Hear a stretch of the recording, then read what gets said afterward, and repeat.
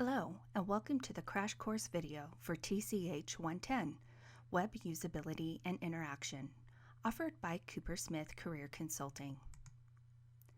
Web Usability and Interaction is a self-study course which will provide you a foundation for designing functional web pages and applications utilizing the proper interface design techniques.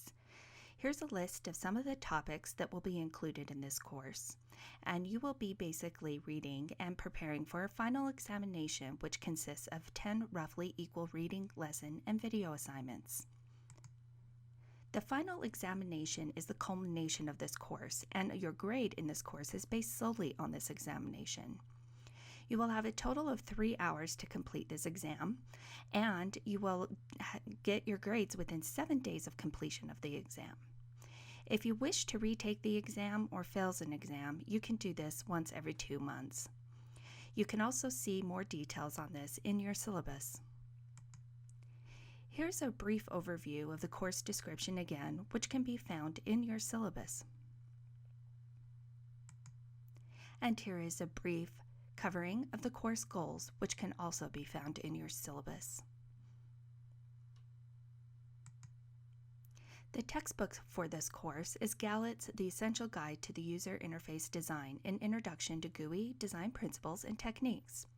You can find this textbook at either Wiley or Amazon. Please see your syllabus for more information. So let's get started.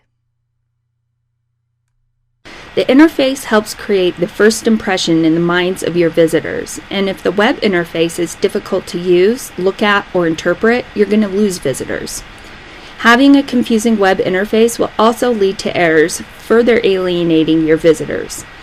A good interface design on your website will ensure that your visitors will return and spend more time on your site. We all use these websites in our daily lives, for example, to read news, book movie tickets, look for job opportunities. So you can think through your experience in using the web of how it's been easy for you to find the information that you like and want, or how it's been very difficult. That's where we're going to be looking at some practical applications of the user interface design. So in order to create good web interfaces, we must learn to apply various web design goals. But to do that, we have to understand what is meant by a user interface. So the author of our book asserts that the user interface is the most important part of any computer system. This is because it is the system to most users. It is what can be seen, heard, and touched, and all the software code which makes it work is hidden behind the screens, keyboards, and the mouse. So the user doesn't see anything other than what we present to them on the screen. So the goals of interface design are simple. First of all, to make working with a computer easy, productive, and enjoyable. And at its core, it's made up of 2 components, inputs and outputs. The inputs, how we communicate what we want to the computer. We're going to be going into detail on what these inputs are further on in this course. And the output is how the computer then communicates back to us, the user. We're also going to be going into several factors of the outputs. The user interface is a subset of a field of study called human-computer interaction, or HCI. Now, human-computer interaction is the study of planning and designing how people and computers can work together so that a person's needs are satisfied in the most effective and efficient way. This requires us to consider a variety of factors. For example, what people want, what they expect, what physical limitations and abilities the users have, how their perceptual and information processing systems work, and what people find enjoyable and attractive. Designers must also consider the technical characteristics and limitations of the computer hardware and software. Things such as if the content's going to be available on my jumbo screen smart TV or on a small mobile device such as my cell phone. So there's a lot of factors in the importance of good design. Proper interface design will provide a mix of well-designed input and output mechanisms that will satisfy the user's needs, capabilities, and limitations in the most effective way possible. The best interface is one that's not noticed and one that permits the user to focus on the information and task at hand instead of the mechanisms used to present the information and perform the task. We're becoming much better at determining what makes a good interface design. A well-designed interface and screen are critically important to our users, since it is their window to view the capabilities of the system. A screen's layout and appearance and system's navigation will affect a user in a variety of ways. If they're confusing and inefficient, people are going to have greater difficulty using it and they'll make more mistakes. Poor design will also lead to aggravation, frustration, and increased stress. So to understand how good user interfaces have evolved, it helps to briefly explore the history. When computers were first released to the mass market, they were clunky and very difficult to use. You had to use punch cards or at the best a typewriter-like interface that allowed you to type in obscure commands of code which made the computer do something. The device is what dictated how we used it, not the user, and it was not easy for people to use. Not surprisingly, this led to people responding slowly to wanting to use the device. When designers realized that if the computer was to become as widespread as they wanted it, they were going to have to solve the user interface issue. In the beginning, they tried with varying levels of success other methods that utilized more general and easy-to-learn capabilities, such as handwriting and speech. But the problem was that at that time, the software wasn't developed enough to make these viable solutions because they lacked the commonality and the richness of typed input. Ivan Sutherland from MIT is given credit for first introducing graphics with his Sketchpad program in 1963. Lines, circles, and points could be drawn on a screen using a light pen. Then, in the 1970s, research at Xerox's Palo Alto Research Center provided an alternative to the typewriter-based interface. It was an interface that uses a form of human gesturing, which we now know as the mouse. The Xerox systems, Altus and Star, introduced the mouse and the graphic user interface as we know it today. Xerox was never able to market the Star successfully, but Apple quickly picked up the concept and partnered with Microsoft to develop the Macintosh, which was first released in 1984. It was the first successful mass market system. But how did this system turn into the web as we know it today? Well, it started in the 60s when MIT proposed a global network of computers and used the Defense Advanced Projects Research Agency, or DARPA, to lead the development.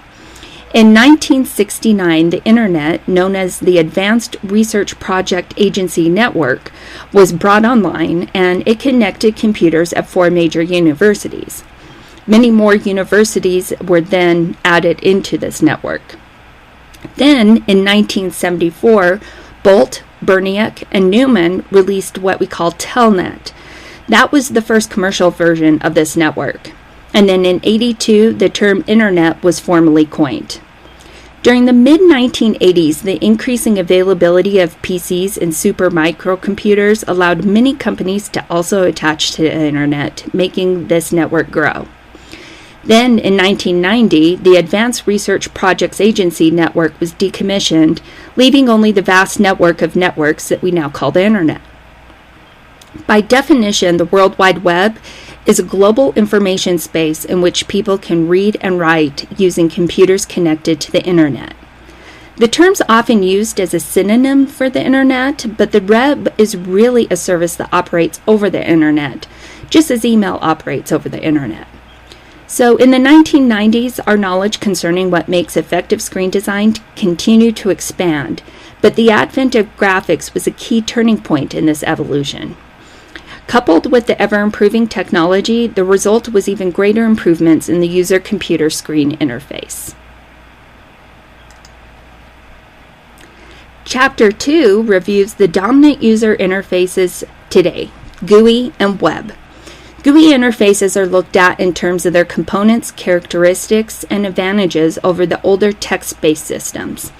Web interfaces are then compared to both GUI interfaces and conventional printed documents. How web page design differs from web application design will also be discussed. And finally, we will cover some of the fundamental underlying principles for interface design. An interaction style is simply the method by which the user and his system communicate.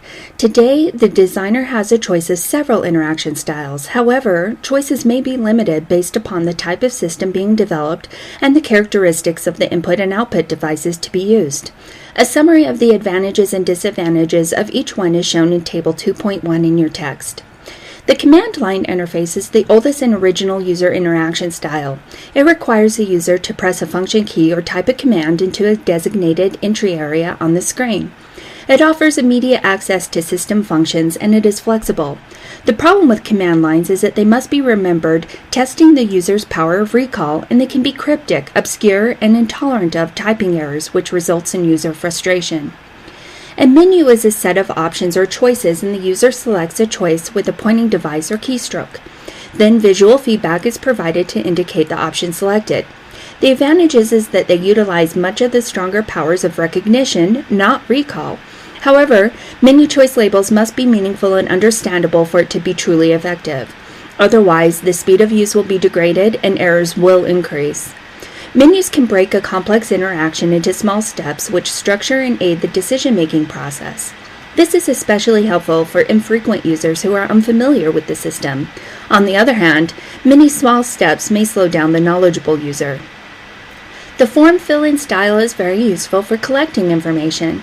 Today's typical form-structured screen contains a series of controls or fields into which the user either types information or selects an option from a listing of choices. Screen fill-in forms are derived from paper forms. An advantage of the form is its familiarity. If it is designed well, a form will aid the user in understanding its purpose and allow fast and easy entry of information. Conversely, a poorly designed screen form can be inefficient and aggravating to complete.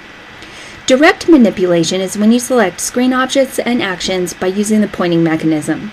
It enables the user to directly interact with elements presented on the screen.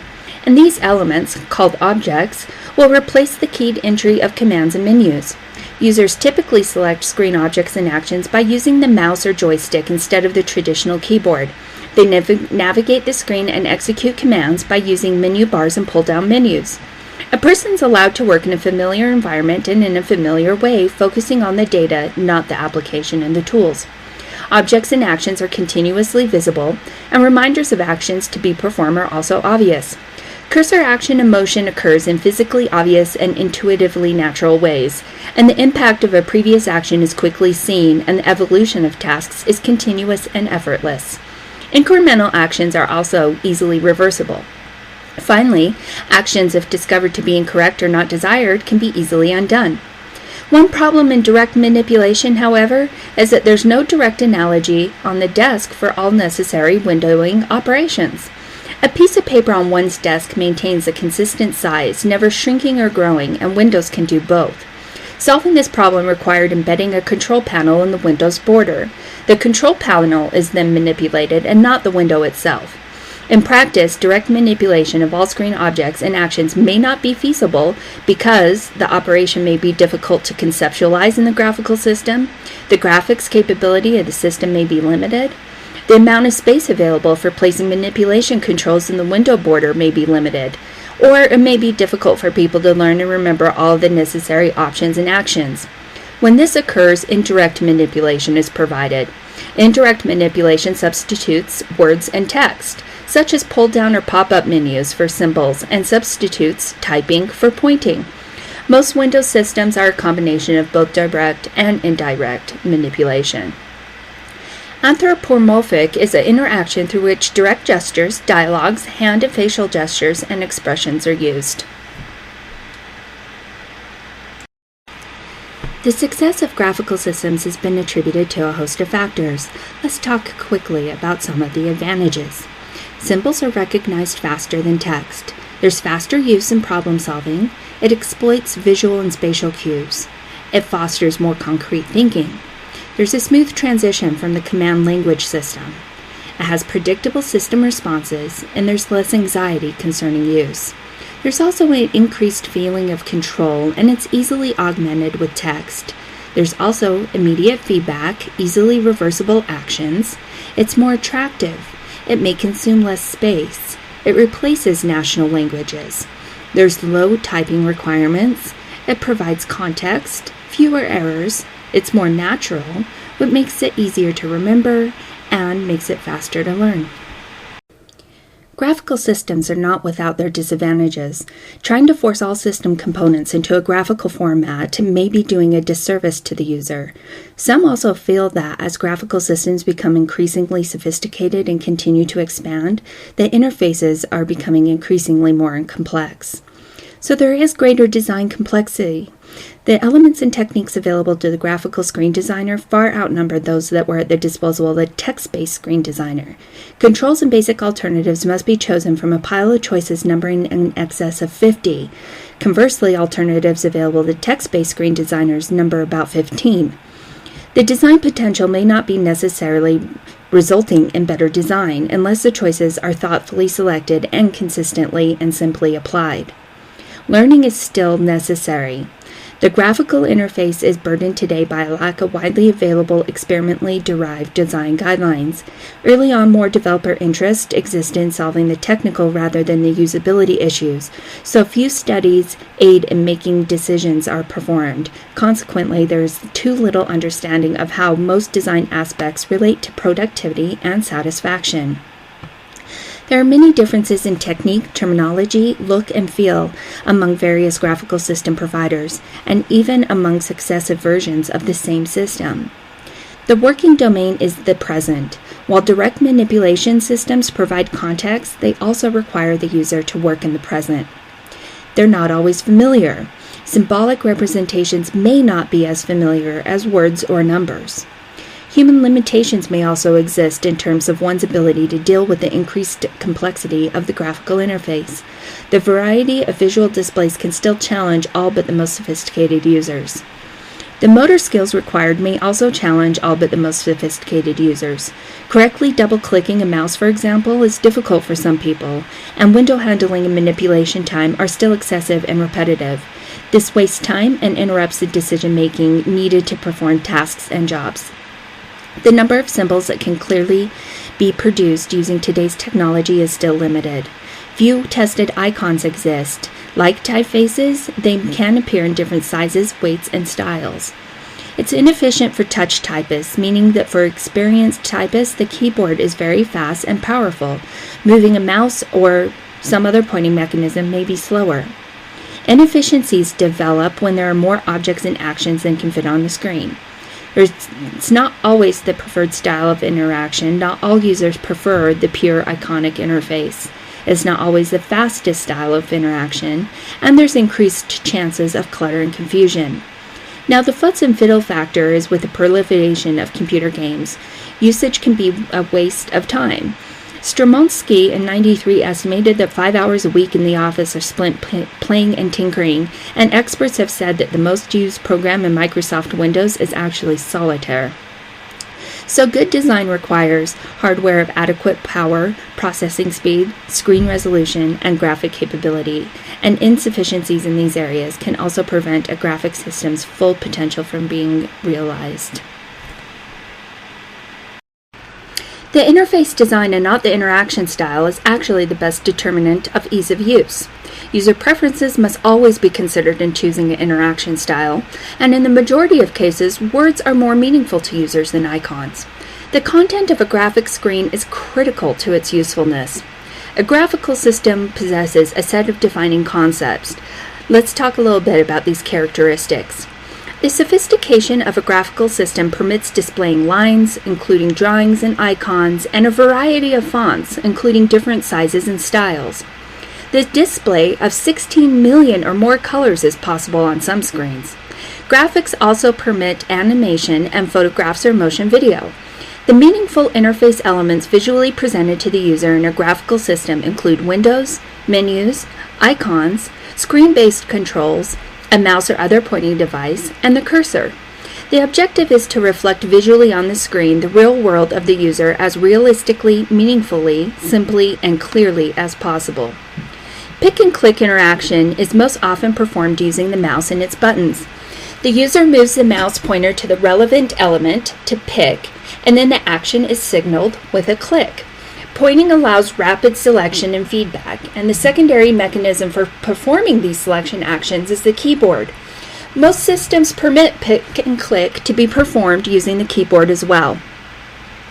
They're going to have a restricted set of interface options, and that's when the array of alternatives available to the user is what's presented on the screen, or what may be retrieved through what is presented on the screen.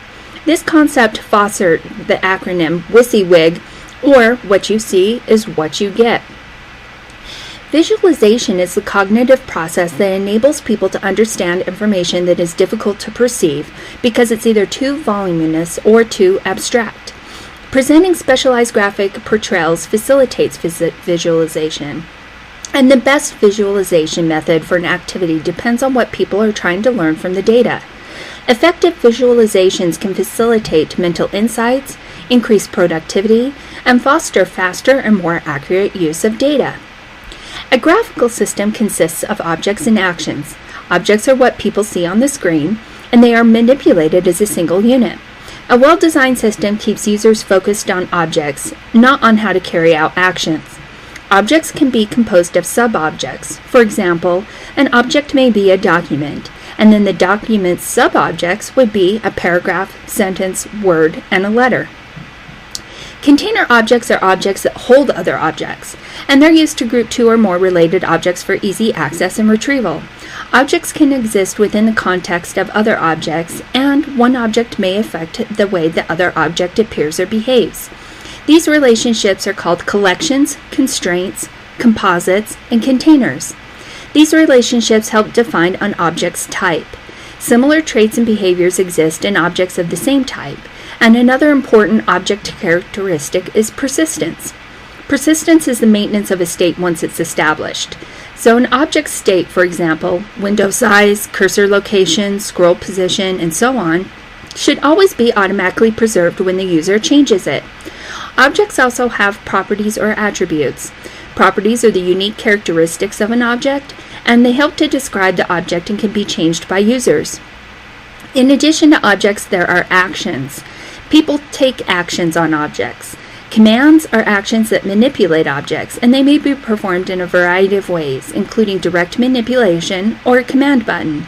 They are executed immediately when selected, and once executed, they cease to be relevant.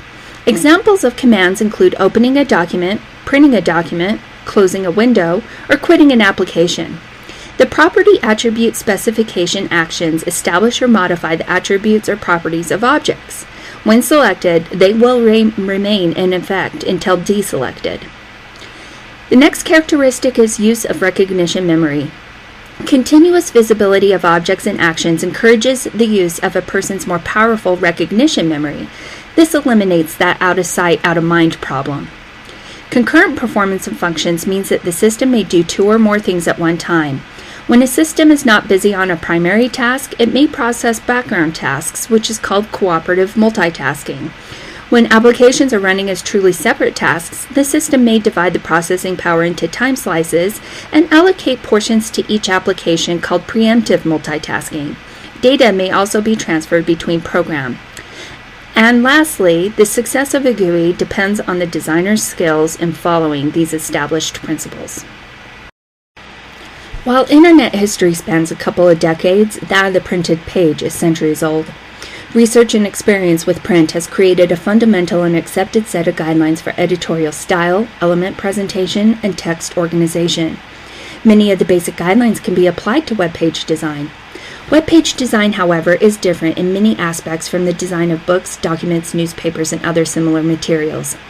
These differences require rethinking, researching, and reformulating many of these guidelines for use in web page design. Printed pages are generally larger than their web counterparts. They are also fixed in size and not variable like web pages.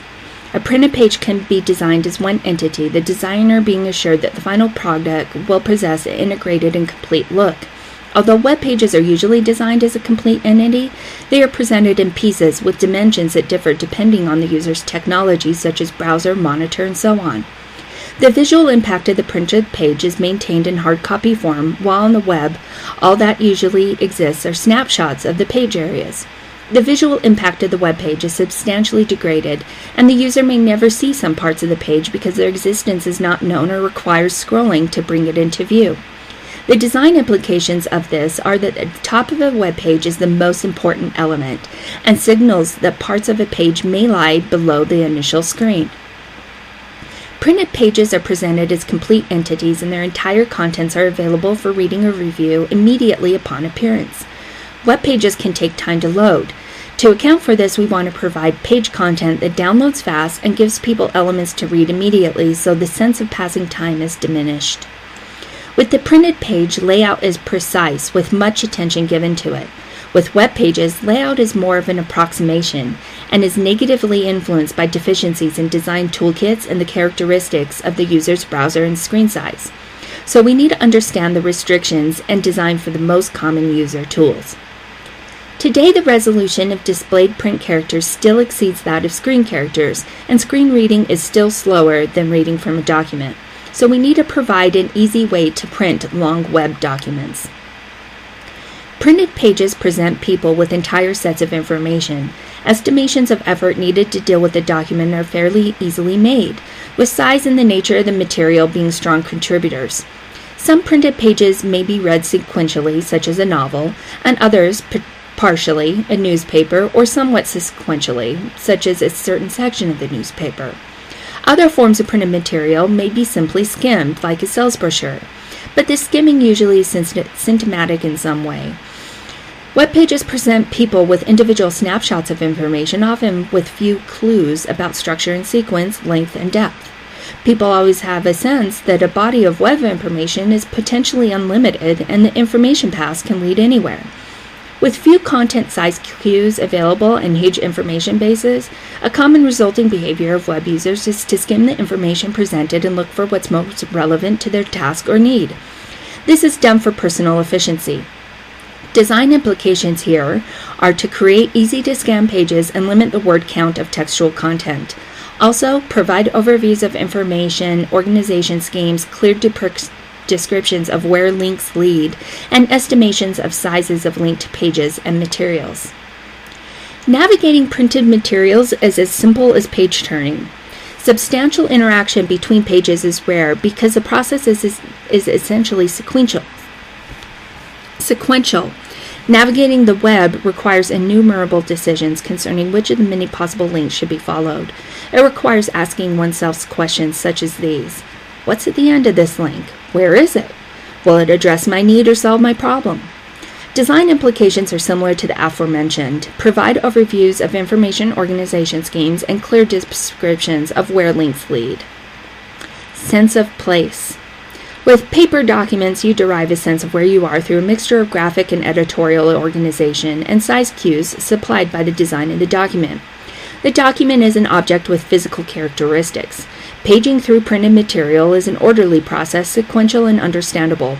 Electronic documents provide none of these physical cues.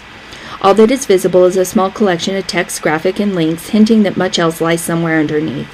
Moving through the web links can cause radical shifts in location and context. Paging using the browser's back button simply steps one back through links visited and may involve passing through different documents. All these factors cause a person to easily lose the sense of place and lead to confusion. Therefore, we want to build cues into web pages that aid the user in maintaining a sense of place.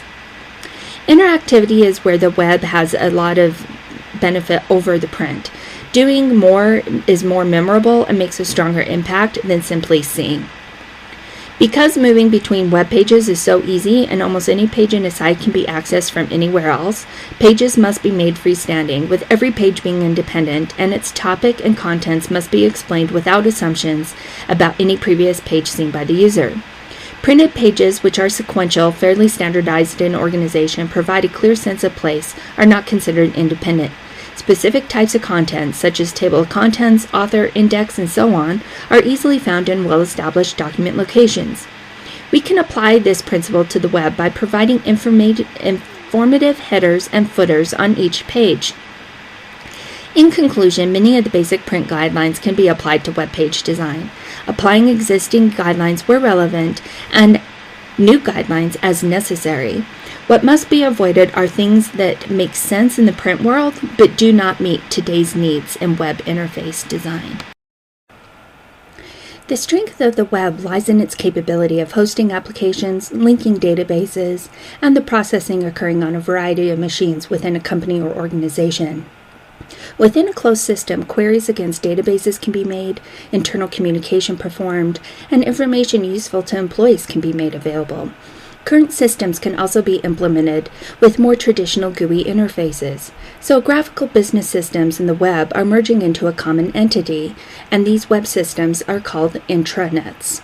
So the companies or organization or employees are going to have access to that, and it's going to be more internal. Now, the extranet is very similar to the intranet, but it has a few more options available to suppliers, partners, marketers, and customers.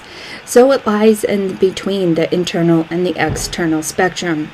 Whereas the internet is the world public viewing, what you'll see is that most organizations' public internet page actually offers much less information than, for instance, the corporation's intranet page. The design of the Xerox Star was guided by a set of principles that evolved over its lengthy development process. These principles established the foundation for graphical interfaces and are as follows: the illusion of controllable objects, the visual order and viewer focus, a match with the medium, revealed structure, consistency, and appropriate effect or emotional impact. So now we're going to spend a good bit of time talking about the general principles of design. The design goals in creating a user interface are described in the following section in detail because they're fundamental to the design and implementation of an effective interface, whether you're doing GUI or the web. These principles are generally characteristics of the interface and they apply to all aspects. Specific guidelines on how to implement many of these goals are presented in Part 2 of your text. And these guidelines are presented alphabetically and not in order of importance, and they're derived from various principles. So first of all is accessibility. Systems should be designed to be usable without modification by as many people as possible. This is because people have diverse abilities without any kind of special design or modification. Originally, the term accessibility in design was directed towards making a system usable for people with disabilities, but recently it's become obvious that accommodations for people with disabilities could benefit all users. So the definition of accessibility has been expanded to cover all users of systems. 4 characteristics of accessible design are perceptibility, operability, simplicity, and forgiveness.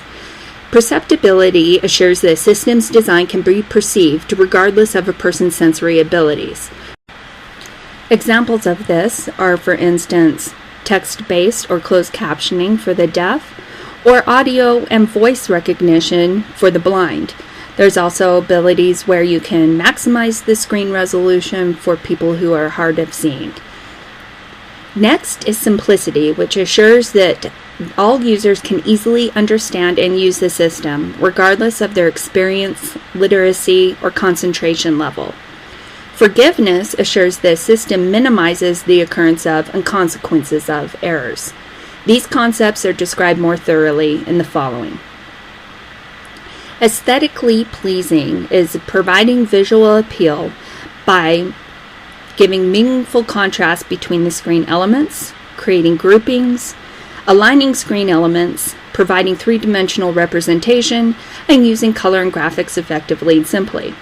Basically what this is a design aesthetic or a visually pleasing composition that's attractive to the eye. It will draw attention sublimely, conveying a message clearly and quickly. Visual appeal makes a computer system accessible and inviting, and a lack of visual pleasing composition is disorienting, obscures the intent and the meaning, and slows down and confuses the user. Research has shown that people perceive a more aesthetic design to be easier use and less aesthetic designs, whether they're easy to use or not. So additionally, good aesthetics have been found to create a positive attitude towards design, to make people more tolerant of design problems, and to aid creative thinking and aid problem solving. So visual appeal is really important today because most human-computer communication occurs in the visual realm.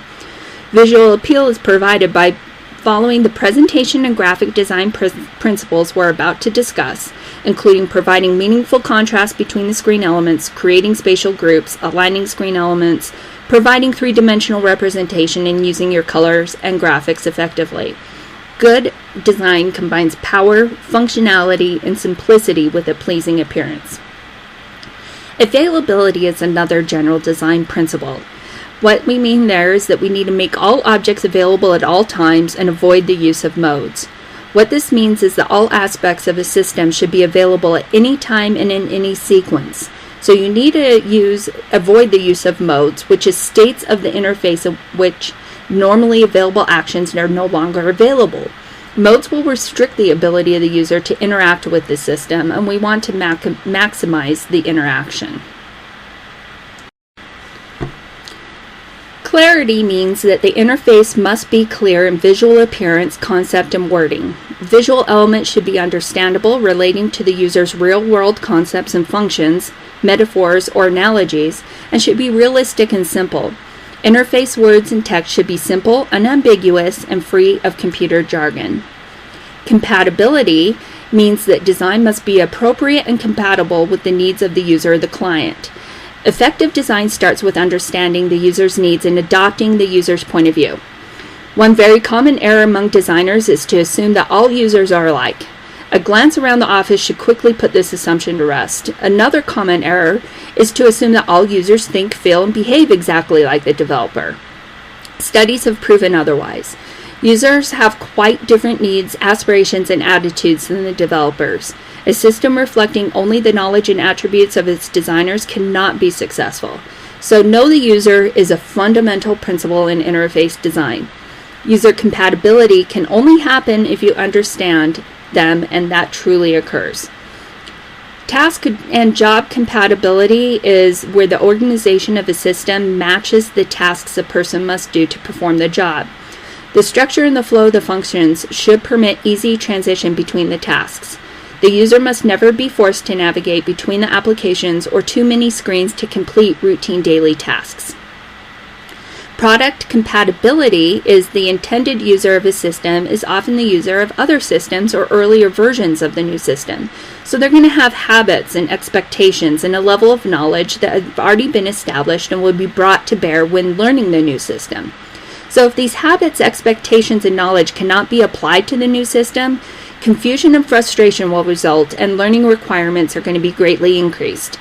So while compatibility across the products must always be a consideration in relation to improving the interface, making new systems compatible with existing systems will take advantage of what users already know and reduce the necessity for new learning.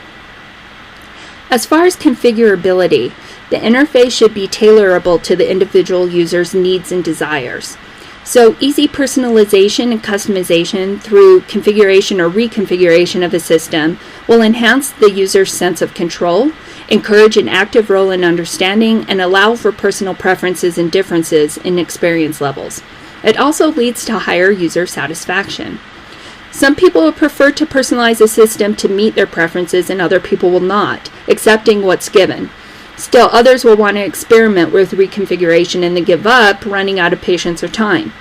For these latter groups of users, a good default configuration has to be provided. Design consistency is the common thread that runs throughout these guidelines. Consistency is the uniformity in appearance, placement, and behavior within the user interface. It is the cardinal rule of all design activities. Consistency is important because it can reduce the requirements for human learning by allowing the skills learned in one situation to be transferred to another like it. So while any new system must impose some learning requirements on its users, it should avoid encumbering productive learning with non-productive, unnecessary activities. Consistency also aids in the learning of the system's mental model.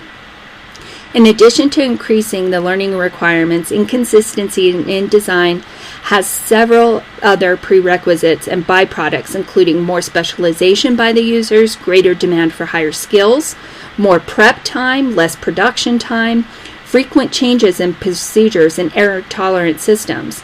There's going to be more kinds of documentation. It's going to take more time to find information in the documents. And it's going to put more demands on learning. It's going to have more things go wrong because errors are going to be more likely. And inconsistencies will be caused because there's differences in people. Several designers might each design the same system differently. Inconsistency is going to occur with those who perform design activities are pressured by time constraints, and all too often the solutions in those cases are exceptions that the user must learn to handle. People, however, perceive a system as a single entity, and to them it should look, act, and feel similar throughout. You should really limit the excess learning requirements because this becomes a barrier to users achieving and maintaining the high performance and can ultimately influence the user's acceptance of the system. The next two principles are control and directness. By control, what we mean is that people should be able to exercise control over what the system does. It's basically feeling in charge and feeling that the system is responding to your actions. Feeling that a machine is controlling you is demoralizing and frustrating. The interface should present a tool-like appearance, and control is achieved when a person working at his or her own pace is able to determine what to do, how to do it, and then easily be able to get it done.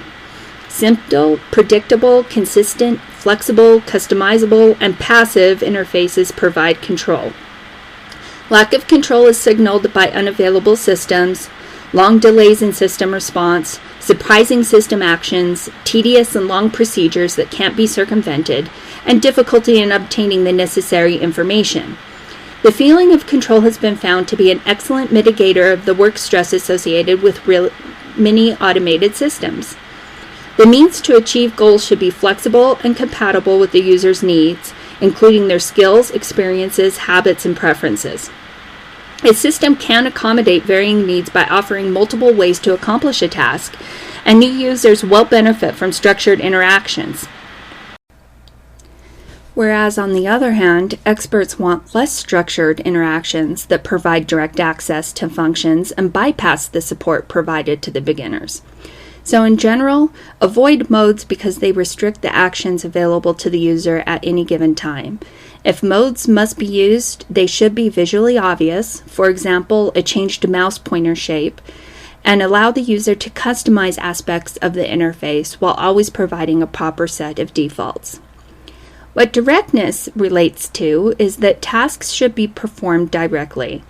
Available alternatives should be visual, reducing the user's mental workload. Directness is also best provided by the object-action sequence of direct manipulation systems, and tasks are performed by directly selecting an object, selecting an action to be performed, and then seeing the action being performed. The principle of efficiency means that eye and hand movements must not be wasted. One's attention must be captured by relevant elements on the screen when needed. Sequential eye movements between screen elements should be predictable, obvious, and short. Web pages should be easily scannable, and all navigation paths should be as short as possible, where the manual transitions between various system controls should also be as short as possible. You want to avoid frequent transitions between input devices such as the keyboard and the mouse, and always try to anticipate the user's wants and needs. At each step in a process, you want to present the user all the information and tools needed to complete the process. You don't want to require the user to search for and gather necessary information or tools. The next concept is to employ familiar concepts based on the user's existing knowledge, especially that they have gained from experience in the real world. You want to build this into the interface concepts, terminology, workflows, and spatial arrangements that are already familiar to the user. Operations should mimic one's behavior patterns. Dialogues should mimic one's thought processes and vocabulary. Icons and images should look like the real-world objects that they represent. Familiar concepts enable people to get started and become productive quickly. Flexibility is the system's ability to respond to individual differences in people. Permit people to choose the method of interaction that's most appropriate to their situation. People should be able to interact with a system in terms of their own particular needs, including knowledge, experience, and personal preferences. Flexibility is accomplished by providing multiple ways to access application functions and perform tasks. It's also accomplished through permitting system customization. Another benefit of flexibility is that it contributes to increased user control. A flexible system is a versatile system. So flexibility is not without its dangers, though. Generally, as flexibility increases, the system's usability decreases. Highly flexible systems can confuse inexperienced people, causing them to make more errors. And for this reason, flexibility appears desirable only for experienced users. Novice users should not be exposed to the system flexibility at the start, but only as they gain experience. So the concept of progressive disclosure to be discussed in the simplicity guideline to follow is going to be applicable here. Another problem with flexibility is that it may not always be used. Some people prefer to continue doing things in the way that they first learned how to do them. Many factors will account for this, including an unwillingness to invest in additional learning, or perhaps new ways may not be obvious. The former problem may be addressed in making new ways as easy and safe to learn as possible, and the latter by including training and reference materials, and not only information about how to do things, but also when they are likely to be useful. The principle of forgiveness is based on what is often said, to err is to be human. The corollary to that statement, or at least in computer systems, might be to forgive is good design. People will make mistakes. A system should tolerate those that are common and unavoidable, and a forgiving system will keep people out of trouble. People like to explore and learn by trial and error, and a system that's oversensitive to erroneous inputs will discourage the user from exploring and trying new things. Learning is going to be inhibited, and people will be overcautious, working slowly and carefully to avoid mistakes. Your productivity will then suffer. A fear of making a mistake and not being able to recover from it has always been a primary contributor to the fear of dealing with computers. So prevent errors from occurring by anticipating where mistakes may occur and then designing to prevent them. Permit people to review, change, and undo actions whenever necessary, and make it very difficult to perform actions that can have tragic results. So when errors do occur, present clear instructions on how to correct them. Have you ever been reading a book or playing a game that was so intriguing that you looked up and didn't realize how much time had passed? That is what we mean by immersion. It's a state of mental focus so intense that awareness and the sense of the real world is lost. When immersion exists, the general result is a feeling of joy and satisfaction. On the opposite end of the spectrum, when a person's cognitive and perceptual systems are underutilized, they can become bored and apathetic. So there's a balance between these two. When they're overtaxed, stress and frustration can result. So immersion is right in the middle of those two, and it can be fostered by one or more of the following conditions being present. The challenges that can be overcome, a context where a person can focus without significant distraction, when there's clearly defined goals, when you have immediate feedback about actions and overall performance, when the user has a feeling of control over their actions, activities, and the environment. Immersion is characterized by the following: a loss of awareness of the worries and frustrations of everyday life, a loss of concern regarding matters of self, so things like hunger or thirst, and a modified sense of time, where hours pass in what seems like minutes. In design, we want to provide conditions that foster immersion, so we want it to be challenging enough to get their attention, but not so challenging to cause stress and frustration. We want to have clearly defined goals that they can achieve. We want to give the user a feeling of control and make sure that they get that immediate feedback. We also want to minimize the visual and auditory distractions in the interface, as well as using an environment. So, what we want to do with obviousness is make sure that the system can be easily learned and understood. So a user should be able to look at the system and know what to look at, what it is, what to do, when to do it, where to do it, why to do it, and how to do it. So the flow of the actions and responses, the visual presentations and the information should all be in a sensible order that should be easy for the user to recollect and place in context. Now, all the objects and controls should be visible and intuitive. Their functions should be identifiable, and the design of the controls should suggest how it should be operated. This suggestibility is often referred to as affordance. So when the design of an object or control has high affordance, its use being obvious, and it's easy for people to know how to interact with it. So systems should be understandable, flowing in a comprehensible, obvious, and meaningful order. Strong clues to the operation of the object should be presented, and the steps to complete a task should be obvious. So reading and digesting the long explanations should never be necessary to interact with the system. Now, the last principle on this slide is operability. That's making sure the system's design can be used by everyone regardless of their physical or mental capabilities.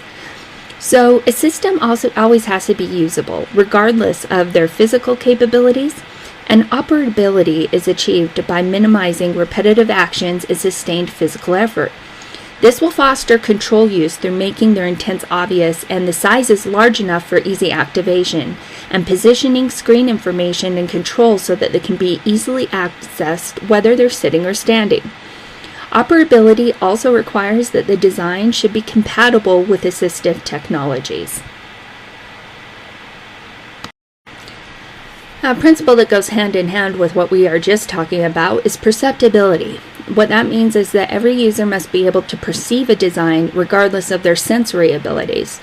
So designing for perceptibility involves using redundant coding methods, which means that if you have, for instance, a picture, you're always going to put the textual description of that picture so that if you have a blind person, the text can be read to them and they will still be able to perceive what is on the screen. Iconic as well as textual presentation and color as well as monochromatic presentation will help those with the colorblind. You also want to provide compatibility with the assistive sensory technologies here as well. Now, positive first impression is very important to our users. The use of many today's computer systems is discretionary in nature, and that's especially true for websites. A person's initial impression of the system will greatly influence subsequent perceptions and attitudes and the quality of subsequent interactions. This impression is often formed at the entry point into the system.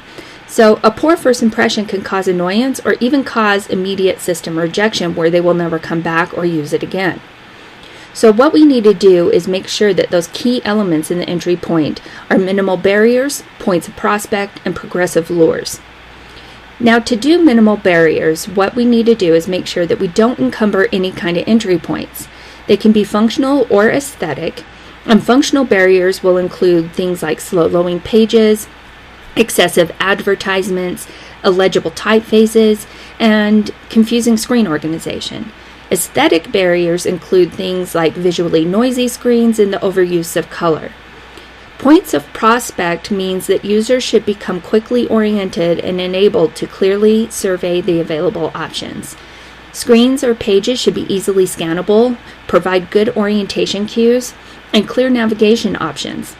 The options should be capable of easily being reviewed with minimal distractions or disruptions, such as those caused by animated screen elements. Now, progressive lures, this is how we get them to pull into the system and kind of create that immersion that we talked about before. The lures should exist to pull people through the entry point. They can be things such as like compelling headlines, pictures of popular products, or obvious links to other interesting destinations. Progressive lures will get people to incrementally approach or enter and then move through the system page entry point. Predictability is our next design principle. Basically, this means that the user should be able to anticipate the natural projection of each task.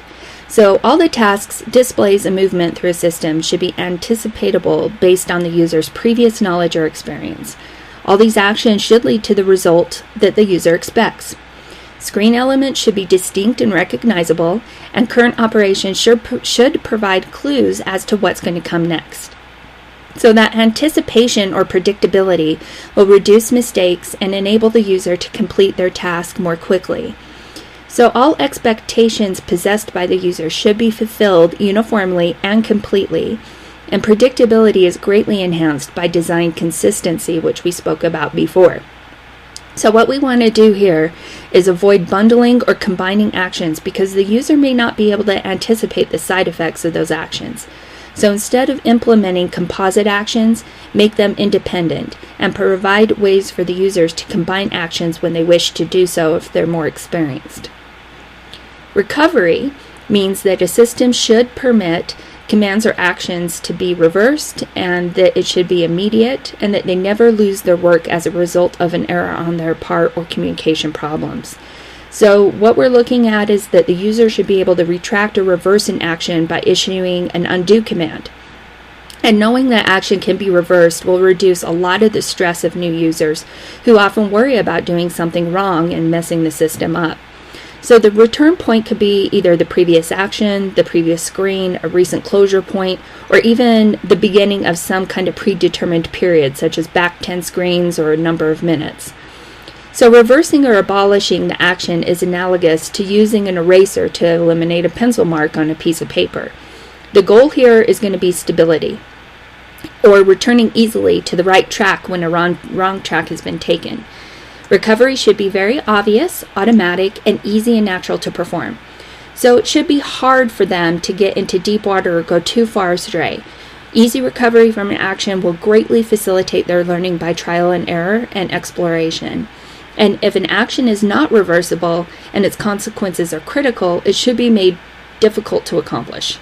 Always ensure that the users never lose their work as a result of their own errors or technical glitches. Responsiveness of the system isn't always going to be in the designer's control. Sometimes hardware, software, or connectivity is going to affect the responsiveness of the system.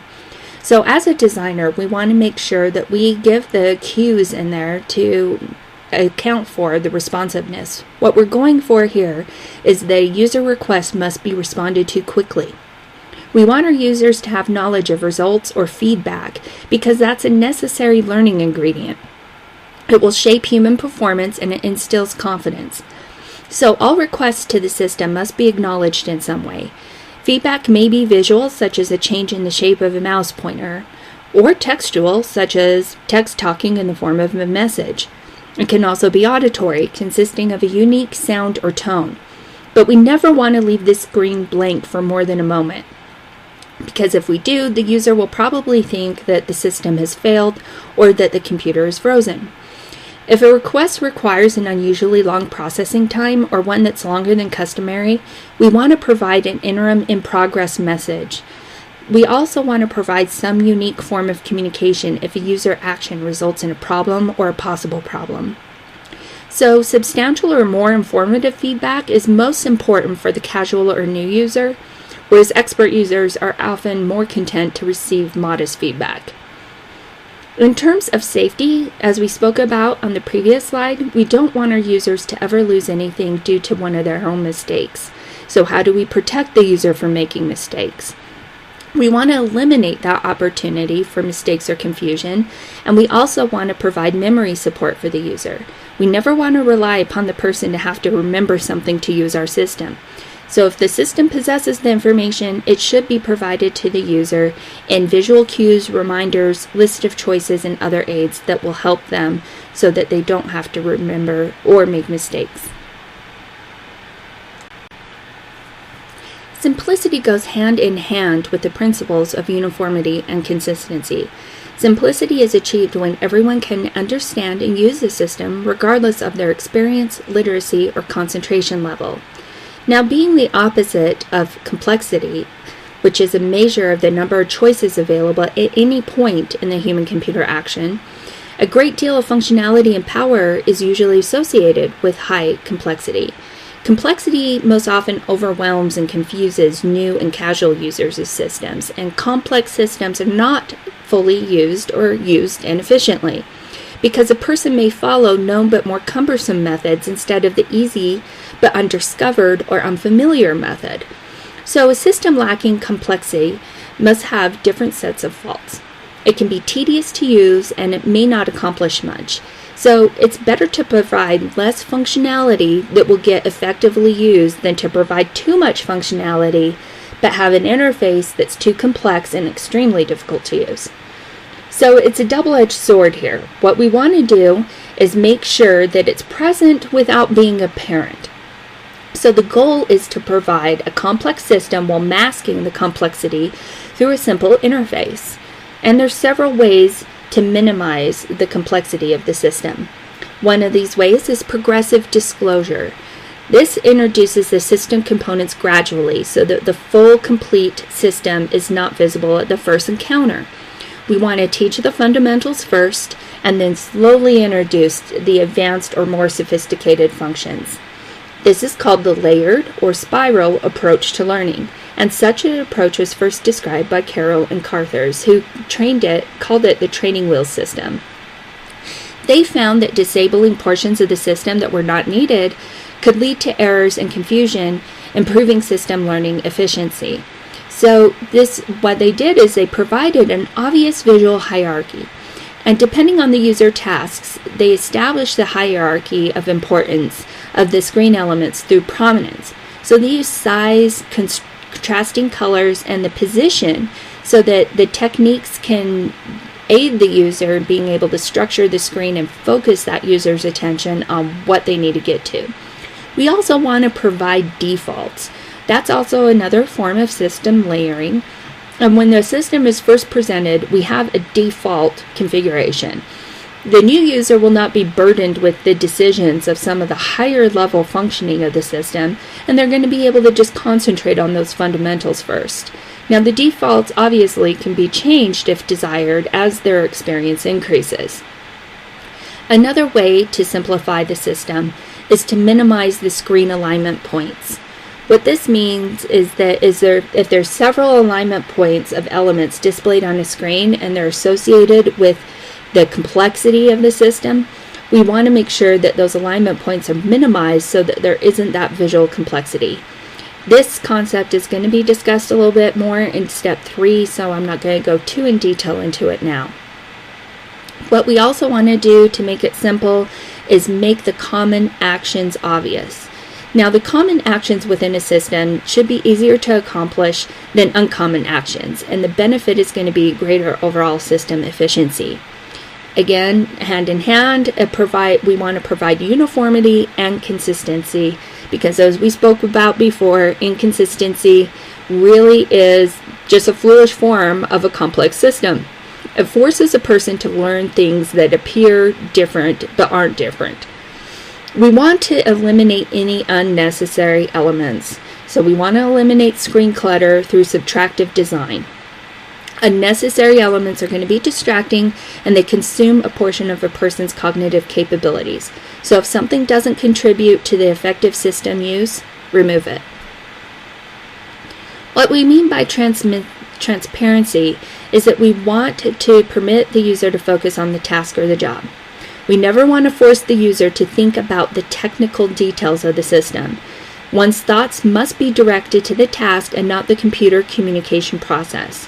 So reminders of the mechanics of the interface occur through the use of technical jargon, heavy use of codes, and the presentation of computer concepts and representations should be hidden to the user.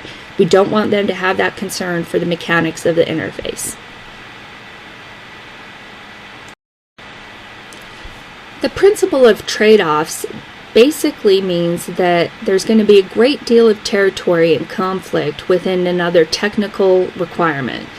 That we find this in design very frequently, and in such conflicts, the designer has to weigh the alternatives and reach a decision based on the trade-offs concerning accuracy, time, cost, or ease of use. Making these trade-offs intelligently will require a thorough understanding of the user and the design considerations. The ultimate solution is going to be a blend of experimental data, good judgment, and the importance of user needs. This will lead to a second cardinal rule of system development, which is human requirements always take precedence over the technical requirements. It may be easier for the designer to write a program or build a device that neglects user ease, but final system judgment will always come down to one simple fact. How well does the system meet the needs of the user? It's always going to be focused on users. Now, as terms of visibility, what we want to look at there is that systems are going to be more usable when they clearly indicate their status. So the possible actions that can be taken and the results of the actions once they are performed. What we're looking at in the visibility principle is based upon the fact that a user's power of recognition is much stronger than the user's power of recall. It's especially useful for managing complex systems. Two solutions providing visibility while managing complexity are hierarchical organization and context sensitivity. So what that means is that hierarchical organization will place the information or controls into logical categories and then hide them under apparent controls such as a menu. So category name will remain visible, but the information underneath that will remain hidden until activated.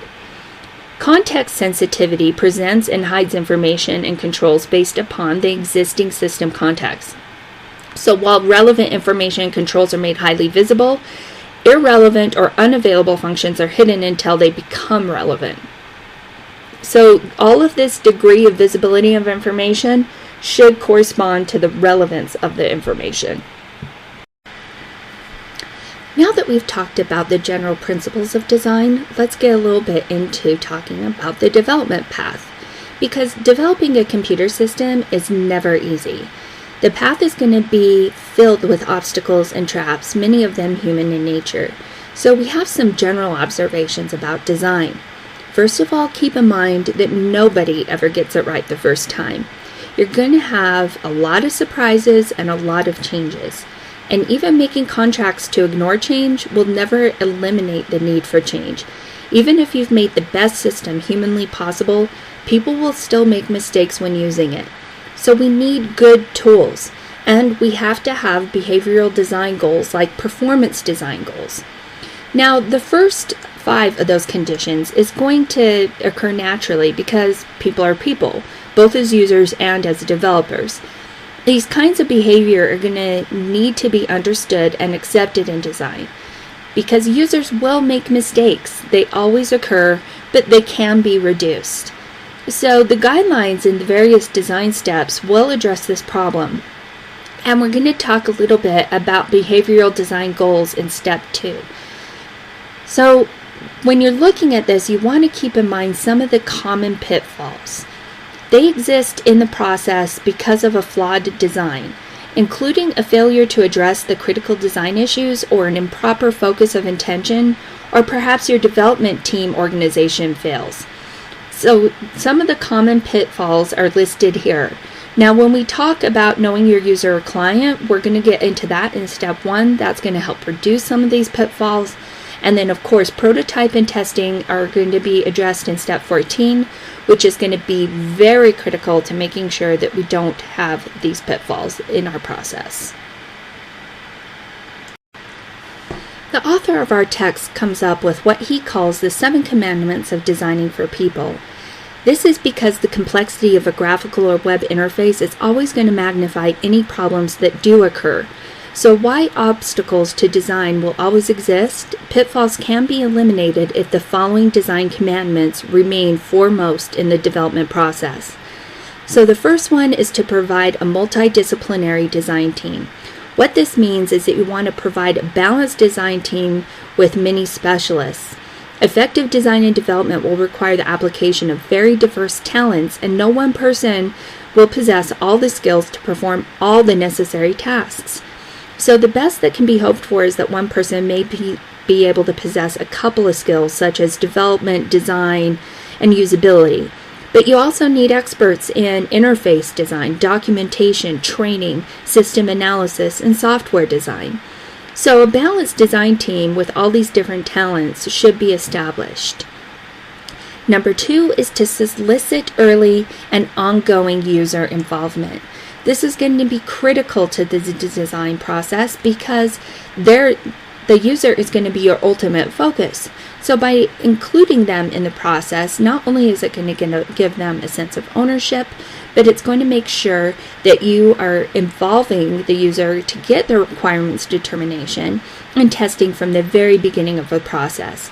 You're going to then have a direct conduit to the knowledge they possess about the jobs, tasks, system goals, and needs. So what we need to look at here is from the users where we want to consider our end users, our customers, and any other stakeholders or interested parties. Involvement in these different kinds of users can enable the developer to confront people's resistance to change, which is going to be a huge common pitfall that most designers fall into, and is also a very common human trait. People dislike change for a variety of reasons, but it's been a long belief that involvement removes the unknown and will give them a stake in the system, or at least an identification with it, to help mitigate that fear of change. The next commandment is to gain a complete understanding of the user and their tasks. All users, including customers and other interested parties today, will expect a level of design sophistication from all their interfaces, even websites. So the product, system, or website must be geared to people's needs and the system's goal, not those of the developer. A wide gap in the technical abilities, objectives, and attitudes will often exist between a user and a developer, and failure by developers to understand the difference will doom a product from the beginning. So the usability goals in the form of measurable objectives have to be established here. You want to set performance goals such as success rates and the time it takes to complete tasks. You want to set preference goals that address the satisfaction and acceptance by users. So design success cannot be determined without these quantitative values to compare system performance against. The fourth commandment is to create an appropriate design. The total user experience must be created, including an appropriate allocation of function between the user and the system. So consider as many user interface issues as possible during the design process. What we need to do is what is sometimes referred to as parallel design. What that means is that multiple developers will independently evaluate the design requirements and issues, and all of them will propose design solutions. Then, to find the best idea, individual solutions are presented and discussed among all the developers. Then they go forward with whatever they decide collaboratively is the best design. We need to consider as many alternative designs as possible before selecting the best among them to begin the iterative design process. So we want to begin utilizing these standards and guidelines at the start of the design process, because all interface design decisions must be made as the design proceeds, not after the design is complete. This will help to ensure that the best possible design decisions are made and that a design consistency is achieved. And this also avoids problems later on in the development process. Commandment 5 is to perform rapid prototyping and testing. So testing and prototyping the product will quickly identify problems and allow solutions to be developed. The design process is complex and human behavior is still not very well understood. So while all the design guidelines that follow go a long way towards achieving ease of use, all the problems cannot possibly be predicted. So prototyping and testing must be continually performed during all stages of the development to uncover any potential deficits or errors. If thorough testing is not performed before the product releases, the testing will occur in the user's office. You never want to use your user as a tester, not unless they specifically have signed up for that. You're doing some kind of a beta product and allowing your users to identify the bugs. So encountering a series of problems early in the system use, if the user doesn't expect it, is going to not only create a negative first impression in the customer's mind, but it will also create attitudes that are going to be difficult to change. It's much harder and much more costly to fix a product after its release. So many instances, people may adapt to or become dependent upon a design even if it's inefficient. This also makes future modifications much more difficult. The sixth commandment is to modify and iterate the design as much as necessary. So what we mean by design being an iterative process is that it's going to continually be going through cycles of change. We're going to continually be improving it. We're going to continually be tweaking it. It's going to be a living thing. The prototypes are going to be developed and tested and changed, made on the basis of those test results. The process is going to be repeated, fine-tuned, and then we're going to go back to our usability goals and make sure that those are achieved. So the substantial value of the iterative design has been confirmed by several studies, but testing, modifying, and retesting has been proven to work very well. So the process is repeated until all our usability goals are achieved, and then the iterative process ends. The last commandment is to integrate the design of all the system components. Now, integration is going to be key here because the software, the documentation, the help function, and the training needs are all very important elements of the graphical system or website, and they all should be developed concurrently. When a system is being constructed, it's not just simply software. Concurrent development of all the pieces are going to point out possible problems much earlier in the design process, which is going to be much easier to fix. That will allow them to be more effectively addressed. And time is also going to exist for design to trade off throughout that more carefully. Usability is a term that you're going to hear very frequently when we're talking about web design and development. Much of the development process is going to focus on the concept of system usability, which is a quality attribute that assesses how easy a user interface is to use. It also refers to methods for improving the ease of use throughout the entire design process. So back in 1979, Bennett was the first to use this term to describe the effectiveness of human performance. And then it kind of got formally defined by Shackle in 81 and then modified again by Bennett in 84. But basically what it boils down to is usability is the capacity to be used by humans easily, effectively, and where easily is meaning a specified level of a subjective assessment, and effectively means a specified level of human performance. So a lot more specific descriptions have been presented, but basically what we have learned is that usability has the following components. Learnability, meaning how easy is it for our users to accomplish the basic tasks the first time they encounter the design. Efficiency, meaning that once users have learned the design, how quickly can they perform tasks. Memorability, which means when users return to the design after a period of not using it, how easily can they reestablish proficiency.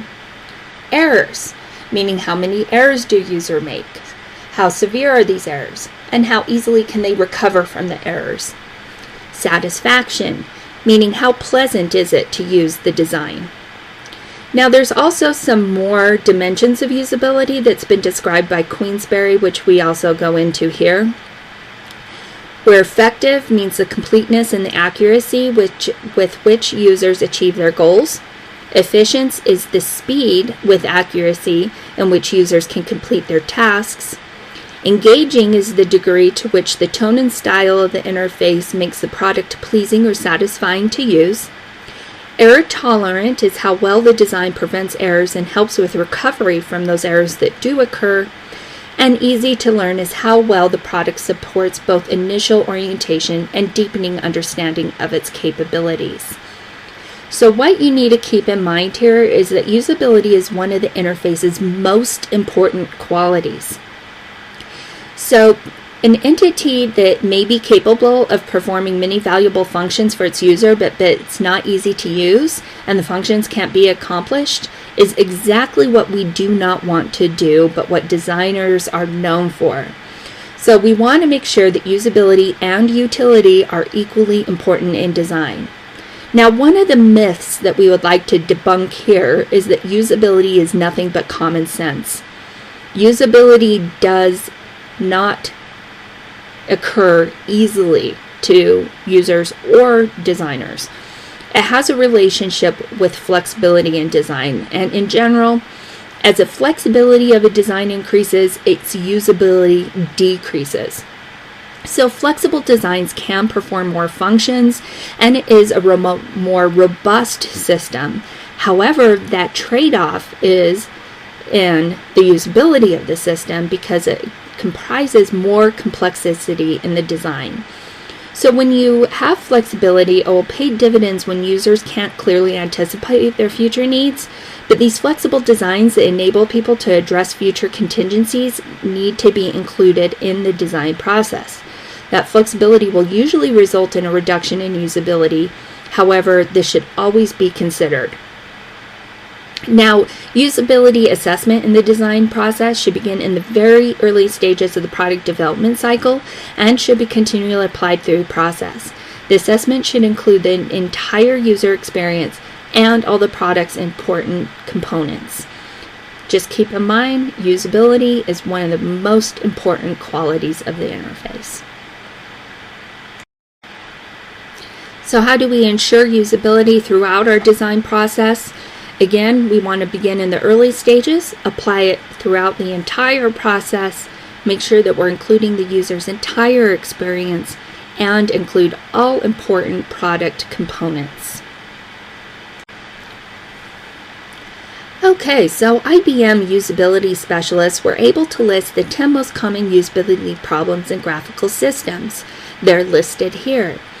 Now, the web is really dynamic, and users spend almost 40% of their computer time trying to get things to work or work better. So what we want to do here is make sure that we don't have any of these usability problems present in our system. We want to make sure that the menus and icons are understandable, not ambiguous. We don't want to have languages with a single direction movement. The manipulation limits and highlighting and selection limits should not be imposed. We don't want to have unclear steps, and we don't want to have too many steps. We want to make sure that the links between applications are simple. We want to have immediate feedback and confirmation. We want to make sure that the anticipation intelligence is not a lack there in the design, and we want to make sure that we have enough error messages, helps, and tutorials and documentation to aid our users. There are several web usability problems that can affect the user experience. Things such as visual clutter, impaired information readability, incomprehensible components, annoying distractions, confusing navigation or inefficient navigation, inefficient operations, excessive or efficient page scrolling, information overload, inconsistency in the design, outdated information, or stale design. Which brings us into our next point, which is some practical measures of usability. If everything is focused on the user, how do we get that quantifiable information of if we are meeting the needs of our users? Well, these measures may lack scientific rigor, but they do provide an indication that there could be some usability problems. So we ask ourselves, are people asking a lot of questions or often reaching for the manual? Well, if you're getting those frequent glances at manuals or a lot of questions, that's obviously a sign that things are probably not as clear and as intuitive as they should be. If you're getting frequent exasperations or similar reactions to express annoyance or frustration, that can foretell a strong rejection of your product. Or if there's an absence of exasperation, that doesn't necessarily mean that it's accepted. Some people are not as expressive in their language and are better or able to better smooth over their feelings. So we have to think of asking our users, are you feeling, is this frustrating? How is the usability? When in doubt, the first reaction of people is to ask someone for assistance. So if you're getting those questions, we want to look at if there's any kind of irrelevant actions being performed. So are people doing things the hard way?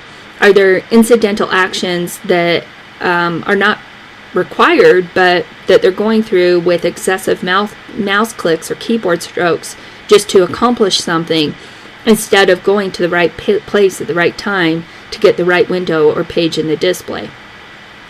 Are there many things to ignore? For instance, are there really a lot of elements on the screen that the user has to disregard? Or is there a lot of that doesn't pertain to me kind of items? If so, remember that they consume a portion of the person's visual or information processing capability, which will distract them from what they need to devote to relevant things. And then lastly, do people want to use the product? None of us will go out of our way to make our own lives more difficult, right? So we tend to gravitate to those things that are easier to work with or do or give us a matter of convenience. If a lot of people want to use it, it probably... So the journey into the world of interface design and screen design must begin with an understanding of the system user, which, as we've said, is the most important part of any computer system. The user needs a system that's built to serve, and understanding people and what they do is difficult and often an undervalued process, but it is very critical because of the gap in knowledge, skills, and attitudes existing between system users and developers that build the systems. So how do we understand how people interact with computers? Well, we're going to get into what we call the human action cycle. This is a psychological model that describes how people interact with computer systems. What people tend to do is be goal-oriented for the most part. They want to achieve a specific objective when taking an action or performing a task.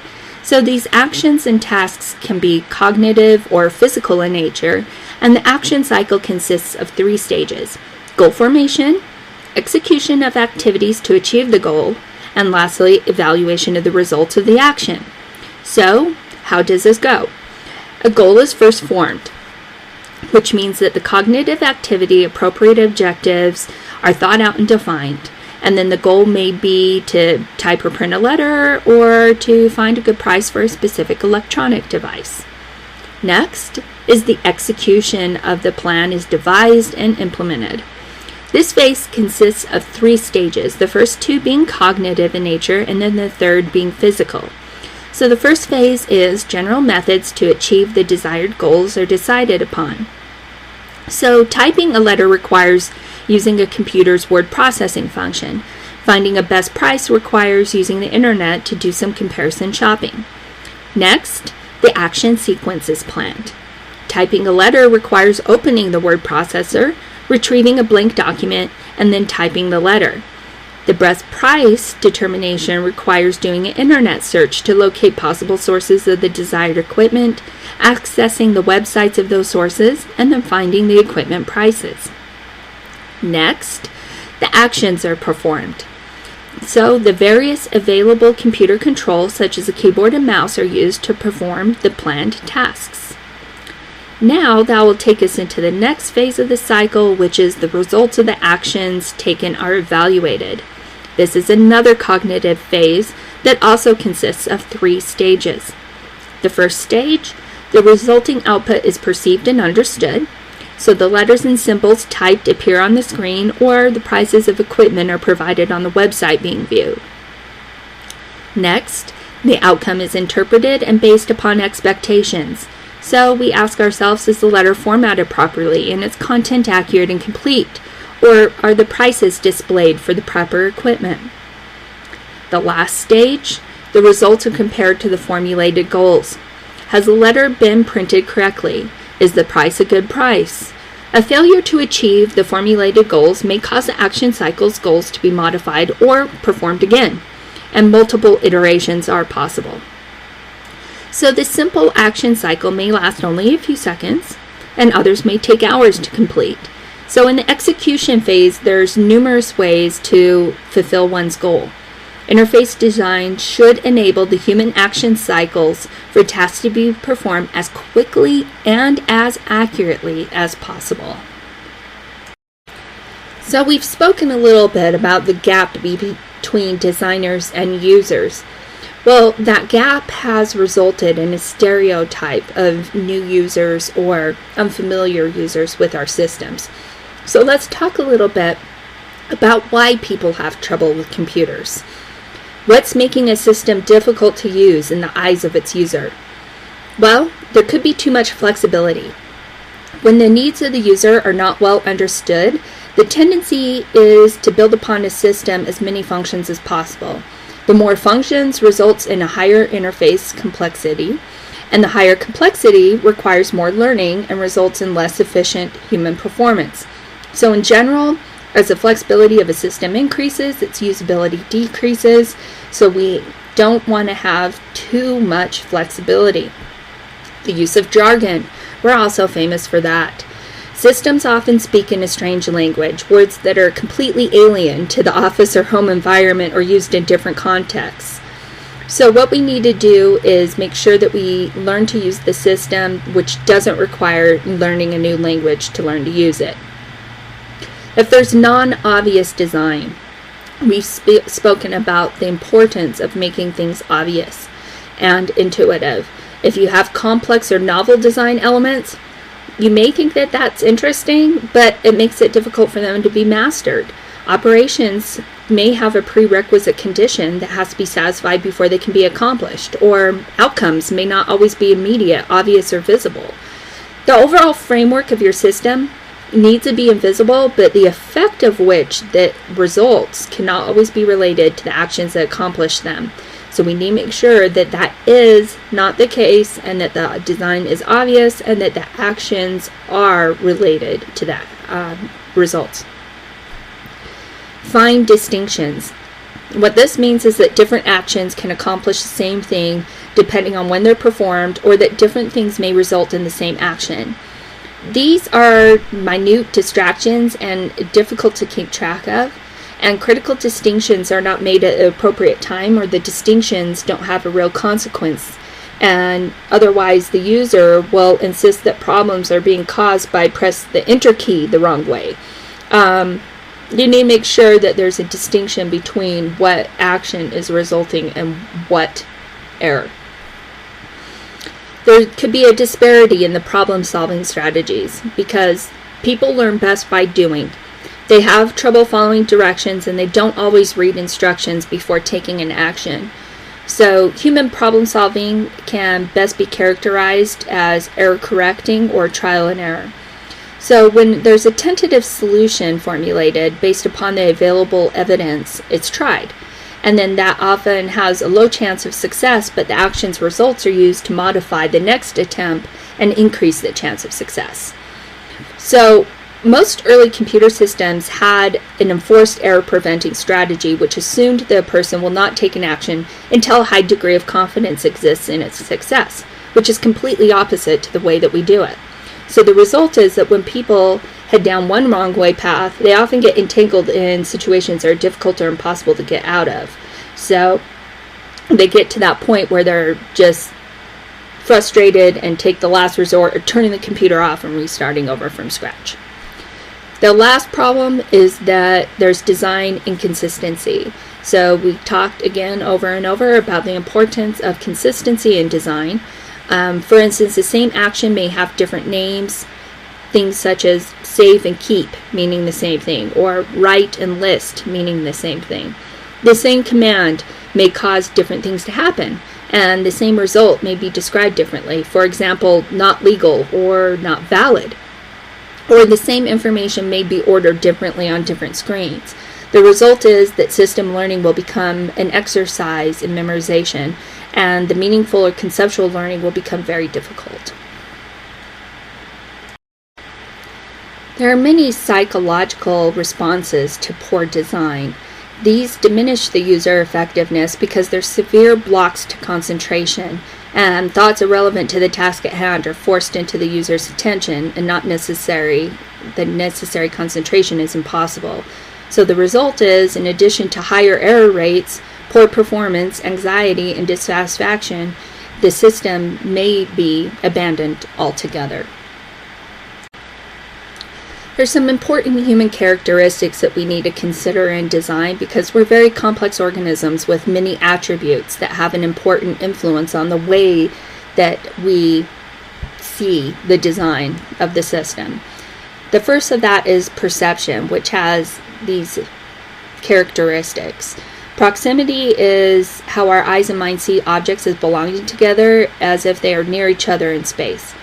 Similarity is how we see objects belonging together if they share a common visual property such as color, size, shape, brightness, or orientation. Matching patterns is the way that we respond to the same shape in different sizes. Letters of the alphabet, for example, or something like that will possess the same meaning regardless of their physical size.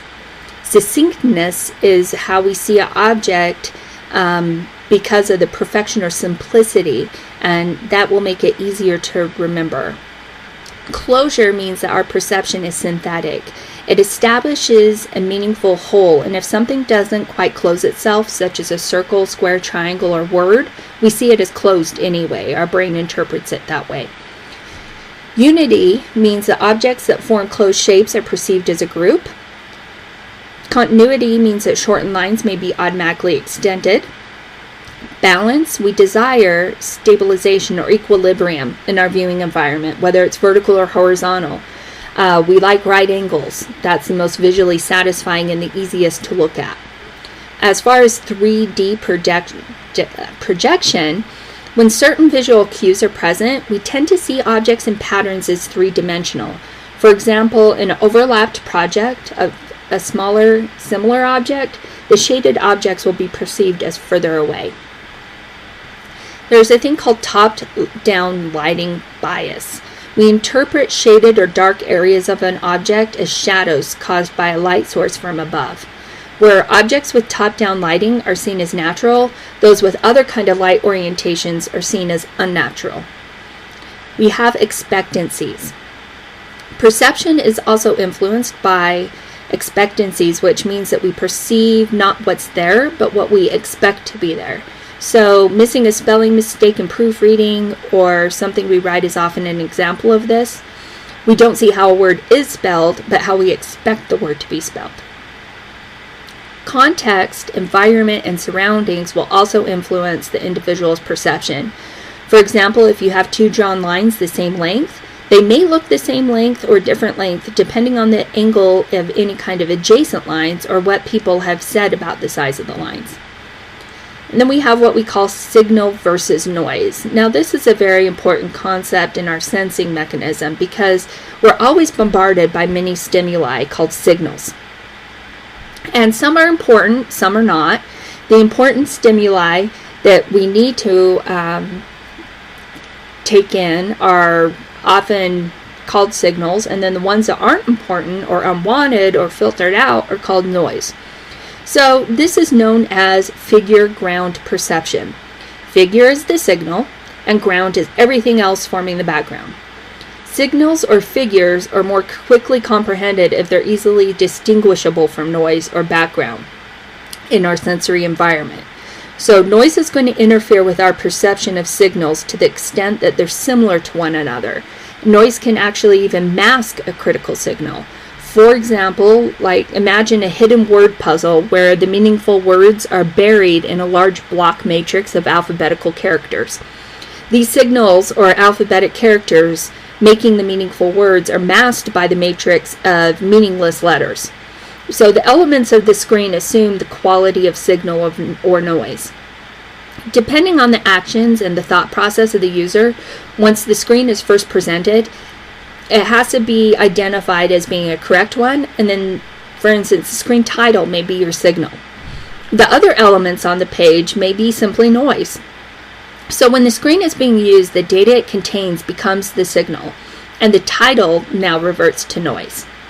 The other elements of the screen will rise and fall in importance, assuming the roles of either signals or noise, depending on the user's needs at that moment. So the goal in design is to allow the screen elements to easily assume the quality of signal or noise as the needs and tasks of the user change from moment to moment. So we have to utilize our perceptible capabilities so that a screen can be structured in the most meaningful and obvious way. Now we're going to talk a little bit about memory because it's a very important human characteristic in design. We have two types of memory that we focus on as a designer. The short term, which is what we call working memory. It can be 10 to 30 seconds and usually 3 to 4 items. Or long term, which we call knowledge memory, which has about 2,000 to 3,000 words for recall or 10,000 words for recognition.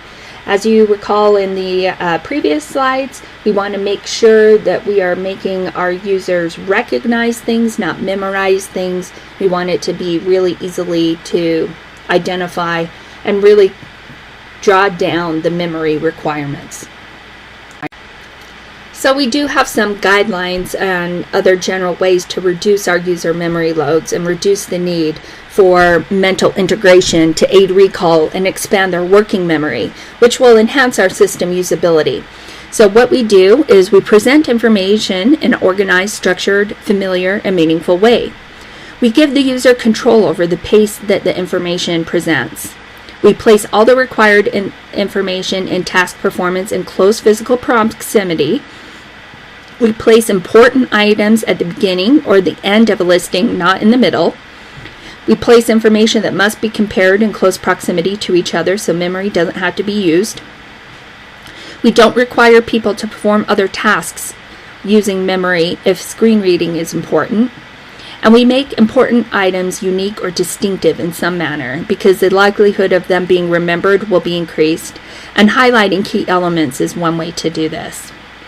Now, sensory storage is the buffer where the automatic processing of information collected from our senses takes place.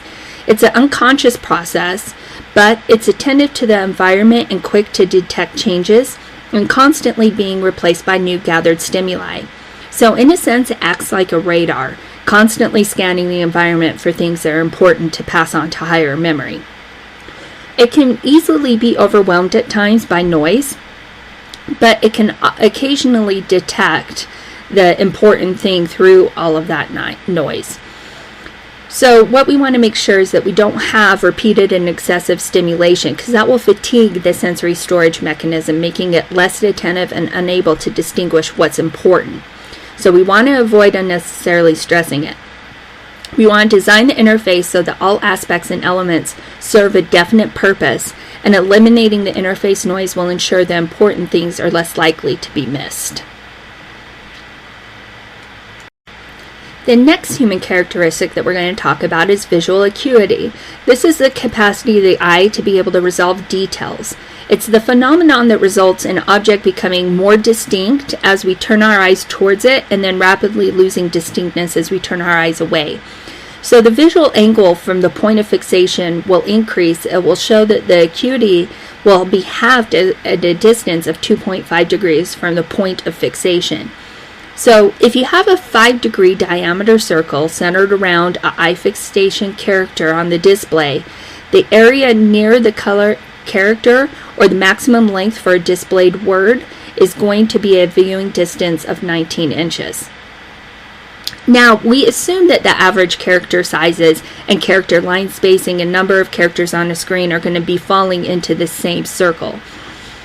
But the eye sensitivity increases for those characters closest to the fixation point, so what we call the point 0, and it will decrease for their characters at the extreme edges of the circle. So what has to be presumed is that there's a visual chunk of the screen that's going to have implications for screen grouping guidelines to be presented later. So what we need to look at here is that with the better displays that we have today, especially these HD screens, the recommended viewing distance is going to be increased to about 24 inches from what before was only 19. This increased distance, along with the possible variations in font sizes, will make the calculation of the exact chunk size and the viewable number of characters difficult to calculate.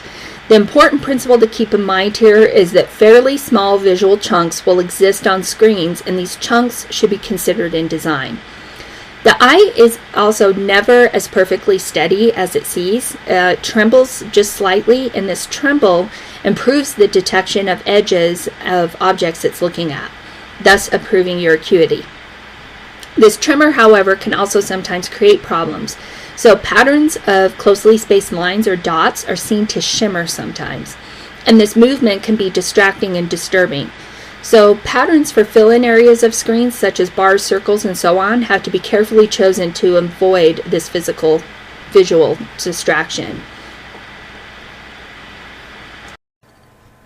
So foveal vision is used to focus directly on something, whereas peripheral vision senses anything in the area surrounding the location we're looking at, but what there is there can't be clearly resolved because of the limitations in the visual acuity just described. So foveal and peripheral vision maintain at the same time a cooperative and a competitive relationship. Peripheral vision can aid in a visual search, but it can also be a distraction. So what we're looking at as a guideline is to create screen patterns, shapes, and alignments that will guide the eye in a systematic way through the screen. So when we collect information, anything that's deemed important enough to do something about has to be processed in some meaningful way. So that comes into information processing. They break this down into two levels. The highest level is identified with consciousness and working memory. It's limited, slow, and sequential, and it's used for things like reading and understanding. In addition to the higher level, there's also a lower level of information processing, and the limit of its capacity is at this time unknown. It processes familiar information rapidly and in parallel with a higher level and without any conscious effort. We look rather than see, we perceive rather than read. So repetition and learning results in a shift of control from the higher level to the lower level are needed in screen design. Since both levels function simultaneously, the higher level performing reasoning and problem solving, where the lower level perceiving in the physical form of the information sensed, is going to be the difference in working with screens. So when a screen's displayed, you will usually want to verify that it's the one you want. If you're new to a system or the screen is new to you, you're going to rely on its concrete elements to make that determination. Things like the title, the controls, and any information it contains. You consciously look at the screen and its components using this higher level processing. But as you become experienced and familiar with the screens, you can identify newly presented screens very quickly with just a momentary glance. Just its shape and structure will be adequate enough to communicate to you that it's the correct screen for the context in which you're working. And your reasoning and problem solving continues unhindered. So your lower level processing has assumed the screen identity task. What assists this lower level processing is visual distinctiveness of the screen itself. So what we're looking at is that you want to provide that visual distinctive screen to foster that lower level processing, and you want to minimize any interference by avoiding designs that can create conflicting mental processes. Another important human characteristic in design is what we call mental models. As a result of our experiences and culture, we develop mental models of things and people we interact with. It's simply an internal representation of your current understanding of something. Usually a person can't describe this mental mode, and people are often unaware that it even exists, but they're gradually developed to understand something, explain things, make decisions, do something, or interact with another person. Mental models also enable people to predict the actions necessary to do things if the action's been forgotten or hasn't yet been encountered. So when confronting new computer systems, people will bring their own expectations and preconceptions based upon their mental models that they've formed working with other systems and doing things in their daily lives. If the system conforms to their mental model the person's developed, the model will be reinforced and the system use will feel more intuitive. But if not, interference will occur and difficulties in learning to use the system will be encountered. This is why in design it's critical that a user's mental model be identified and understood. A person already familiar with a computer system will bring to another system that mental model containing specific visual and usage expectations. But if the new system complies with the already established model, it's going to be obviously more easier to learn and use. One of the keys to forming a transferable mental model of a system is design consistency and design standards. So when designing, we want to design with people's mental models in mind. There is a caveat though. Never compromise your goals and design simply to conform to an existing mental model. In situations where an existing model does not fit well, the best solution is to present a clear and consistent new model for the user to learn. Movement control means that once data has been perceived and an appropriate action has been decided upon, a response must be made. In many cases, the response is a movement. In computer systems, movements include such activities such as pressing keyboard keys, moving the screen pointer by pushing a mouse or rotating a trackball, or clicking a mouse button.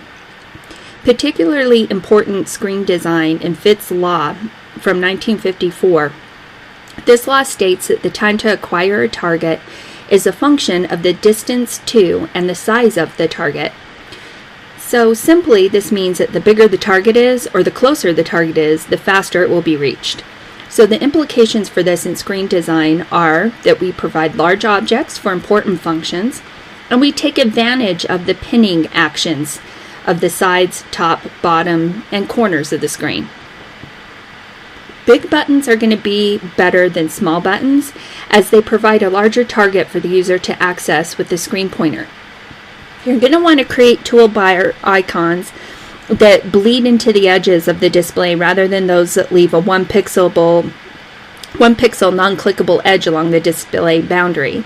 The edge of the screen is going to stop or pin the pointer's movement at a position over the toolbar, permitting much faster movement to the toolbar, whereas a one pixel edge will require more careful positioning of the pointer over the toolbar. So as we spoke about before, learning is really just the process of encoding long-term memory information that is contained in short-term memory. So what we need to do from a design guideline is enhance this learning by making sure that the skills acquired in one situation to be used in another somewhat like it. Now, we provide this in design consistency by providing complete and prompt feedback, and if it's phased, we require a person to know only the information needed at the stage of the learning process. A significant byproduct of learning is that it enables users to anticipate the location of common screen or page elements before they're displayed. Now, experienced users often begin moving a mouse or pointer to the area of an expected target before the target even appears on the screen. As far as skill, the goal of human performance is to perform skillfully, but to do so requires linking inputs and responses into a sequence of actions. So the essence of skill is the performance of actions or movements in the correct time sequence with adequate precision. So since skills are hierarchical in nature and many basic skills are integrated to form increasingly complex ones, the lower order skills tend to become routine and may drop out of consciousness. So system and screen design must permit the development of increasingly skillful performance. The greater the effort to perform a task, the less likely the task will be accomplished successfully or even at all. The degree of effort that must be expended is commonly called performance load. It's the path of least resistance principle, or the principle of least effort. Performance load, it consists of two types, cognitive and kinematic.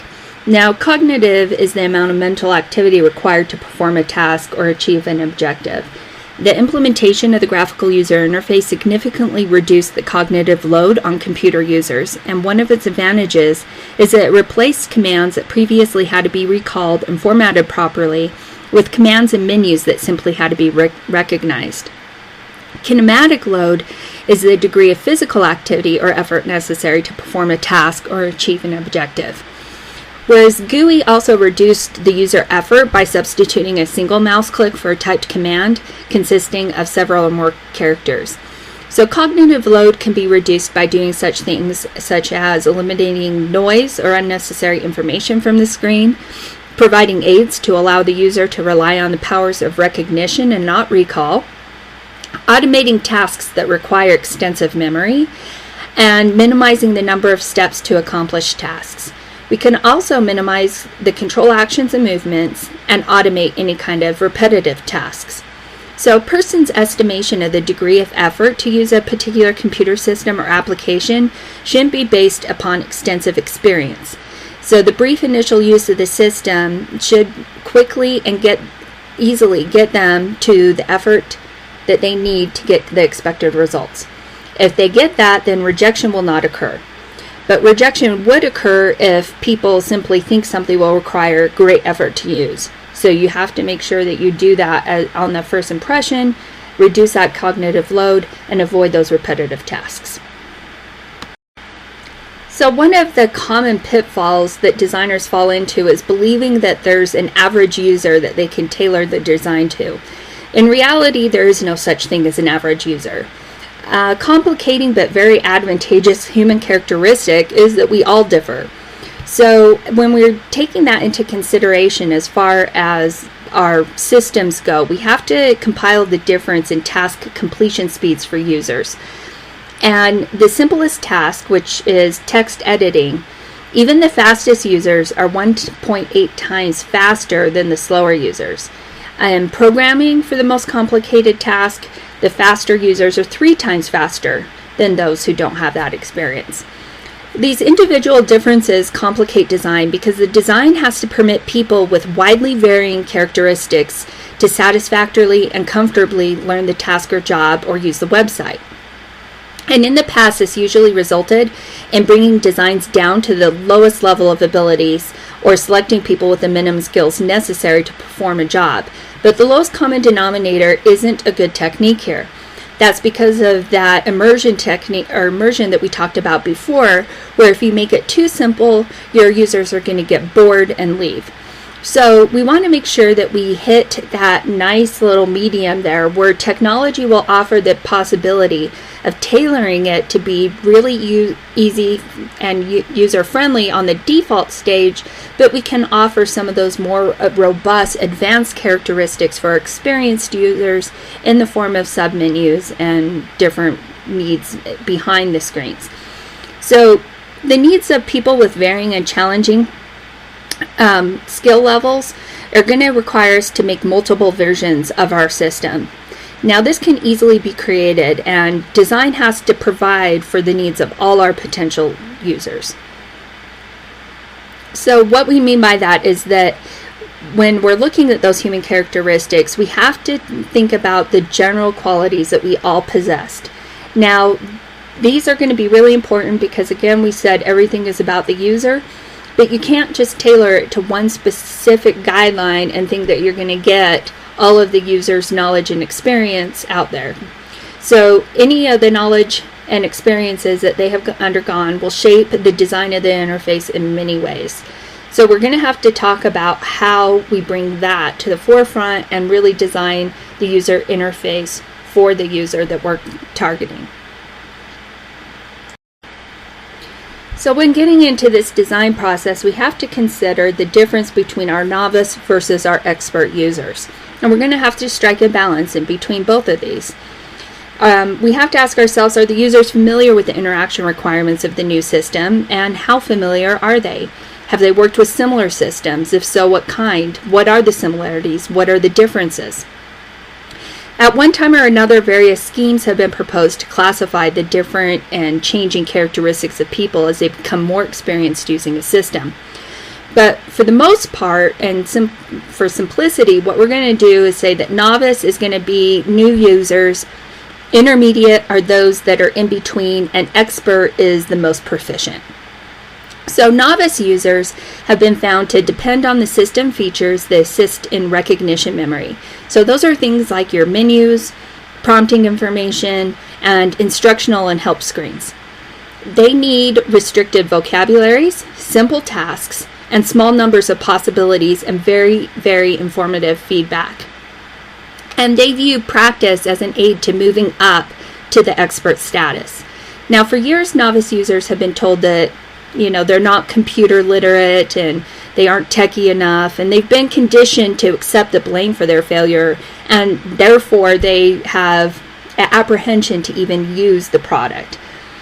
Now, these novice users have been forced to kind of struggle through this to achieve their mastery because they've had few other choices. If people can't effectively use a system, then who really is it to blame? Is it the designers that made the system too complex for them to understand, or is it the users who have this apprehension to try to learn something new? Well, for us, the fault lies in the design of the system.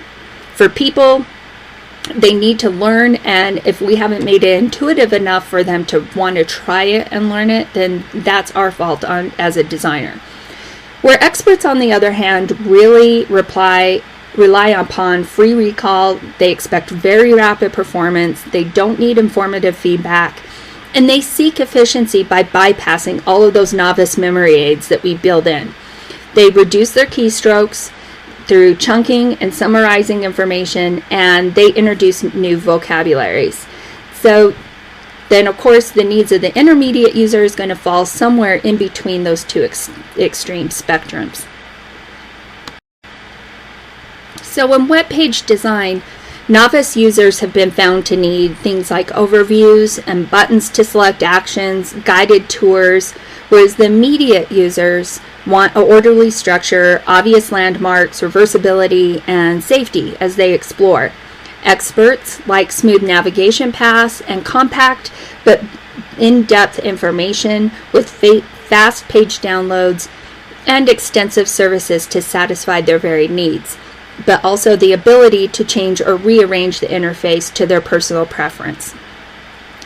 Now, with the application experience, we have to ask ourselves as designers, have the users worked with a similar application, or are they familiar with the basic application terms, or does little or no application experience exist? Now what you can see here is the challenge level versus the skill level, and this is where we were talking about that immersion. You can see that if you have a low challenge or low skill, it may make your users go into worry, apathy, and boredom. Whereas if it's too high on both levels, it's going to give them anxiety, and we don't want them to be stuck in between those two levels. So what we want to hit is this white part of the contrast where it's arousal, flow, and control and relaxation. So you're really targeting kind of that yellow area of the challenge versus skill levels on both novice, intermediate, and expert. So what you integrate into your design is going to target that piece no matter what, if they're novice, intermediate, or expert, and each of those are going to be designed differently. So what we need to debunk here is the myth that developers have been working with users for a long time and that we know what everything our users want and need. The bottom line is that we don't know anything about our users because it varies too greatly. We have to understand that we can come up with some good expectations and designs for the average user, but you need to make sure that you are at least tailoring it to novice, intermediate, and expert needs. So another important consideration in design is what the user's tasks and needs are. The first part of that is whether the use is mandatory or discretionary. Now, characteristics of mandatory use can be things such as the computer has to be used as part of their employment, time and effort in learning to use the computer is willingly invested, there's a high motivation to overcome low usability characteristics, the user may possess a technical background, or the job may consist of a single task or function. So the mandatory user has to learn to live comfortably with a computer because there's really no other choice. Whereas discretionary is the use of a computer system that's not necessary, where the technical details aren't really of any interest. They may not exert any extra effort to learn about the system, and there's not a lot of high motivation there to use it. They may easily become disenchanted, and voluntary use has to be encouraged. So that's really where a discretionary user will judge a system on the basis of the expected effort versus the results to be gained. And if the benefits are seen to exceed the effort, then they'll use the system. But if the effort's expected to exceed the benefits, they'll just find some other way to do it. So they are discouraged to use this system, leading to system rejection or even a common discretionary reaction. So these people have certain characteristics. About 20% of the general population falls into the discretionary user, and there are people who understand technology, but they don't like it. They will use it, but it's only under specific circumstances. Now, people who understand technology and do like it will use it if the benefits are clear. But people who understand technology and don't like it will only use it if the benefits are overwhelming. Then there's those people who don't understand anything technical. They might use it if it's very easy. And then there's also those people who will never use technology of any kind. Now, there's clear and obvious benefits to the ease of learning to use a system to dominate in all of these categories. but you have to understand that the discretionary user or potential user may exhibit these certain characteristics that can vary. Now, the frequency of use in a system is basically if people are using it in a continual, frequent, occasional, or a once in a lifetime kind of an experience. So that's going to affect both learning and memory. Obviously, people who spend a lot of time using a system are usually willing to spend more time learning how to use it or seeking the efficiency of an operation. They're also going to be more easily to remember how to do things when they go into a new system. Whereas the occasional or infrequent user is going to prefer the ease of learning and remembering, often at the expense of that operational efficiency.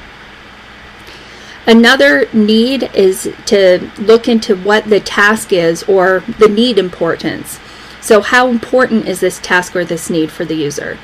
Because people are usually willing to spend more time learning something if it makes the task being performed or the need being fulfilled more efficient. So for those less important things, the ease of learning and remembering are preferred because extensive learning time and effort is not going to be tolerated. Another thing that we need to take into consideration is the task structure. So if it's repetitive and predictable or not. In general, the less structured it is, the more flexibility should exist in the interface. Whereas highly structured tasks will require highly structured interfaces. So the structure and the interface should match. Now, the next factor is social interactions. This is if the user in a normal course of task performance is going to be engaged in a conversation with another person, such as customer, while using the system. So we're not talking about social media and Facebook here. We're talking about, are they going to have to multitask and use input from another person to use the system? So neither the user nor the system to the person who the person is talking to has to be distracted in any way by the interaction requirements. We want to make that very transparent and flow very naturally and easily. It should not interfere with that social interaction in any way. So the design has to accommodate for that. The user decision making required by the interface should be minimized, and there should be clear eye anchors built into the screen to facilitate eye movements between the user screen and the other person. The next focus is primary training. We need to understand if the system training is going to be extensive and formal, and is it going to be from things like self-training manuals, or is there not going to be any training available at all? Obviously, with the less training, the requirement for the system ease of use will increase. The more complicated it is, the more training is going to be required. Turnover rate is our next factor. In a business system, the turnover rate for the job is high, moderate, or low. So what we need to look at is the jobs with high turnover rates are not going to be good candidates for systems requiring a great deal of training and learning. Those with low turnover rates and a greater training expense can be justified because the people are going to be there longer and you can invest more time into training them on using the system without worrying about that investment going without any kind of payback to the corporation. So it's always useful to determine how high of a turnover rate, what the people who are going to be using this, for how long they're going to be using it, and if the new system can restructure any of their current tasks, creating more of a challenge and reducing turnover rate perhaps. So we need to look at how is that business system going to be used within the environment itself. There's also job categories that need to be built into the business system. So we need to think about, is the user going to be an executive, a manager, professional, a secretary, or perhaps just, your average day worker. While these titles really have no direct bearing on the design, they do enable you to predict some of the characteristics of the user. So for example, like your executives and your managers are most often discretionary users, whereas your clerks and secretaries are most often mandatory ones. The secretaries usually have typing skills, and clerks usually have higher turnover rates than the executives and managers. So those are all factors that we can take into consideration when designing this system. The last category in this is lifestyle. Now, user information really factors into web e-commerce systems. What they do is they collect information on hobbies, recreational pursuits, economic status, and other similar, more personal information, so that they can then tailor the advertising and the system to the people and really target that section of the demographic that they're trying to go for.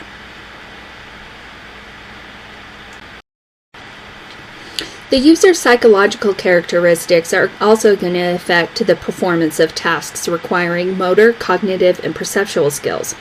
So a few things need to be taken into consideration here. As far as their attitude, we need to determine if it's positive, neutral, or negative, and is their motivation high, moderate, or low. While all these feelings are not caused by and cannot be controlled by the designer, if they have a positive attitude and motivation, they'll allow the user to concentrate on the productivity qualities of the system. However, if they have poor feelings, it can be addressed by designing a system to provide more power, challenge, and interest for the user, with the goal of increasing their satisfaction. So web user attitudes and motivations have become a fertile research ground in the past several years. And while much of the research is directed towards users as consumers, some of these findings can help inform our design. For example, we know now that purchase behavior is driven by perceived security, privacy, and quality. So by highlighting these design features that reduce the negative attitudes about a site, we can increase the usage. There's also sensory impact, which influences younger users, whereas vendor reputation is a better predictor of satisfaction for older, more educated users. So this glimpse into the attitudes and motivations of web page users points out the value of good web security, good content, format, and usability. And it suggests that the users of different ages are actually going to be influenced by different web page attributes. Patience is the next factor here. So we look at, is the user patient or impatient? Now, based on what we're factoring in as far as that, we can help reduce their stress level by looking at the people who will wait longer for better content. Experienced users won't wait as long as novices. So when you're looking at that in interacting with the stress level, what we need to look at is that if they're under a high level of stress, it's going to create confusion and cause them to forget things that normally somebody wouldn't. So the system navigation and screen content have to be designed for those extreme situations where simplicity is going to help it not be so stressful. Now, as far as expectations, we have to try to consider if the expectations of the user are realistic. And, how important is it that the user's expectations be realized? One of the ways that we can get around that is by providing that informative text to them so that they know what to expect from the design. Cognitive style is the last psychological characteristic that we take into consideration because people differ in how they think about and solve problems. Some people are better at verbal thinking, working more effectively with words and equations, while others are better at spatial reasoning, manipulating symbols, pictures, and images. Some people are analytical, symptomatically analyzing the facets of a problem, while others are more intuitive, relying on the rules of thumb, hunches, and educated guesses. So because of this, it's really speculative, but we have to give different ways so that we can have both the images and the textual style of interface, the symbols, and the more textual, spatial, intuitive, abstract kind of thinking so that we can look at the multimedia graphical interface, but also have that text space behind so that either or the type of cognitive style will both be accounted for.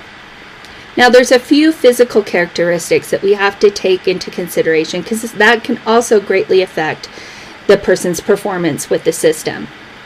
Now, you wouldn't think that age would have that much of consideration because everyone is like, oh yeah, sure, children, young adults use all the time, senior citizens and elderly don't. But, age can have a profound effect on the computer system and web usage.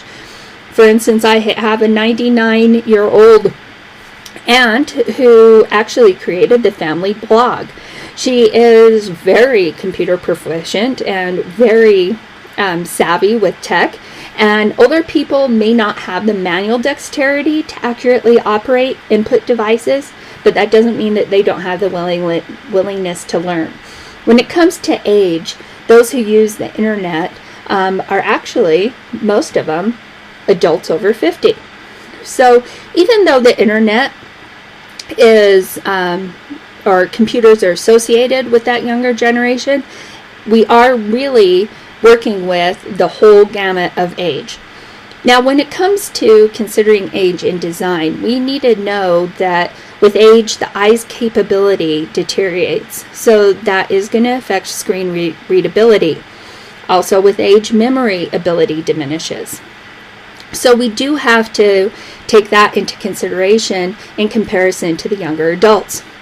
Now, younger adults use computers and ATMs more often.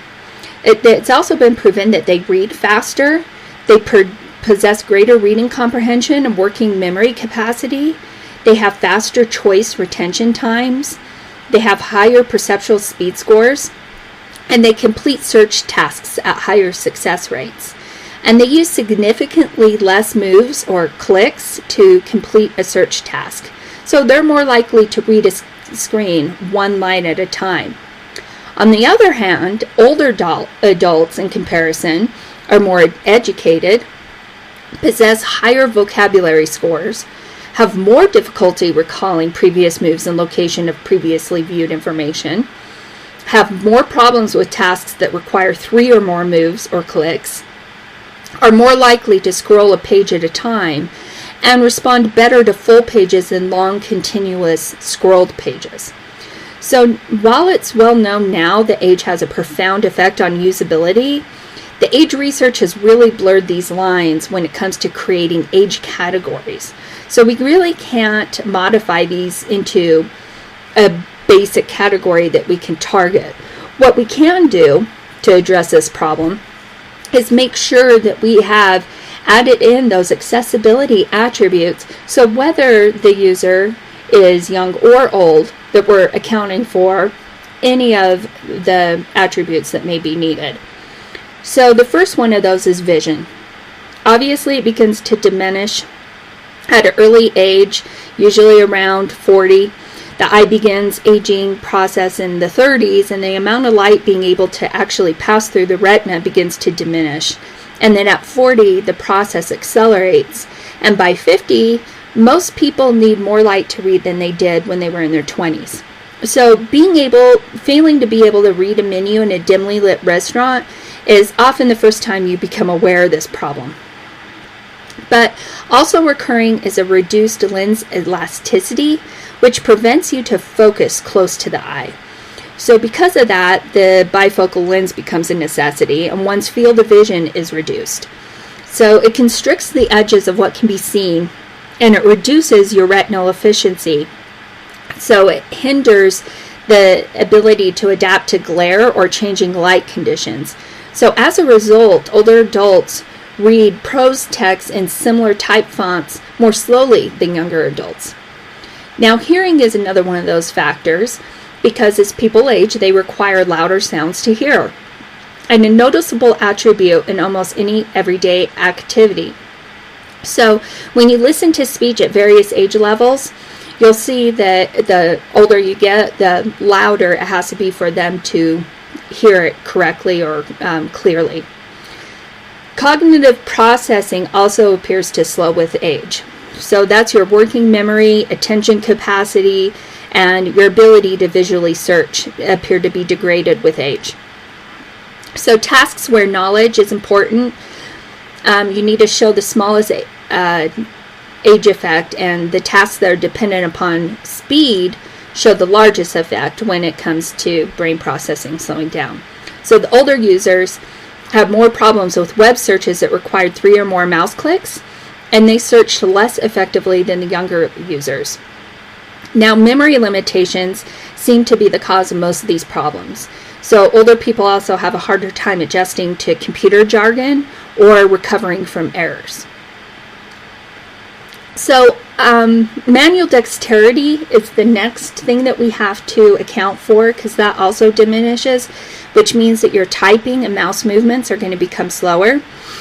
So in a task requiring speaking into a computer, older users actually have an average speaking rate 14% slower than younger users. So it doesn't matter whether it's a keyboard, a mouse, or speaking, it's going to be at a slower rate than those younger users. Now, obviously, as I spoke about before, older people are now a significant force in internet use. So specific design guidelines for this large class of older users has to be accounted for, and we're going to be going into detail in that in step 10. The next physical characteristic that we take into consideration is gender. Now, the reason that we do that is because women have smaller hands than men. So controls designed for the hand of one may not be used as effectively by the other. Also, significantly more men are colorblind than women, so women may perform better on tasks and screens using color coding. The next section is handedness. Now, that means if you're left or right-handed. This can affect the ease of use of it. So as far as the difference between younger adults and older adults, this table summarizes some of those main factors. You just need to take into consideration that all of these factors will basically affect the performance on a system. And what we're looking at here is the ease of use will promote use. So this is especially true for systems such as the web that permit unlimited user access. So we're going to be discussing a little bit more about guidelines on how we design for these characteristics in step 10. The next human characteristic that we take into consideration is the interaction speed. This is because the speed at which people can perform using various communication methods may be different. So here we have interaction speeds for different categories such as reading, keying, computer, hand printing. And basically what the difference here is that performance and preference don't always agree. Your preference was really going to be influenced by familiarity, the aesthetics, the novelty, and the perceived effort. So the preferences can be influenced by many things, but rarely are people aware of the many human mechanisms that are responsible for the speed and accuracy of human-computer interaction. So ideally in design, we always want to augment preferences with performance measures and try to achieve an optimized solution. However, where optimization isn't possible, we want to implant the features that provide the best performance and, very importantly, explain to the user why it's being done. So Gould in 1988 has suggested using the following kinds of techniques to gain an understanding of our users, their tasks and needs, the organization where they work, and the environment where the system may be used. So these are all techniques that we can use as a method to gain an understanding of our users. We can visit their location, talk with them, establish direct contact, observe them, videotape them performing a task to illustrate and study problems and difficulties, learn about the organization where it's going to be installed, have them think aloud and brainstorm as they do something to uncover details that we might have not realized were steps in the process. Try the job yourself. It may expose difficulties that you didn't really realize were there or expressed by the users.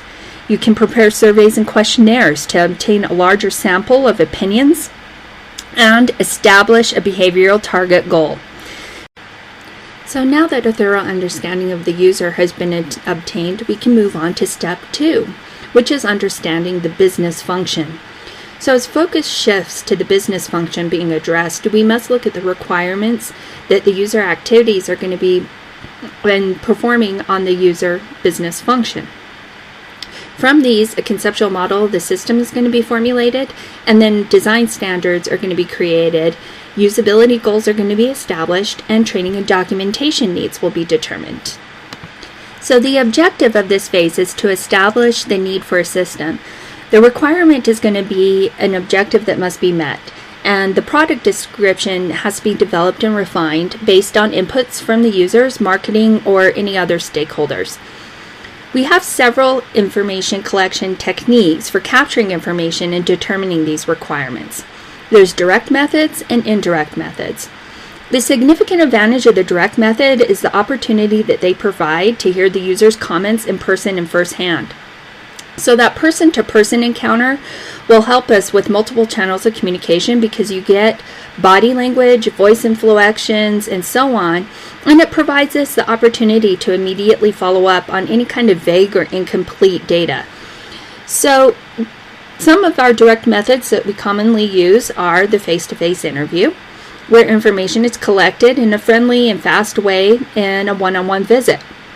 We use open-ended questions to try to get the most input from the user as possible. The next is a telephone interview or survey. Now, this is conducted obviously using the telephone. It should have a structure and be well planned.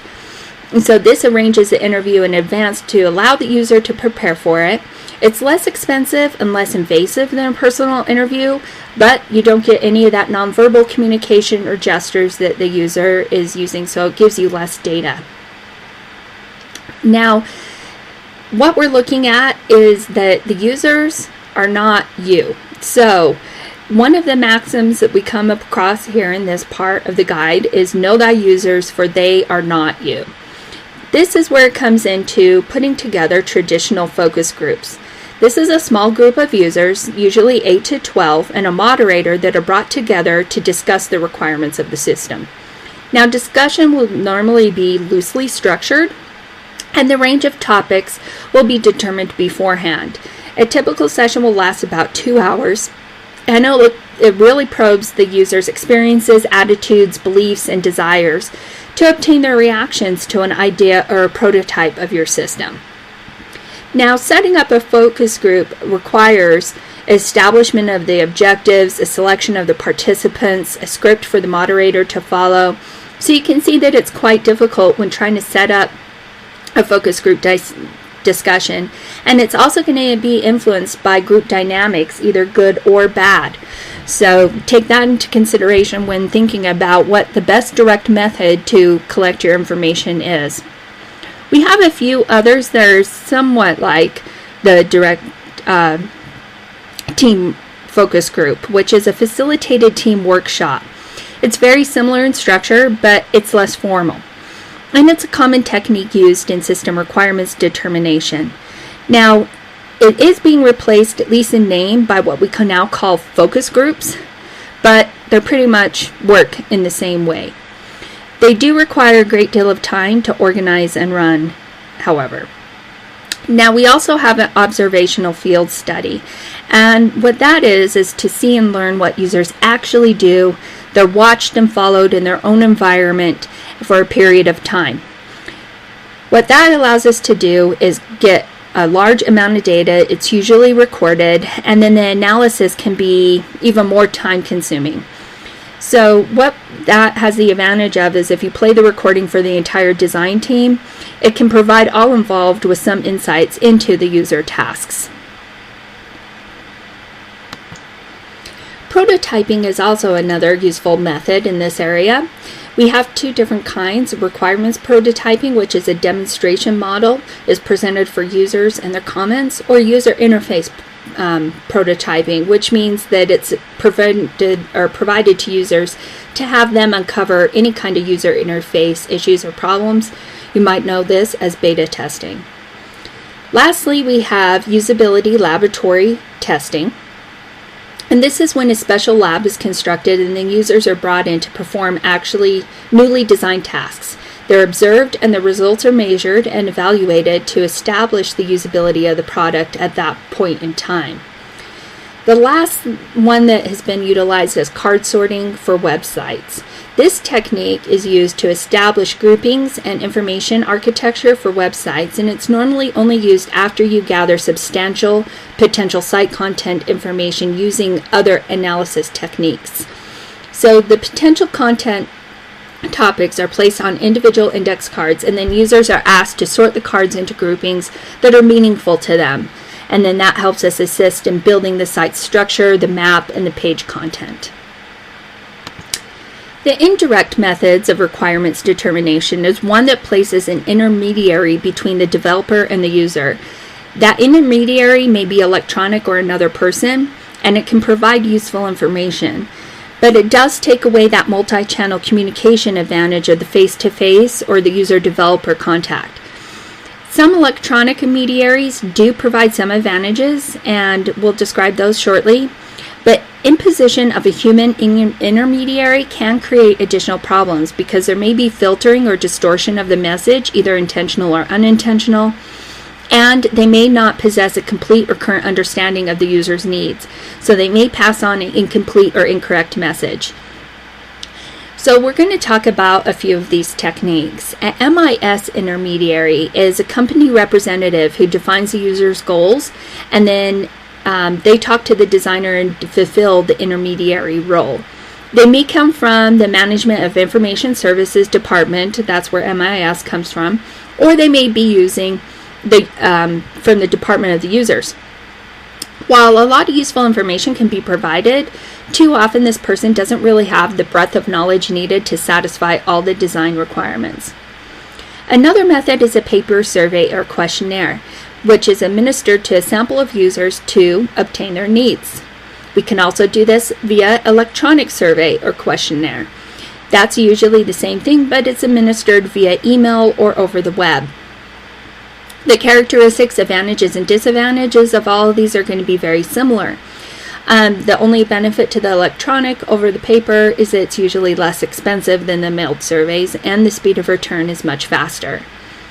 We can do an electronic focus group, which is going to be very similar to that traditional focus group, except that the discussion is accomplished electronically, either using like video teleconferencing, email, or a collaborative website. Marketing and sales is another area where company representatives who regularly meet customers and obtain suggestions or needs will pass that information on to the developers. The support line is information that's collected by unit, usually like customer support, technical support, help desk, that helps customers with their day-to-day problems. This is a fairly inexpensive target audience because their focus method is usually only on the problems. So as you can see, even though there are several information collection techniques, we do have some guidelines when it comes to requirements collection. The first of that is to establish 4 to 6 different developer user links and provide most reliance on direct links. Now, the custom project had the highest rating with links of facilitated teams, user interface prototypes, requirements prototypes, and interviews. Whereas package project had the highest rankings with support line, interviews, user interface prototypes, and user group. So again, we want to provide the most reliance on direct links. The next phase in interface design is to thoroughly describe the aims and goals of people who are going to be using the system. So what we want to determine is what the system will be used for and what necessary system functionality can be provided to permit the people to achieve their goals. This technique used to gain understanding of what the computer system must do is called task analysis. And another object of task analysis is going to gain a picture of the user's mental model. So as we talked about before, a mental model is the internal representation of a person's current conceptualization and understanding of something. So mental models are gradually developed through the experience, training, and instruction of the user, and they enable a person to understand, explain, and do something. They can enable a person to predict the actions necessary to do things if the actions have been forgotten or haven't yet been encountered. So how do we perform a task analysis? It involves breaking down the user's activities to the individual task level. The goal is to obtain an understanding of why and how people currently do the things that will be automated. Knowing why will establish the major work goals, and knowing how will provide the details of actions performed to accomplish these goals. So task analysis also provides us information concerning the workflows, which is the interrelationships between people, objects, and actions, and the user's conceptual framework. The output of task analysis is a complete description of all the user tasks and interactions. So since the output of task analysis is going to be the conceptual model, that's going to be the framework through which the system's functions are presented. And such a model will describe how the interface is going to present objects and the relationships between these objects, the properties of the objects, and the actions that will be performed. A conceptual model is going to be based on the user's mental model because the term mental model refers to a person's current level of knowledge about something. And people will always have them. Because mental models are influenced by a person's experiences, and people have different experiences. No two user mental models are going to be the same. So each person is going to look at the interface from a slightly different perspective. The two components involved in this is defining objects and developing metaphors. All the objects that have to be manipulated to get work done have to be clearly described, and their behavioral characteristics must be established, and the attributes that differentiate each kind of object has to be identified. Then the relationships of objects to each other and the people using them has to be determined. Now, the actions people take on objects must also be described, and the information or attributes that each object in the task must preserve, display, or allow to be edited has to be defined. So the most important objects must be made very obvious and easy to manipulate. Now, with developing metaphors, that's the concept of where one's body of knowledge about the one thing being used is being used to understand something else. They act as building blocks of a system, aiding in the understanding of how a system works and is organized. And selecting a metaphor or analogy for the defined objects will help them understand and put it into real-world actions. We want to replicate what's familiar and well-known, and then duplicate those actions that are already well-learned. So if a faster or better way exists to do something, we want to use it. So when we're determining the basic business function, we need to define the domain, which means gaining a complete understanding of the specialist or expertise knowledge required for the system. Is it going to be novice, intermediate, or expert? We also need to consider the environment that this is being placed in, from physical, safety, social, organizational, and user support. Now, getting requirements isn't always as easy as it sounds. We do have possible problems, and it runs as a risk for the developer. We can have lack of management or coordination, participant communication problems, difficulty in capturing the data. People who may understand the problem could be constrained. The organizational and political factors may interplay into this, or there may be disparities in the knowledge. And there may be a changing economic or business environment that influences people's ability to give you the requirements that they need. Also, changing personnel roles can influence this if they don't have a good understanding of their current role or the needs of that current role. So we spoke about this a little bit before. We'll go into more detail. The purpose of task analysis is to break the user's activities into that individual task level to obtain an understanding of why and how people do things. So what that's going to do is establish our major work goals. And this is going to give us the details of actions for workflows, the interrelationships, and the user's conceptual framework. When performing a task analysis, you're going to really want to look at the objects, the people who are the object of the sentences, the forms or journals, the people who are the subject of sentences, and then the abstract objects, which is anything not included above. So that is your basic cycle of task analysis. And from a developing standpoint, here are our guidelines. We want to reflect the user's mental model, never the designer's. You want to draw physical analogies or present metaphors when appropriate. Comply with their expectancies, habits, routines, and stereotypes. You want to provide action-response compatibility. Make invisible parts and process of a system visible. You want to provide proper and correct feedback. Also, avoid anything that's unnecessary or irrelevant. As always, provide design consistency. Provide the documentation or a help system that will reinforce the conceptual model and promote the development of both novice, intermediate, and expert mental models. So how do we define the objects in our conceptual model?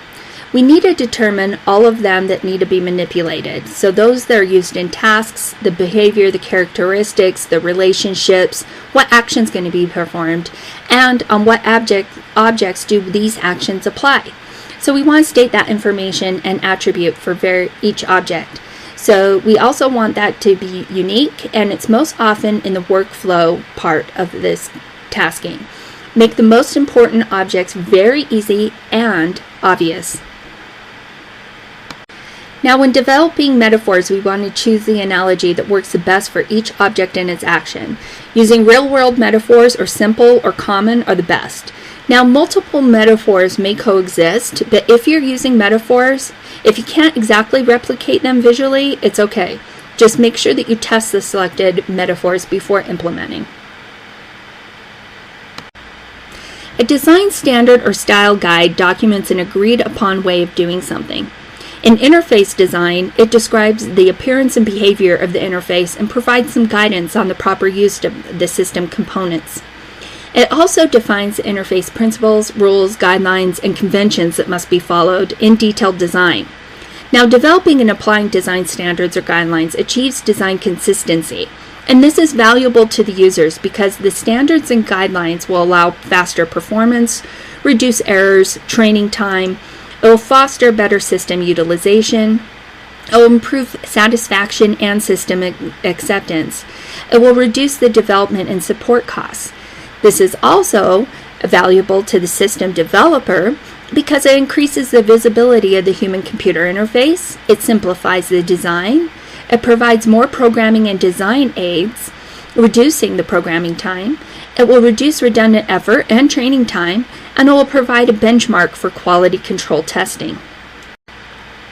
So since consistency is such an important factor in design, there have been a lot of standards and style guides released. On the commercial side, people such as Apple, IBM, Microsoft, and Sun. There's also international standards or user interface standards. That comes from ISO. You might have heard of ISO 20000 or 9001. Then there's also the World Web Consortium, which is a worldwide organization that tries to come up with good design standards for the web. Now, design support and implementation. When we're looking at this, we want to use all available references in creating the guidelines and the development and implementation tools that support those guidelines. And we want to begin applying the guidelines immediately. Now, customized style guides can be created for organizations or systems that need kind of a one-off, but relevant materials from all of these other standard guidelines are usually ported over, and they include checklists to present the principles and guidelines that may be appropriate. They also provide a rationale for why the particular guideline should be used and the conditions under which the design alternatives are appropriate. They want to include concrete examples of correct design and follow the document with recognizing the principles for good document design and things such as index, table of contents, glossaries, and checklists. So as we've spoken about before, training and documentation are also an integral part of any kind of development effort. So we want to make sure that the training is based on the user's needs, the system's conceptual design, the learning goals, and the performance. Now, there's lots of different kinds of training. We could do formal or video training, manuals, online tutorials, reference manuals, quick reference guides, or the standard online help. As far as documentation, that's really just a reference point or a form of communication, more concrete design. It's usually created during the development progress, and it will uncover issues and reveal omissions that might not otherwise be detected until later on in the design process. And this is based on your user's needs, system conceptual design, the system's learning goals, and system performance. So now we're ready to move on to step 3, understanding the principles of good interface and screen design. A well-designed interface and screen will reflect the capabilities, needs, and tasks of its users. It's going to be developed within the physical constraints imposed by the hardware, and it utilizes the capabilities of controlling software effectively. It will also achieve those business objectives that we identified in step 2.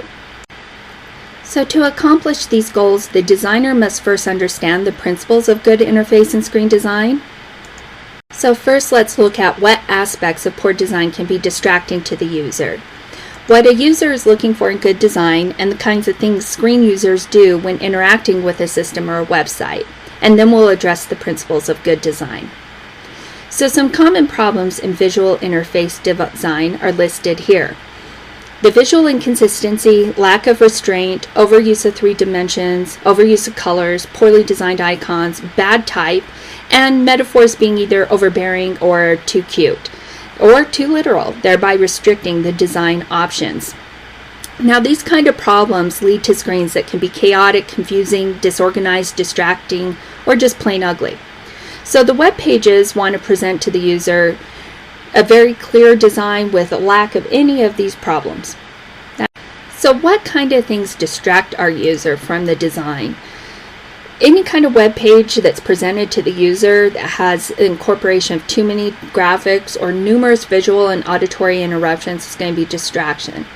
Extensive visual clutter we spoke about before, obviously the poor readability, any kind of incomprehensible screen components that aren't easily understood, any kind of confusing or inefficient navigation, inefficient operations, or something that's an extensive waste of user time. For instance, the example where we talked about taking 3 clicks to get to something that should take 1. Excessive or inefficient page scrolling, again, keep to the top third of the screen. If the information is overloaded, so you don't want to clutter in all that information and pound it into one screen, you want to split it into separate screens if there's too much. You want to have consistency in your design, you don't want to have any outdated information, and you don't want that stale design caused by the emulation of printed documents or past systems. Now, all of these guidelines come from us tailoring our design to our user. So what do our users want? Well, they want an orderly, clean, clutter-free appearance, an obvious indication of what's being shown and what they should do with it. They want to have the information where they expect it and located where it should be. They also want a clear indication of what relates to what, including options, headings, captions, and data.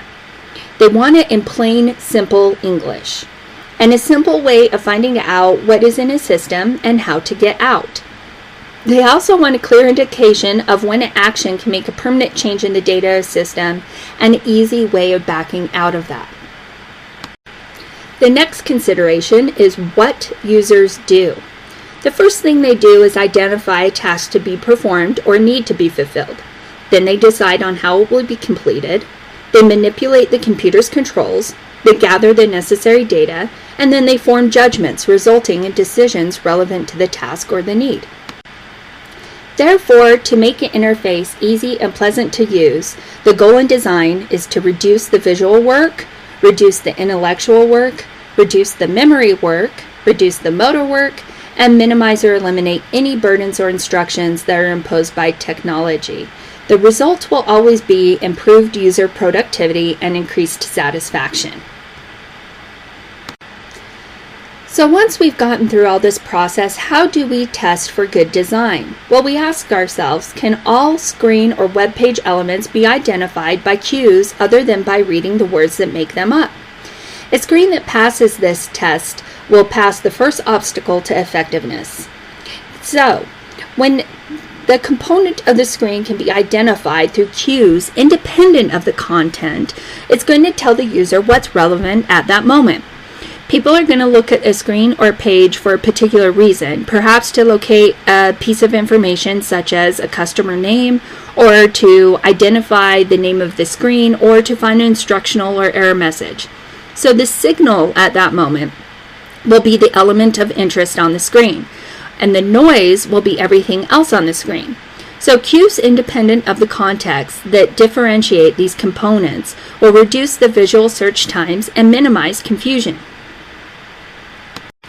The bottom line here is that all interface elements must have meaning to the users and serve a purpose in performing tasks or fulfilling needs. So if an element does not have a meaning for the user, don't include it in the interface because it's just going to be noise.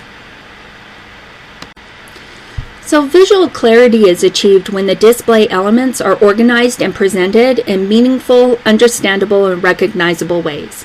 So a clear and clean organization will make it easier to recognize a screen's essential elements and to ignore the secondary information when it's appropriate. Clarity is influenced by a multitude of factors, things like consistency in design, a visually pleasing composition, a logical and sequential ordering, and the presentation of the proper amount of information. So what we must avoid here is visual clutter created by indistinct element, random placement, and confusing patterns. The first key in that is consistency. We want to provide real-world consistency that reflect a person's experiences, expectations, work conventions, and cultural conventions. We also want to provide that internal consistency, which means that you're going to observe the same conventions and rules for all aspects of the interface screen and all application or website screens, including operational and navigational procedures, the visual identity or theme, the components, which is like the organization, presentation, usage, and locations. And you're also going to want to follow those same conventions and rules across all the related interfaces. You only deviate from this when there is a clear benefit for the user.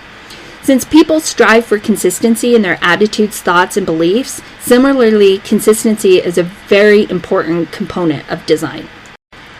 So when thinking about how you're going to organize the screen, you want an obvious starting point. This is usually in the screen's upper left corner. You want to focus the user's attention to the most important part of the screen or the page. So on textual displays, you're going to scan in a counterclockwise direction. On graphic and web displays, you want to put additional visual cues using weight and composition. Because people tend to look at text first, not images, you want to layer the type so that the larger is going to be over the smaller. And then changing information, you want to look at before non-changing information. So when organizing this, you want to order the screen data and content by dividing it into units that are logical, meaningful, and sensible. So organize it by the degree of the relationship or the data or information. By providing ordering on the screen of units of information and elements that are prioritized, it's going to help them come up with the needs that are most important to them. Now, you're going to look at the different ordering schemes such as conventional, functional, sequence of use, frequency of use, importance, or general to specific. Any of these ordering schemes can be used, but form groups cover all possibilities. The bottom line here is that you want to ensure that the information that must be compared is visible at the same time, and you want to ensure that only the information relative to the user's tasks or needs is going to be presented on the screen. Now, ordering web pages is a little bit different than ordering the graphical interface. When doing a web page, you want to establish levels of importance, which means that you want to place all the critical information near the top of the website. You also want to place important items near the top of the page. You want to organize the information clearly. You want to place the important items consistently. You want to facilitate screen scanning, and you want to structure it for easy comparison. Now, navigation through a screen or a page should be obvious and easy to accomplish, and it can be made obvious by grouping and aligning screen controls and judiciously using line borders to guide the eye. Sequentially, you can direct a person's attention to elements in terms of their importance, and using the various display techniques will focus attention on the most important parts of the screen. You always want to tab through a screen in the logical order of the information displayed and locate command buttons at the end of the tab order sequence. So guidelines for accomplishing all of these general objectives will be found in the subsequent slides. But the direction of movement between the screen items should be very obvious, consistent, and rhythmic. So the eye or the pointer should not be forced or caused to wander long distances about the display seeking the next item. The eye should be guided through the screen with lines formed through the use of white space and your display elements, whereas more complex movements may require the aid of display contrasts. So sequence of use can be made more obvious through the incorporation of borders around groupings of related information or screen controls.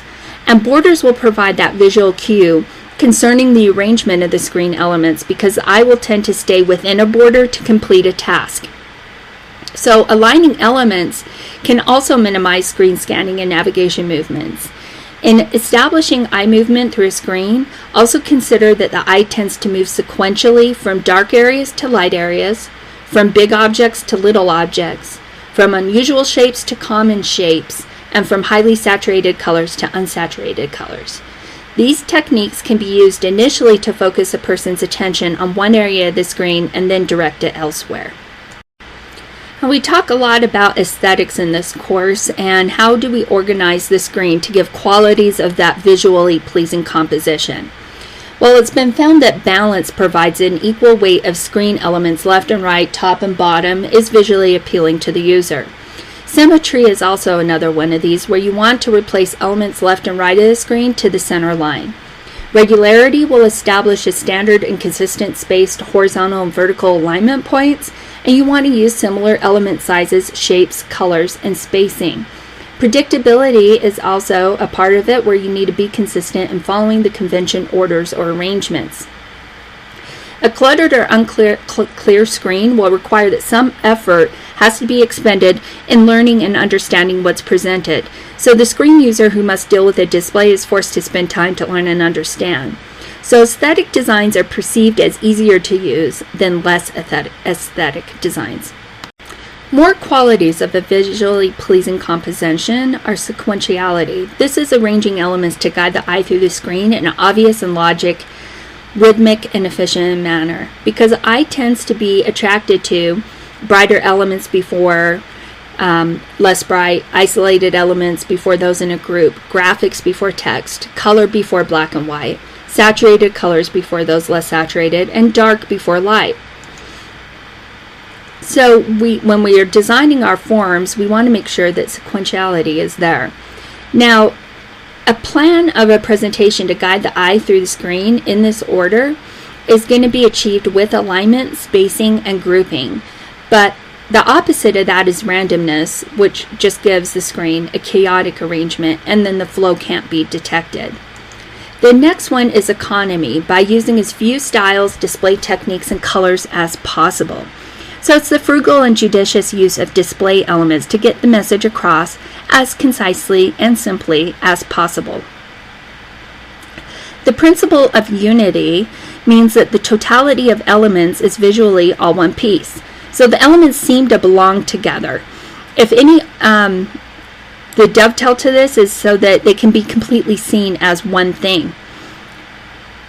Now, the opposite of unity is fragmentation, and each piece retaining its own character. And in screen design, similar shapes, sizes, and colors promote unity, as does white space. But borders at the display boundary, unity should exist between related screens, website screens as well. Proportion is creating windows and groupings of data or text with aesthetically pleasing proportions. Now, proportional relationships is very subjective, and what constitutes beauty in one culture is not necessarily considered the same by another. But proportional shapes have stood the test of time and are found in abundance today. So through unity, we have things such as squares, which are the simplest of all proportions. It has the attention-getting quality and suggests stability and permanence. When rotated, it becomes a dynamic diamond expressing movement and tension. We have things such as the square root of 2, which is a divisible rectangle yielding two pleasing proportional shapes. So proportions are very prevalent throughout our history, and these pleasing shapes have passed the test of time. In screen design, aesthetically pleasing proportions should be considered for major components of the screen, including your window sizes, web page sizes, graphics, and the groupings of data and text. So your simplicity is basically making the directness and singleness of a form or combination of elements that results in the ease of comprehending the meaning of the pattern. So this can be achieved by optimizing the number of elements on a screen within the limits of clarity. You want to minimize the alignment points, especially the horizontal or columns, and you want to provide standard grids of horizontal and vertical lines to position your elements. Groupings can also be used to provide a functional basis of associated elements. When you create spatial groupings as closely as possible to 5 degrees of the visual angle, evenly spaced controls will be identified. Now you can visually reinforce these groupings with the separation through use of white space, or you can provide line borders around the groups. But you want to make sure that any grouping that you make is meaningful to the user. Now in web page design, we want to be cautious in using horizontal lines as separators between page sections. You want to reserve horizontal lines for situations in which the difference between adjacent sections has to be emphasized. The perceptual principles to grouping is to use a visual organization to create functional groupings, combine visual organization principles in logical ways, and avoid the visual organizational principles that will conflict with that. Now with grouping white space, what you want to do is provide the adequate separation between the groups with liberal use of the white space. But you want to carefully consider the trade-off between screen white space and the need for scrolling. Now if you're grouping using borders, you want to incorporate the line borders for anything that needs to be focused attention on groupings or related information, or to guide the eye through the screen. However, don't exceed 3 line styles or 2 line thicknesses on a screen. You want to create a standard and use lines that are consistent in line height and length. You want to leave consistent padding space between the information and the line borders. And for adjacent groupings, you want to align your border left, right, top, and bottom. But use these rules and borders sparingly. Another form of grouping is by using backgrounds, and you can consider incorporating a contrasting background for related information. But the background should not have the emphasis of the screen component being attended to. You want to consider maybe a 25% gray screening to kind of minimize the background and give that contrast. You want to reserve the higher contrast or emphasizing techniques for those screen components which you're trying to draw attention to. The style of a website, its visual characteristics including color, typography, and graphics, the shape of its design elements, and the relationship of its components to one another, including their locations, should be maintained throughout the entire site. This is going to provide unity and harmony to the website and give it that consistent identity. Unity and consistency is also going to aid users in navigation, reinforcing for them that they're anchored in a specific place within the universe of information space. It will also enable the users to become comfortable and familiar with the website. So elements of the screen must be distinct, clearly distinguishable from one another. Distinctiveness can be enhanced through separation and contrast, and distinctiveness is achieved by providing adequate separation between the adjacent elements and the screen boundaries, and providing adequate separation between parts of an element. So screen controls, field and group borders, and buttons should not touch window borders or each other, and colors and shades used for adjacent screen elements must also contrast well with one another. You will also want to apply a visual emphasis technique to draw attention to the most important, prominent, or critical elements of the screen. An emphasized element should contrast with the rest of the screen, calling the user's eyes to it. Olson in 2002 found that abrupt environmental changes or edges will capture a person's attention, and examples include color transitions or white space surrounding a page element. So visual emphasis should always be used sparingly if it's to be effective. Some of these are things like brightness, reverse polarity, distinctive typefaces, bolding, italics and underlining, and blinking. The goal here is to provide the emphasis on the important elements and de-emphasize those less important elements. To ensure that the emphasized elements stand out, avoid emphasizing too many elements, using too many emphasis techniques, or having any kind of screen clutter. Since we live in a 3D world, people have learned to perceive many objects in the visual world as three-dimensional, even when they're obviously not actually presented that way. On screens, certain techniques can be used to foster the perception of 3 dimensions. Things such as perspective, highlighting, shading, and other techniques such as overlapping, shrinking and growing, and beveled edges. To visually communicate function, consider displaying command buttons raised above the screen.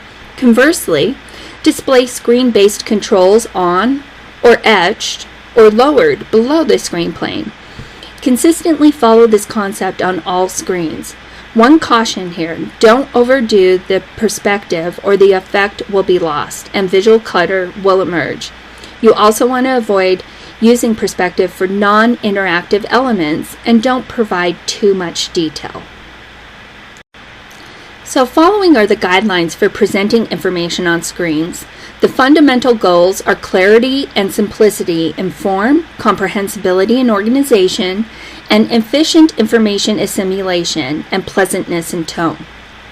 The first factor is to provide legibility. It's basically how distinguishable it is. The computer technology today will present a seemingly endless array of choices and aspects such as font sizes, styles, weights, colors. It's basically choosing the type of proper kind and adequate size and clarity for viewers of all ages. As far as readability, that's going to be the degree to which prose can be understood. It's based on the complexity of words and sentences, and it's established by factors like the length and commonality of the words used, sentence length, and the number of syllables and clauses contained within a sentence. In design, it is the information written at an understandable level for all users. Usability is when screen information is presented in a directly usable form. Whereas contrasting display features is using it to call attention to any kind of different screen components that are being operated upon or are urgent items. Your visual lines is where you're going to guide the eye to anything vertically or horizontally implicitly through the use of lines and white space and content. Whereas consistency is going to be the methods chosen to present information and must, of course, always be consistent in visual appearance and the procedural usage. Typography is a very important factor for a web designer. By definition, a typeface is the name of a font type, such as Times New Roman, Arial, Verdana, or Helvetica. A font has several qualities, including size, and other characteristics including case, type, and styles such as bold, italic, outline, or shadow. In screen design, the terms typeface and font have become somewhat interchangeable. But in this discussion, the term font is going to be used to encompass both types and other font characteristics.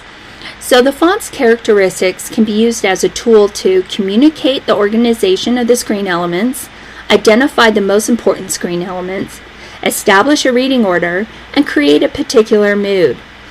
A very large supply of fonts is available for these purposes, and over the past several decades, numerous studies have been performed in an effort to establish the font or fonts with the best legibility for use on computer systems. The absolute definitive conclusions have always been hindered by the complexity of the issues involved. These kinds of problems make it difficult to evaluate any kind of single parameter when it comes to type. However, we do have a few simple guidelines. We want to use visually simple, common, and readable fonts, which are needed for clarity on most screens. A variety of studies have addressed the reading speeds of various font types, but basically we want to use no more than 2 families compatible in terms of line thickness, capital letter height, and so on. And you want to assign a separate purpose to each font family that you use, and only allow one font family to dominate. When considering your font size, you want to make sure that you don't use any more than 3 sizes. And in graphical systems, the main consideration is to either use 10-point for Windows or 12-point for menus.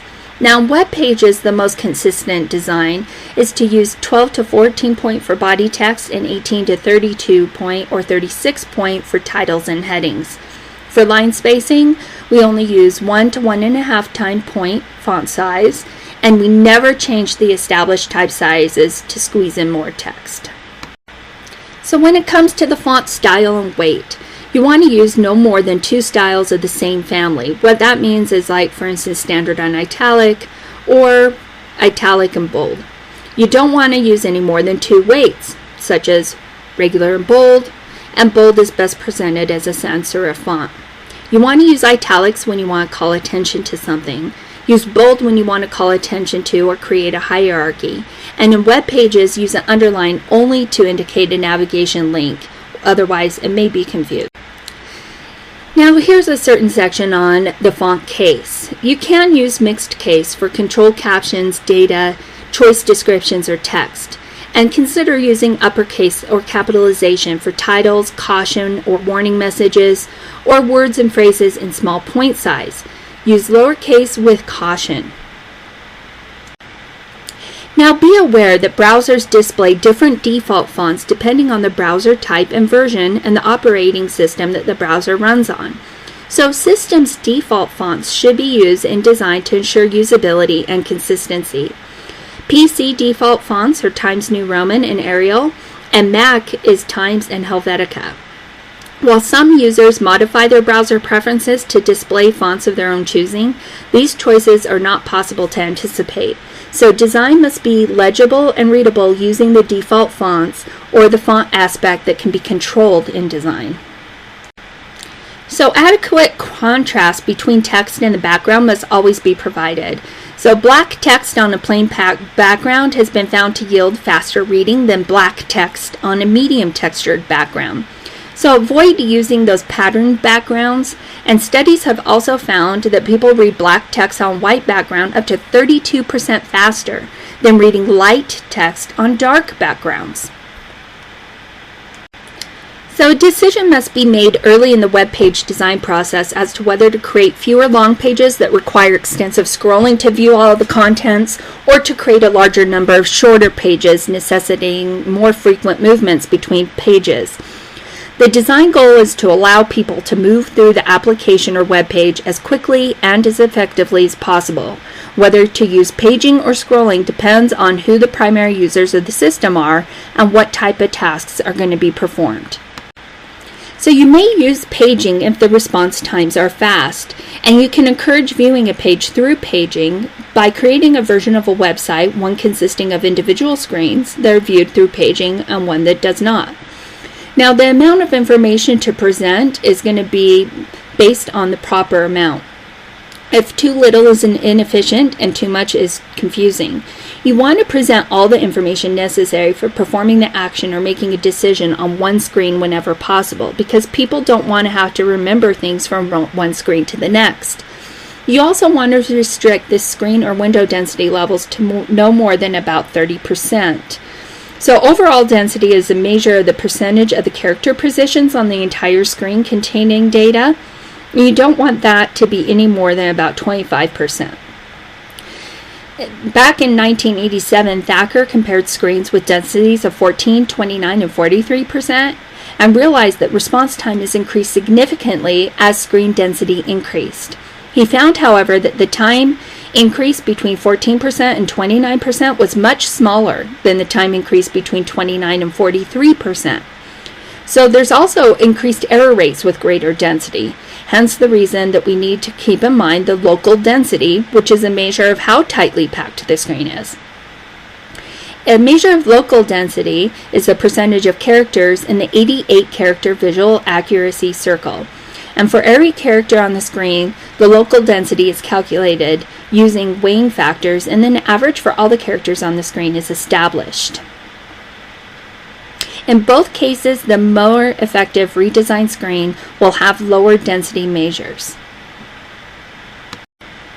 When it comes to paper versus screen reading, you want to provide a simple facility for printing a hard copy of documents, because a lot of people are going to print it out and read it that way.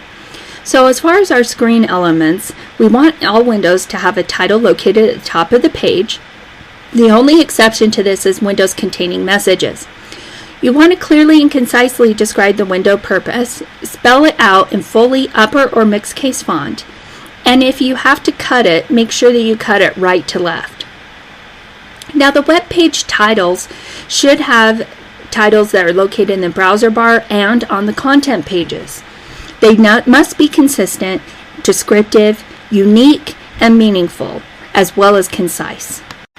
When it comes to captions, they must be complete, clear, easy to identify, easy to scan, and distinguishable from other captions in data fields. Your captions must also be clearly related to their associated data fields. Data fields are used when you need entry or modifiable data. They're displaying data within line boxes, boxes with contrasting light-colored backgrounds, break long structured data items into logical pieces, or to provide a field length commensurate with the size of the entry. Now, for inquiry or display read-only screens, you want to display the data on a normal screen background, and you want to visually emphasize the data fields. If there's any fields that are going to be inactive, you want to display the data on a normal screen background with no borders, and then visually emphasize which fields are the data fields. Captions and data should be visually distinguishable in some manner so that they don't have to be read in context to determine which is which. A common failing in many past screens is that the captions and data have the same appearance and blend into one another when the screen's filled.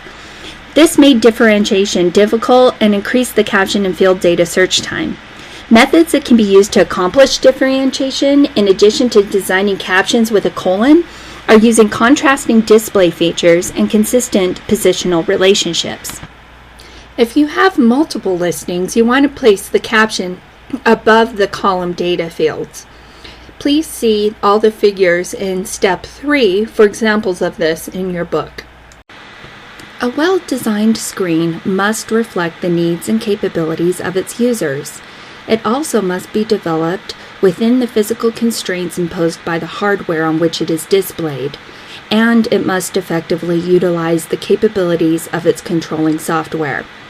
The goals in interface design are to reduce or eliminate the following for the user. It should reduce the visual, intellectual, memory, and motor work involved, as well as minimize or eliminate any burdens or instructions imposed by the technology. So we have some general principles that need to be followed in organizing web pages. First of all, we need to place all the critical information near the top of the website. You want to place the most important items at the top of a page. You want to organize the information clearly, place important items consistently. You want to facilitate scanning of the page, and you want to structure it for easy comparison. There are several techniques that we can utilize that will aid the scanning of web pages. If you organize the content in a logical, systematic, and obvious way, highlight and emphasize important information, use clear, well-located headings and subheadings, use short phrases and sentences, use small, readable paragraphs, include bulleted and numbered lists, and array information in tables. So as we spoke about before, the length of the web page should be minimized whenever possible. Shorter pages definitely should be used for anything that is a home page, any navigation pages, any pages needing to be quickly browsed or read online and then the content quickly found, or situations where a page will be loading slowly and all the pages are not needed. So we have some design elements that will make browsing the web easier. First of all, we want to provide ease in page scanning. You want to provide multiple layers of structure with the high-level summaries so users can decide if they want to browse deeper or simply move on. You want to freely use links to encourage browsing, and you want to help users reorient themselves upon returning by providing signposts, meaningful page titles, headings, and summaries. We have some guidelines whenever showing statistical component graphs. When you're looking at a statistical graph, you will see that most of them have at least 2 axes, 2 scales, an area in which to present the data, a title, and sometimes a legend or a key. So let's summarize some of the principles of good interface and screen design that we have covered so far. Obviously, Step 3 involves understanding the capabilities of and limitations imposed by people, hardware, and software in designing screens and web pages. So first of all, white space is not wasted space on a screen or web page. Writing information and content for the web is very different than other types of informational writing. Lists of information should be organized vertically whenever possible. You want to locate a web page's important information above the fold. Users want a simple way of finding out what is in a system and how to get it out. Aesthetic designs are perceived as easier to use than less aesthetic designs. Economy, a desirable quality in design, is achieved by using as few styles, display techniques, and colors as possible. Readability means presented information is identifiable, interpretable, and attractive. And the inverted pyramid is a desirable style for writing for the web. An extranet website can possess more options and features than an internet website. So to distinguish the extranet from the internet, a subtle difference in visual style and navigation should be provided to the user. So how do we enable faster web page download times?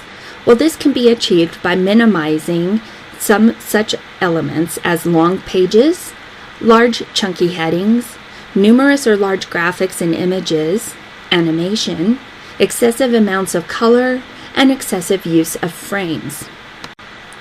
When needing to order date and content, we have some guidelines here as well. You want to provide an ordering of a screen unit and information and elements that is prioritized according to the user's expectations and needs.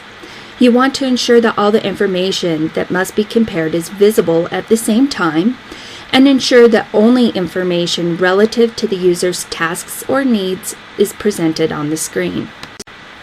And in summary, scanning a web page is enhanced by highlighting and emphasizing important information, using clear, well-located headings and subheadings, including bulleted and numbered lists, and arraying information in tables. Graphical systems and websites are heavily menu-oriented. Menus are used to design commands, properties that apply to an object, documents, and windows. So to accomplish these goals, a variety of menu styles are available to choose from. In Step 4, we will understand how menus are used and how to select the proper kinds for specific tasks. The principles of menu design will be described, and the purpose and proper usage of various menu types are detailed. In this step, guidelines for website navigation are also presented. So topics addressed will include the elements of web navigation such as links, navigation aids, and search facilities. So centering the menus and navigations around the user will allow for a well-designed web navigation system that will make it obvious to the user where the answers to the following 4 questions are at all times during their interaction. The user will always know, where am I now? Where did I come from? Where can I go from here? And how can I get there quickly? Menus vary in form from very simple to the very complex. They may range from small dialog boxes requesting the user to choose between 1 or 2 alternatives to hierarchical tree schemes with many branches and levels of depth. A menu structure defines the amount of control given to the user in performing a task, and the most common structures are the following. Single menus are the simplest form of menu. A single screen or window is presented to seek the user's input or request an action to be performed. Sequential linear menus are presented on a series of screens possessing only one path. The menu screens are presented in a preset order, and generally their objective is for specifying parameters or entering data. With simultaneous menus, all menu options are available simultaneously. The menu may be completed in the order desired by the user, and choices being skipped can be returned to later. All alternatives are visible for the remaining choices, and comparing choices and changing answers. When many relationships exist between menu alternatives and some menu options are only appropriate depending upon a previous menu selection, a hierarchical structure is the best solution. Connected menus are networks of menus all interconnected in some manner. And lastly, event trapping menus provide an ever-present background of control over the system's state and parameters while the user is working on a foreground task. They are, in essence, a set of simultaneous menus imposed on hierarchical menus. From the user's perspective, a menu can be used to perform several functions. to navigate to a new menu, to execute an action or procedure, to display information, or to input data or parameters. Now, menu labels with an ellipse following it, such as label ... is to a window indicator. So selection of this choice will result in the display of another window. A menu and its choices should be immediately recognizable by the user as being a menu of choices. This can be accomplished through giving the menu a distinctive and consistent structure and presenting it in a consistent screen or page location. Ensure that other system elements do not possess the qualities that allow users to confuse them with menu choices. Be conservative in the number of menu choices presented on a screen. Without logical groupings of elements, limit the choices to 4 to 8, and with logical groupings of elements, limit the choices to 18 to 24. In general, today's graphical systems follow the grayed-out approach for inactive menu choices. Whatever method is chosen should be consistently followed throughout a system. Menu item descriptions should be composed of familiar and fully spelled out words. While abbreviations may occasionally be necessary, they should be kept to a minimum. Item descriptions may be single words, compound words, multiple words, or phrases. Menu bar items should be a single word if possible, and if a menu bar item must be a multiple word, visually tie the two words together by incorporating a hyphen between them. Arrange multi-item descriptions so that the descriptive and unique words will appear at the beginning. Also, use the headline style of presentation with capitals. Task-oriented wording is preferable to data-oriented wording. Task-oriented wording usually positions a verb first, such as manage customer information. An example of data-oriented wording would be to simply say customers. What is being done with, for, or to customers is unclear in the latter. When choices are composed of phrases, use parallel word construction in creating the descriptions for related choices. Parallel construction would be print a file, execute a program, and eject a disk. An example of non-parallel construction is print, execute a program, and disk eject. A menu choice must never have the same wording as the title of the menu on which it is presented. Identical choices on different menus should be worded the same. An item should not be numbered unless the listing is numeric in nature, graphic, or as a list of varying items. If a menu option will be used in conjunction with command language, the capitalization and syntax of the captions should be consistent with those of the command language. And you want to phrase all menu choices as commands to the computer whenever possible. For example, you would say, choose one, save and exit, or exit without saving, rather than, do you want to save and exit, yes or no? So we have some website organizational guidelines when it comes to menus and navigation. First of all, you want to divide that content into logical fragments, units, or chunks. You want to establish a hierarchy of generality or importance. You want to structure the relationships among the content fragments, units, or chunks. You want to establish a global or site-wide navigation requirement. You want to create a well-balanced hierarchical tree. And you want to restrict to 2 levels, requiring no more than 2 clicks to reach the deepest content whenever possible. We have many elements that can aid website learning and navigation. Some of these elements are things such as providing a map or an overview of the menu hierarchy. We can provide clickability cues, provide a look ahead at the next level of choices, which are alternatives that will be presented when a currently viewed choice is selected. You can change the color of a link that has been clicked, provide feedback concerning one's current location, provide the navigation history, and match the link text or label to the destination page heading. Now, all of these can be followed back through what we have on the internet as historical trails. We have breadcrumb trails, history lists, history trees, footprints, and bookmarks. So how do we provide the user with a way of knowing where they're going?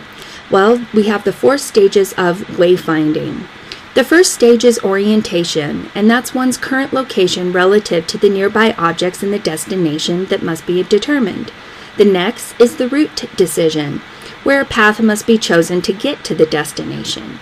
Next is route monitoring, where the chosen route must be monitored to confirm that it is leading to the proper destination. And lastly is destination recognition. The destination, when it is found, must be easily recognized. So the common principles of menu and navigation is a menu with the high-frequency items will appear first and alone, and that is called a split menu. Menu choices should be arrayed vertically whenever possible. You want to restrict embedded links to those most important, pertinent, and interesting. You want to have clear labels to improve navigation accuracy. The best journey is the one with the fewest steps. And requiring a user to minesweep a web page to find links should always be avoided. Global or site-wide navigation elements should always be located at the top. So to enact these common design elements, one of the things that we want to do is format the menus. In textual menus, listings with a small number of options, which would be 7 or less, should be ordered by the sequence of occurrence, frequency of occurrence, importance, semantic similarity, and alphabetical order. Temporal menus is a traditional menu that first presents only the high-frequency items in their regular menu positions, and then after a short delay, the remaining lower-frequency items are filled in their normal positions. When it comes to designing links, you want to make sure that you distinguish the internal, external, and anchor links by including a destination URL address below the link. Also include an exit disclaimer next to it, and provide an interim page after clicking on any external links. You want to identify the anchor link with the page contents heading. With graphical links, you want to clearly identify what region of the image is clickable, and you also want to distinguish the graphical links from decorative graphics by underlining any text labels. When formatting a menu and you're using lists, you want to order them. You want to list this in their natural order, but if lists are associated with numbers, you will want to use the numeric order. Any textual lists with a small number of options, which is 7 or less, you want to order by the sequence of occurrence, frequency of occurrence, importance, and then semantic similarity. You want to use alphabetic order for long lists, which is 8 or more options, and for short lists with no obvious pattern or frequency, you also want to separate potentially destructive actions from frequently chosen items in alphabetical order. Maintain a consistent ordering of all options on all related menus. So on the variable length menus, maintain relative position, and on fixed length menu, you want to maintain absolute position. We also want to create groupings of items that are logical, distinctive, meaningful, and mutually exclusive. You want to categorize them so that you maximize the similarity of items within a category and also the similarity of items across categories. Present no more than 6 or 7 groupings on a screen and order the groupings in a meaningful way. If meaningful categories cannot be developed and more than 8 options must be displayed on a screen, you can create arbitrary visual groupings that are about 4 or 5 but never more than 7 options and are of equal size. Separate your groupings created through either wider spacing or thin ruled lines, and provide immediate access to critical or frequently chosen items. Line separators are used to basically separate any kind of an arrayed grouping or subgrouping with subtle solid or dotted and dashed lines. For subgroupings within a category, you want to left align that line under the first letter of the columnized choice description, and then you want to right align the lines under the last character of the longest choice description. For any kind of independent groupings, you're going to extend the line to the left and right menu borders. We also have the selection support menu of changeable or adaptive menus. The more frequently chosen options are positioned at the menu's top based upon use. In a traditional menu, items are always arranged and presented in a pre-established order. Split menus is when frequently chosen items are duplicated at the top of the menu, and a folded menu is when frequently chosen items appear first and alone in their normal menu positions, and then the complete menu will appear after a time delay. When a small discrete set of functions is accessed 90% or more of the time, you'll want to use a folded menu. When a small set of items is selected between 31 and 89% of the time, the other items will be selected with lower frequencies. You're going to use the split menu. And if there's no discrete set of items, then just use a traditional menu. You don't have to dynamically reorder these menus.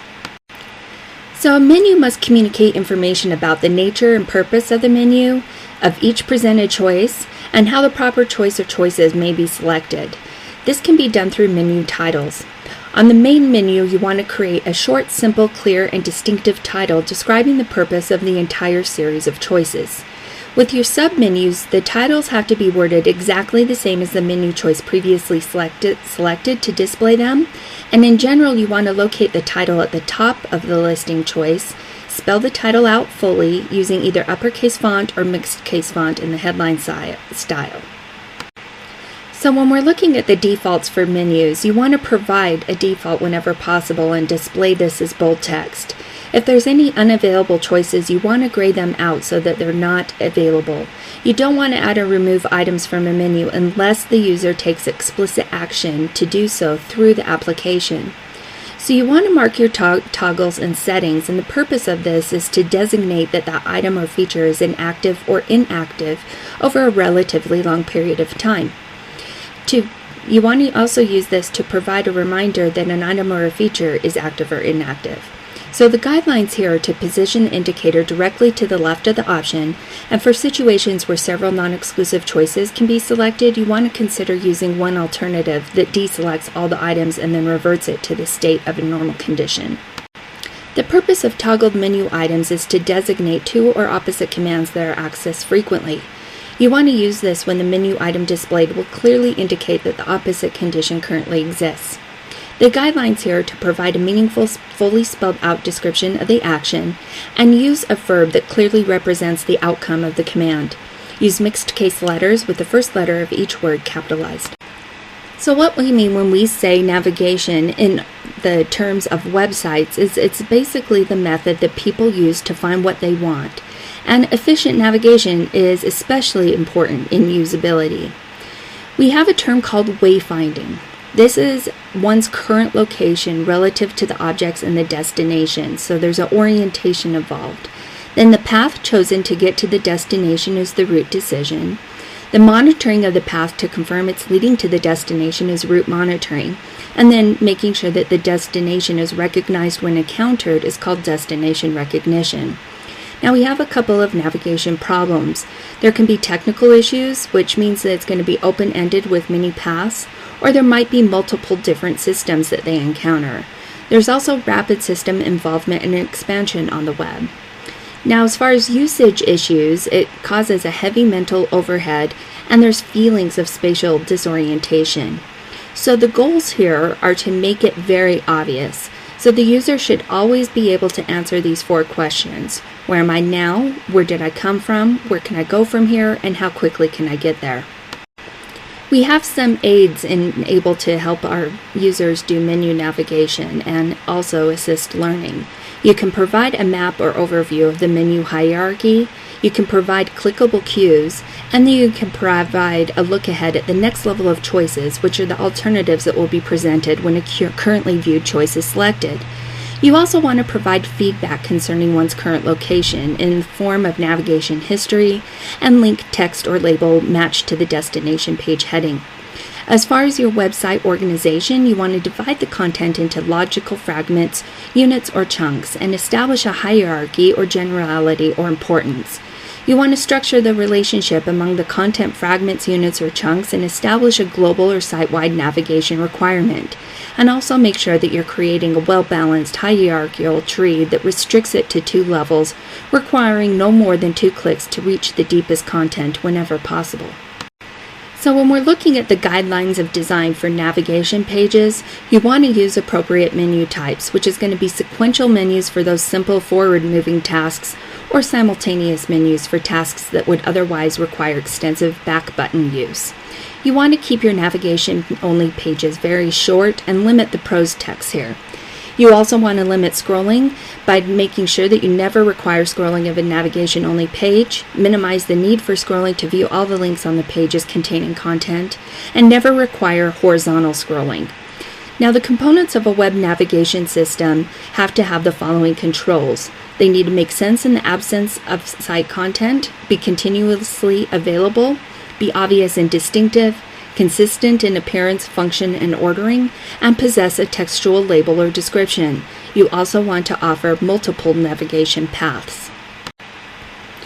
It's a good practice to differentiate and group navigation elements by doing a global navigation bar at the top of each page. You want to provide a local category or topical link navigation bar on the left side of a page for longer lists. Consider placing these within a frame. Optionally, you can also provide a second navigation column to the right side of the page, and you want to place explicit or embedded textual within the contents area, and consider duplicating any kind of embedded links on the left side of the navigation bar. You want to place the minor, illustrative, or footnote links at the end of the page, and for long pages, make sure that you're providing a list of content links and a navigation bar repeating important global or local links at the bottom of the page. You want to create a common and consistent theme and never create pages that don't have navigational options. So to summarize, we want to make sure that we're giving a preview of the site and what their contents are and links to all the major concepts. Your site map is going to illustrate the hierarchical structure and the relationships of these components. You're going to have global and local maps, an alphabetized site index, and a table of contents. And of course, you always want to allow accessibility from any point in the website. Part of allowing the user to know where they are and how to get back to where they came from is through historical trails. We have several different kinds of these. We have everything from breadcrumb trails, which you can locate at the top of the page below the navigation links, to history trees, history lists, footprints, and bookmarks. You also want to make sure that you have a search option available. So let's briefly cover some of the kinds of links we can have on our pages. There's internal, anchor, and external. Now, textual phrase links are basically provided in a mixture of different things in explicit menus or either embedded within page text. Whereas graphical links distinguish a graphic link from decorative graphics by either underlining the graphical text labels or showing some kind of change in the graphic when the user rolls over it. When you have links in toolbars, you want to distinguish these through presenting them in consistent locations and using different colored backgrounds. And we also want to consider fat links if appropriate. When you present these links, you want to make sure that you're providing the consistency, clickability cues. So you don't want to have any kind of misleading cues to click. When you're using textual links, you want to underline all link text, including that's embedded in page content, contained in explicit menu listings, contained in headings, or used as graphical labels. The only exception here is links in navigation-only menus and in lists that do not necessarily need underlining. You don't want to underline any text that is not a link, and you want to distinguish between unselected and unvisited links, and then those that are selected and visited. You make the unselected, unvisited blue, and selected and visited purple. You never want to show other text in these colors. When using internal links within a page, you want to make sure that you're including those anchor links to the internal page content. Now, when you have internal links within a website, you want to make sure that all pages include links to at least the site homepage, the global website features, the other main pages, navigation points or categories, the likely website starting point, and the main pages with links to the page. On sequential pages, make sure that you have links to either the next page and previous page. Also consider including links to places of related interest, important pages, background or explanatory information, supplemental information, new or changed content, and website quit or exits. For your external links, these are going to be most appropriate for informational sites, and you want links to the relevant information on other sites with related content, reference information, or background reading. However, you want to place the external links on a separate page, and you also want to provide an indication to the user when a link is going outside of the current site. So when determining how to label your links, you want to make sure that they're meaningful. You want to contain action words and position the keywords at the beginning. They should be long enough to be understood, clearly indicating the destination or the action, and you should match the link name with the destination page. You want to ensure that the embedded links are descriptive and provide glosses or link labels to aid in understanding. Now, as far as your number of links, every page should contain at least one link, but you want to be conservative in the total number of links presented. Restrict embedded links to the most important, pertinent, or interesting, and place less relevant links in a listing. We have a few other guidelines when it comes to links. You want to group them by the most relevant menu grouping scheme. You also want to separate visually the following types of navigation: anything that's going upward to the immediate parent page, anything upward to the beginning of the section or category of information, and anything across to the main sections or categories of information, and also to basic utilities. When ordering links, you want to use the most relevant menu choice order, and where appropriate, provide a listing heading describing the organizing category, principle, or the theme ring scheme. As far as your size, you want to provide graphical images and command buttons of sufficient and equal size, and you want the spacing between the choices to be image and textual listing toolbars. Now, as far as anything that's inapplicable, you want to make sure that you disable that and display dimmed links conditionally that are not applicable. With your link maintenance, you want to make sure that all your links are functional and maintain the correct internal links while frequently checking and correcting any kind of external links that may have changed the URL. When you're working on multi-level pages, make sure that you're providing one simple action to return to the next higher level page or to return to the home page. So we spoke a little bit earlier about how it's very difficult for users to maintain a sense of place when they're navigating the web. So here's some design characteristics that can aid in that. To assist it, you can provide a simple hierarchical tree structure and ease of movement to the important site features. You also can maintain this across multiple websites by providing consistency in all the website design elements, including the graphical identity schemes, the component presentation, and the component organization and location. You want to provide a home base and use recurring navigation tools and elements on all pages. Provide page numbers for any kind of sequential pages, and provide ongoing feedback that shows the users where they are in a site. You also would like to provide on-demand aids that will illustrate the user's location within a site in the form of site maps or table of contents. And of course, provide clearly written link labels that are descriptive and understandable. So the considerations that come into play when choosing a menu is the number of items to be presented, how often it's used, and how often the menu contents may change. Now we have several different kinds of menus that we can choose from: menu bar, pull-down menu, cascading menus, pop-up menus, tear-off menus, iconic menus, and pie menus. I'm going to highlight some of the high-level usages of menus, but as far as getting into the advantages, disadvantages, descriptions, size, organization, and grouping, please refer to step 4 in your text. Now, menu bars are most commonly used to identify and provide access to frequently used application actions or actions that take place in a wide variety of different windows. And a menu bar choice by itself should not initiate an action.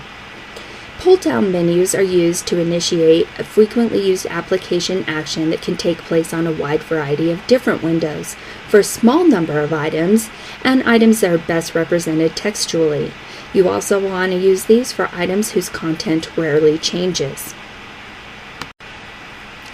The proper use of cascading menus is to reduce the number of choices presented together for a selection.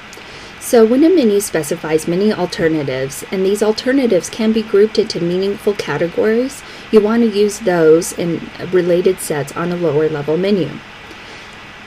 Cascading menus can also be used for when a choice leads to a short fixed list of single choice properties or when there are several fixed sets of related options. You can use this to simplify a menu, and you want to avoid using it for frequent repetitive commands. Pop-up menus are used to present alternatives or choices within the context of the task. Tear-off menus is a pull-down menu that can be positioned anywhere on the screen for continual referral. You want to use this for items that are sometimes frequently selected or infrequently selected and small in number, somewhere in between 5 to 10.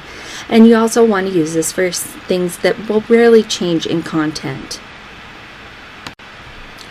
Icon menus are to remind users of the functions, commands, attributes, or application choices available, whereas pie menus are used for mouse-driven selections with one-level or two-level hierarchies, short lists, and choices conducive to that format. So now let's cover step 5, which is the selection of the proper kinds of windows. Windows have the following characteristics: a name or a title allowing it to be identified, a size in height and width, a state, accessible or active or not accessible, a visibility, which is the portion that can be seen, a location relative to the display boundary, and presentation, which is its arrangement in relation to other windows, management capabilities, its highlight, which is the part that is selected, and the function, task, or application to which it is dedicated. So what is the attraction of Windows? Well, it allows us to present different levels of information or multiple kinds of information. It also allows for sequential presentation of levels or kinds of information, and it gives the user access to different sources of information. It also allows the developer to combine multiple sources of information, perform more than one task. It can remind people, or it can monitor, and there's multiple representations of the same task. Some of the constraints in Windows system design is historical considerations, hardware limitations, human limitations, other limitations, and the limitation that if you're on a window, you don't know where you're going to. A typical window may be comprised of up to a dozen or so elements. Some appear on all windows and others only on certain kind of windows or under certain conditions. But for consistency purposes, these elements should always be located in the same position within a window. You're going to want to take into consideration the following components: the frame, the title bar icon, the window sizing buttons, the What's This button, a menu bar, a status bar, scroll bars, split bars, toolbars, the command area, the size grip, and the work area.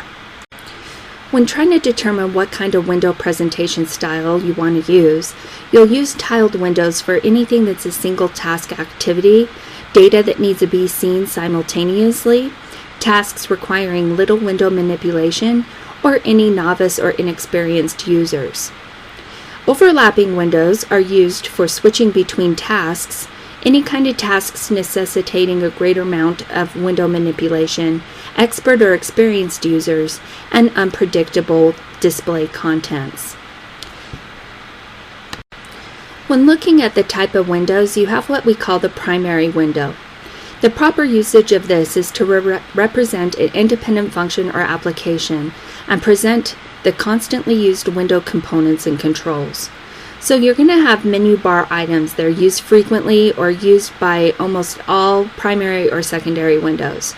And the controls used by the dependent windows are going to present information that's continually updated or provide a context for the dependent window.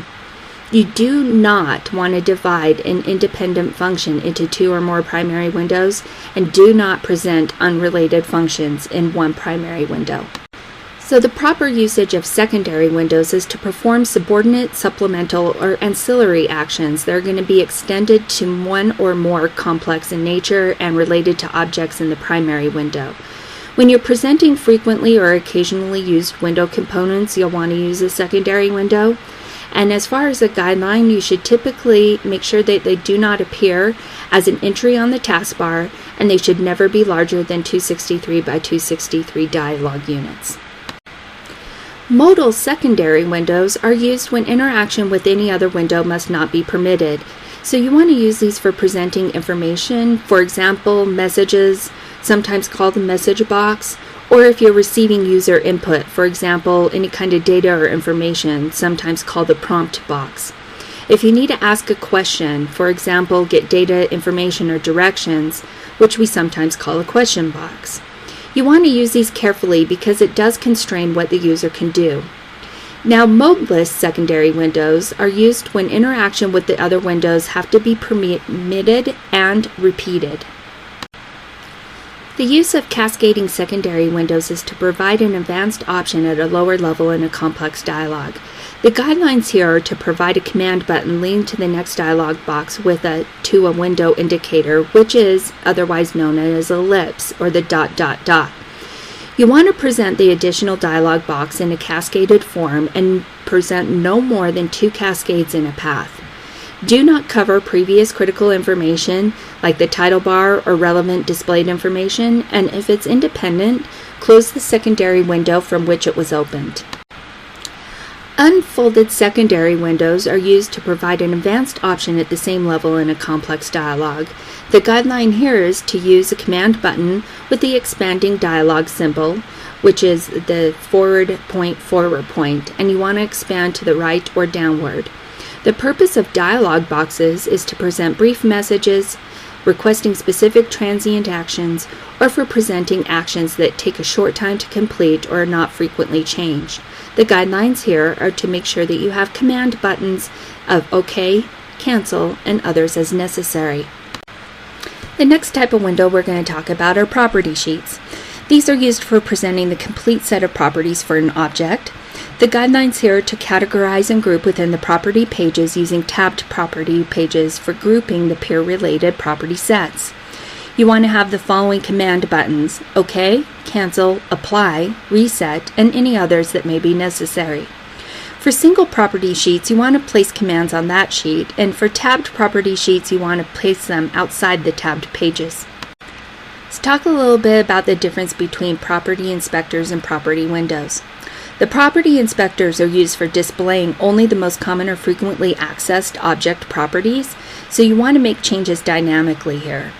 Palette windows is used to present a set of controls, and it's designed as resizable, or it could be fixed in size. The purpose of message boxes is to display a message about a particular situation or condition.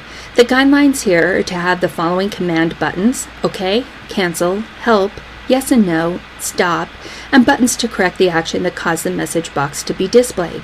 You want to enable the title bar to close box only if the message includes a cancel button, and you want to designate the most frequent or least destructive option as the default command button.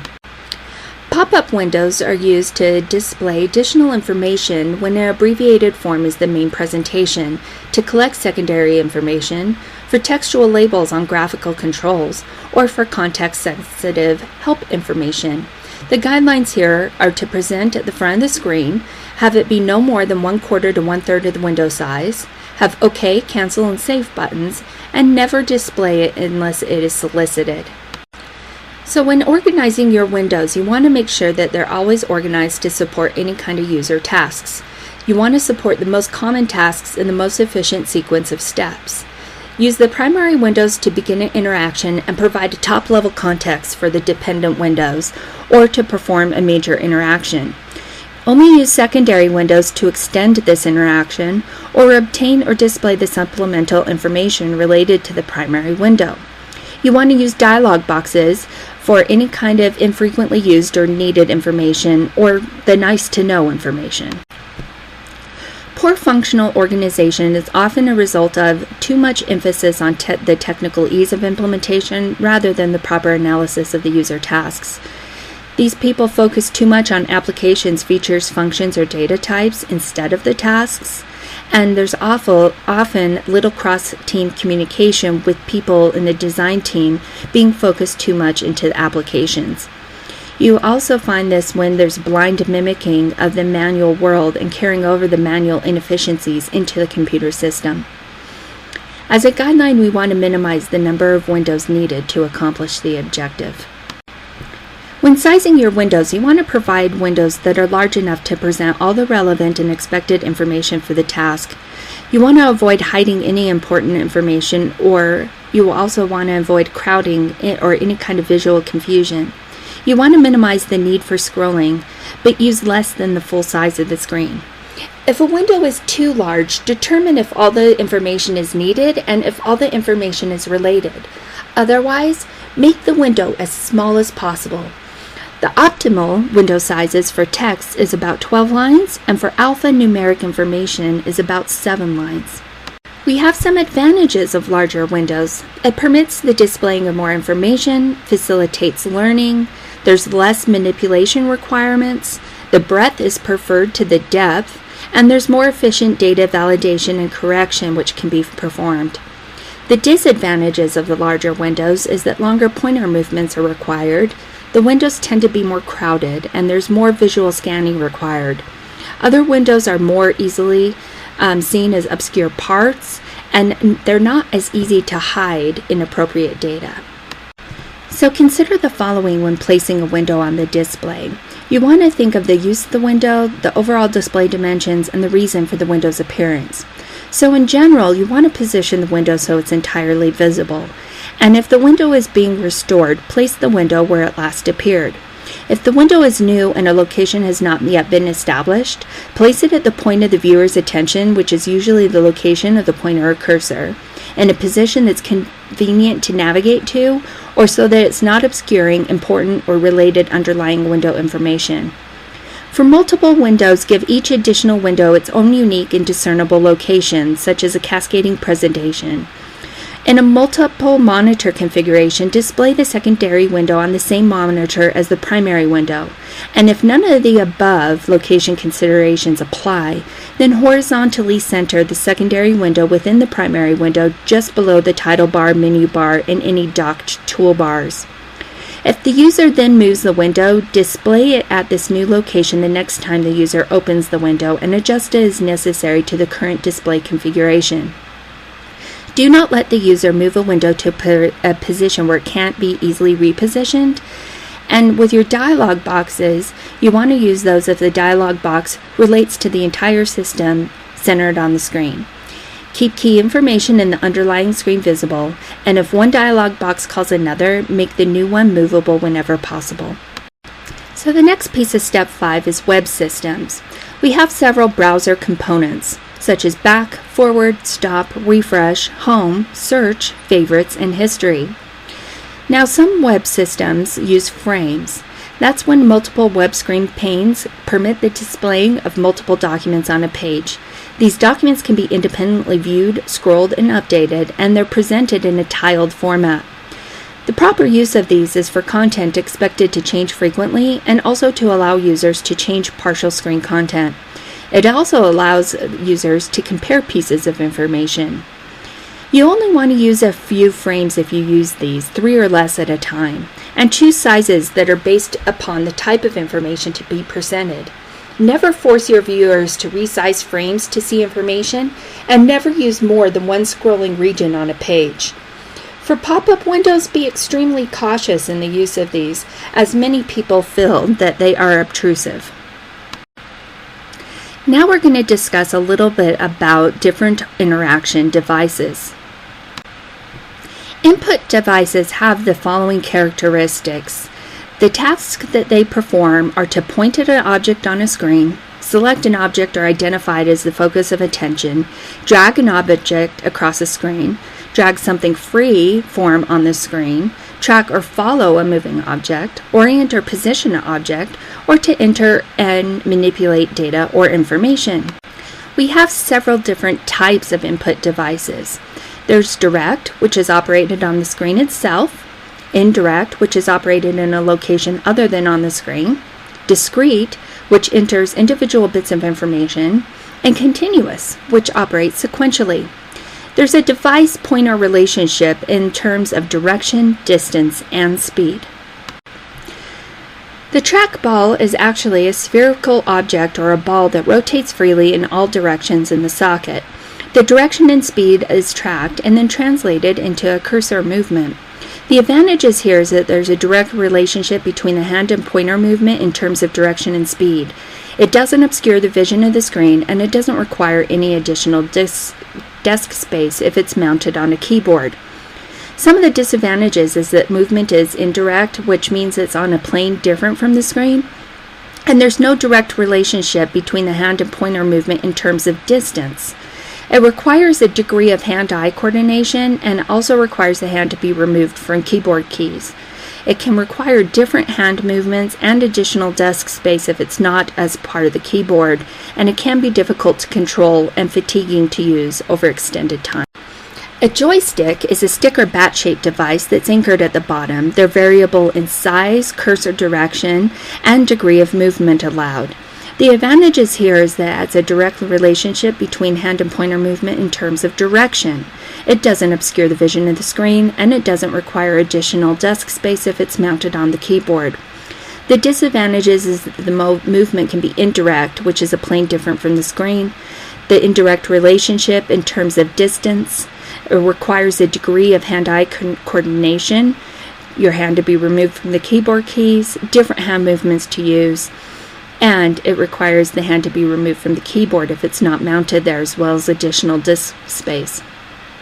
It can also be fatiguing to use over time, and they have been known to be slow and inaccurate. A graphic tablet trackpad is pressure, heat, light, or light blockage sensitive horizontal surfaces that lie on the desktop or keyboard. They can be operated with fingers, light pen, or objects like a stylus or pencil, and the pointer imitates movements on the tablet. The advantage here is the direct relationship in terms of direction, distance, and speed. They're more comfortable for horizontally operating planes, and they do not obscure the vision of the screen. However, the movement is indirect. It does require the hand to be removed from the keyboard and keyboard keys. It does require different movements to use, and it requires additional disk space. Your fingers may be too large for accuracy when working with small objects. Touch screens are special surfaces on which the screen is sensitive to a finger or stylus. The advantage here is the direct relationship in terms of direction, distance, and speed. The movement is direct. It requires no additional desk space, and it stands up well in high-use environments. The disadvantages here is that the finger can obscure part of the screen, and it may be too large for accuracy with small objects. It requires moving your hand far from the keyboard to use, and it's very fatiguing to use for extended periods of time. It also can soil or get damaged easily. Now, design guidelines here are that the object should be at least 3/4 inch by 3/4 inch in size, and the object separation should at least be 1/8 of an inch. You need to provide visual feedback in response to the activation, and auditory feedback could also be appropriate. When the consequences are destructive, require confirmation to eliminate any kind of inadvertent selection and provide an instructional invitation to begin. Light pens are a special surface on a screen sensitive to the touch of a special stylus or pen. The advantage here is the direct relationship in terms of direction, distance, and speed. The movement is direct, it requires minimal desk space, stands up well in high use, and it's more accurate than the finger touching.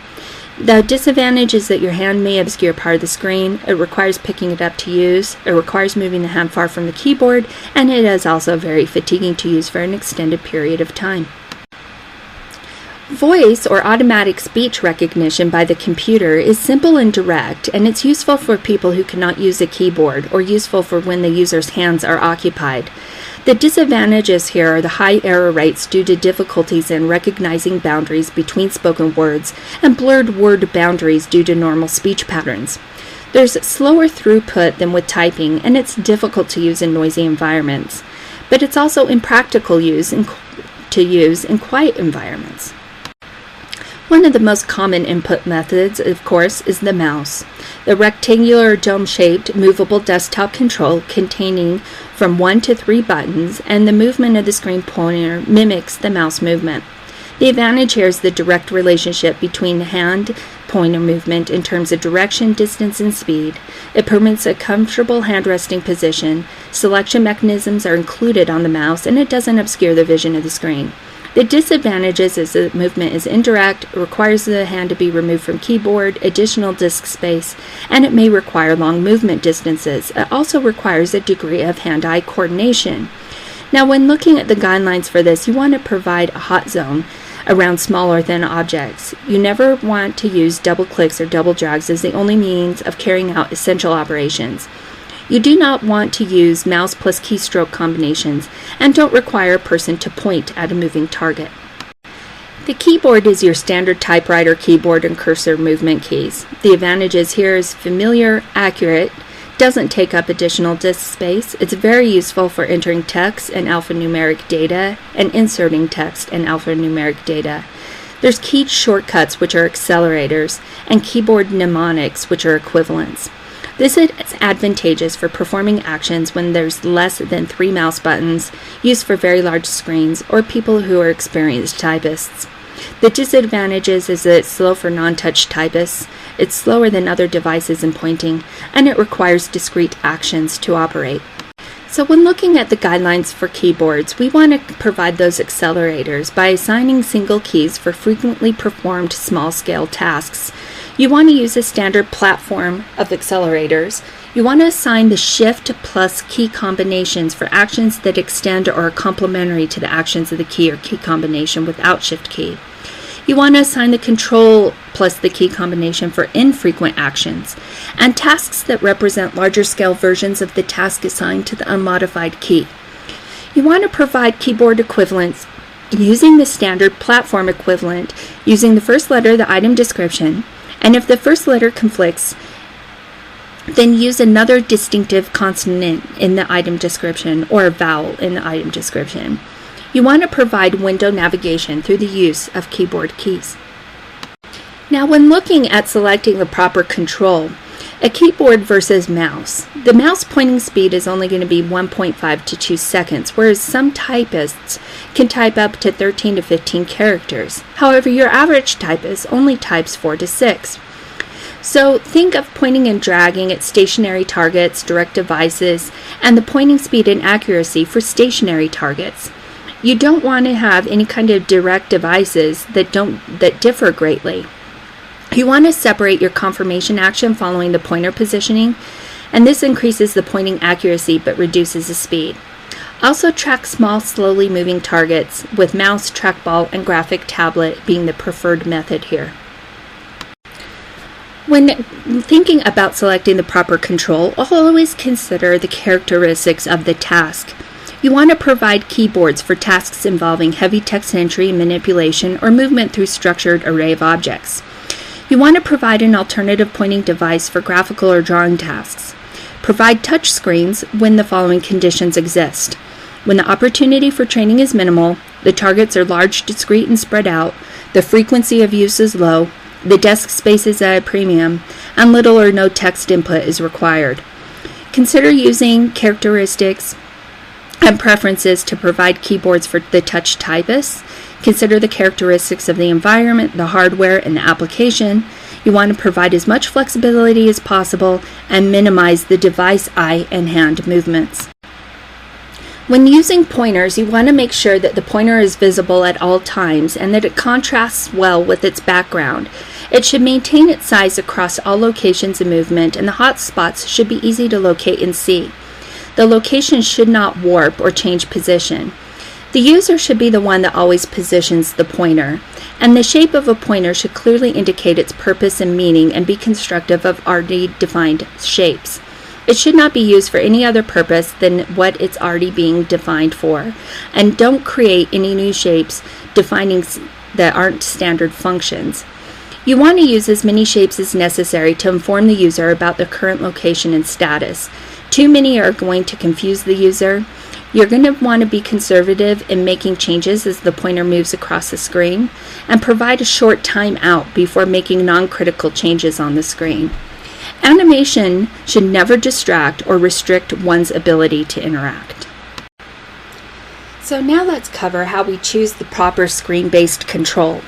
Step 7 contains a lot of information about these different controls, and I suggest that you skim through it before the exam, but we'll cover the highlights here. Screen controls are sometimes called widgets, and they are the elements of a screen that constitute its body. By definition, they are the graphic objects that represent the properties or operations of other objects. A control may permit the entry or selection of a particular value. It can permit the changing or editing of a particular value. It can display only a particular piece of text, value, or graphic. It can cause a command to be performed, or it can possess a contextual pop-up window. In the last decade, some platforms have expanded the definition of a control to include all specifiable objects of a screen, including the text, headings, and group boxes. In describing the controls, we're going to break them down into categories that reflect the way that they're used. We'll begin with the operable controls, and those that are manipulatable, changeable, and settable. Then we'll review the presentation controls, which are those used to inscribe permanent information on a screen or used to give screen structure. Now, screen control or widget has to permit the entry of a selection of a particular value. It also needs to display only that particular piece of text and cause a command to be performed. Controls must look the way it works and work the way it looks. It has to be used exactly as the design is intended, and it must be presented in a standard manner. The look of a control should make it obvious that it is a control, and in this context we're going to use guidelines such as raised elements, meaning that it can be pressed, recessed elements, meaning it cannot be pressed, and elements on a flat white background, meaning that it can be opened, edited, or moved. Now, operable controls is to permit the entry, selection, changing, or editing of a particular value. The screen designer is presented with an array of screen controls to choose from, and selecting the right one for the user in the task is often difficult. But as with input devices, making the right choice is critical to system success, and a proper fit between the user and control will lead to fast, accurate performance, whereas a poor fit is going to result in lower productivity, more errors, and user dissatisfaction. So when we're looking at our operable controls, you want to think about what you're trying to cause the command to be performed. You're going to be looking at using buttons, text entry or read-only controls, selection controls, combination entry selection controls, or specialized operable controls. The guidelines when using these controls is to make sure that you're using familiar ones, consider the task at hand, make sure you're reducing the number of clicks, and consider your available screen space as well. Now, text entry read-only controls contain the text that's exclusively entered or modified through the keyboard. They may also contain entered text being presented for reading or display purposes only. There's two kinds of text box, single line or multiple line, and they're a control usually rectangular in shape in which text can be entered or edited or displayed. They usually possess a caption describing the kind of information contained within it, and they usually have an outline field border, which is included for enterable, editable text boxes. It is not included if you have a read-only text box. When it's first displayed, the box may be blank or it may contain an initial value. The purpose here is to permit the display, entering, and editing of textual information or to display read-only information. Some of the advantages of text boxes is that they're very flexible, familiar, and they consume little screen space. The disadvantage is that it does require the use of a keyboard, and it requires the user to remember what has to be keyed in. So when you're looking at the proper usage of text boxes, they're most useful for data that's unlimited in scope, difficult to categorize, and offer a variety of different lengths. You want to use this when a selection list is not possible. Now, when it comes to selection lists, we have basically a permanently displayed box-shaped control that contains a list of attributes or objects from which a single selection or multiple selections are made. This choice can be text or graphics, and they're made by using a mouse. They are capable of being scrolled to large view lists, and no text entry field exists in which to type the text. They can be associated with summary list boxes, which will permit the selected choice to be displayed or an item added to the list. The purpose here is to display a collection of items containing mutually exclusive options and non-mutually exclusive options. The advantages here is that it reminds users of the available options available to them. It also has an unlimited number of choices, and the box is always visible. The disadvantage here is that it consumes screen space, and it often requires an action like scrolling to see all the list choices. The list content can change, which will make items hard to find, and it may be ordered in an unpredictable way, making it hard to find. A drop-down pop-up list box is a single rectangular control that shows one item with a small button to the right side. The button provides a visual cue that an associated selection box is hidden, and then when it's selected, a larger associated box will appear containing the list of choices. Text may not be typed into the control, and the purpose here is to select one item from a list of mutually exclusive options when your screen space is limited.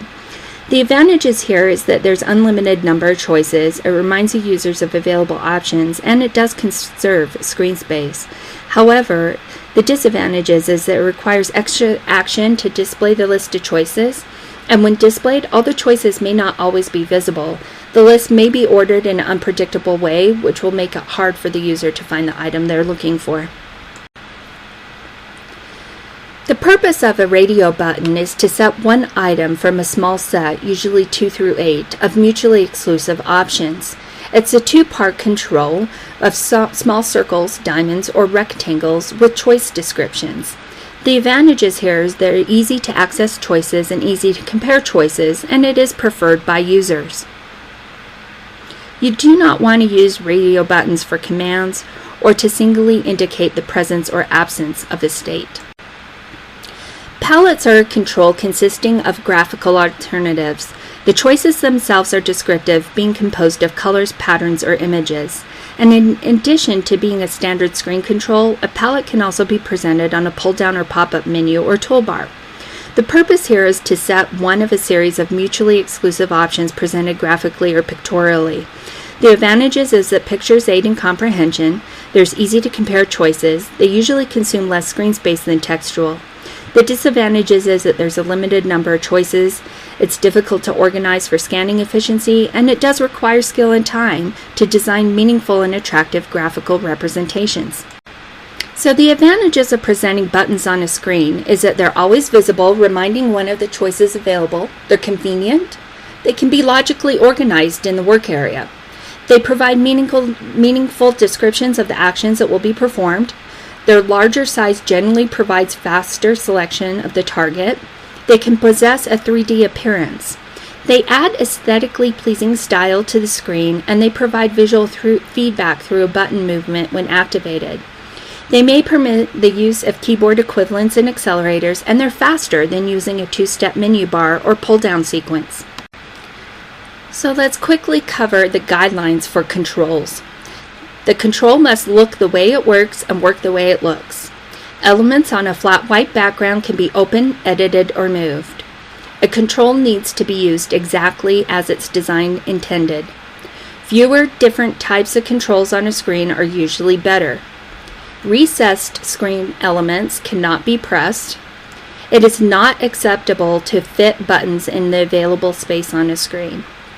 For web pages spanning more than one screen, you want to repeat the buttons at the top and the bottom of the page. A vertical orientation is the preferred manner of presentation for multiple related checkboxes. Use standard sliders and proven design styles whenever available. If used, to make the look and behavior of custom controls different from that of the standard controls.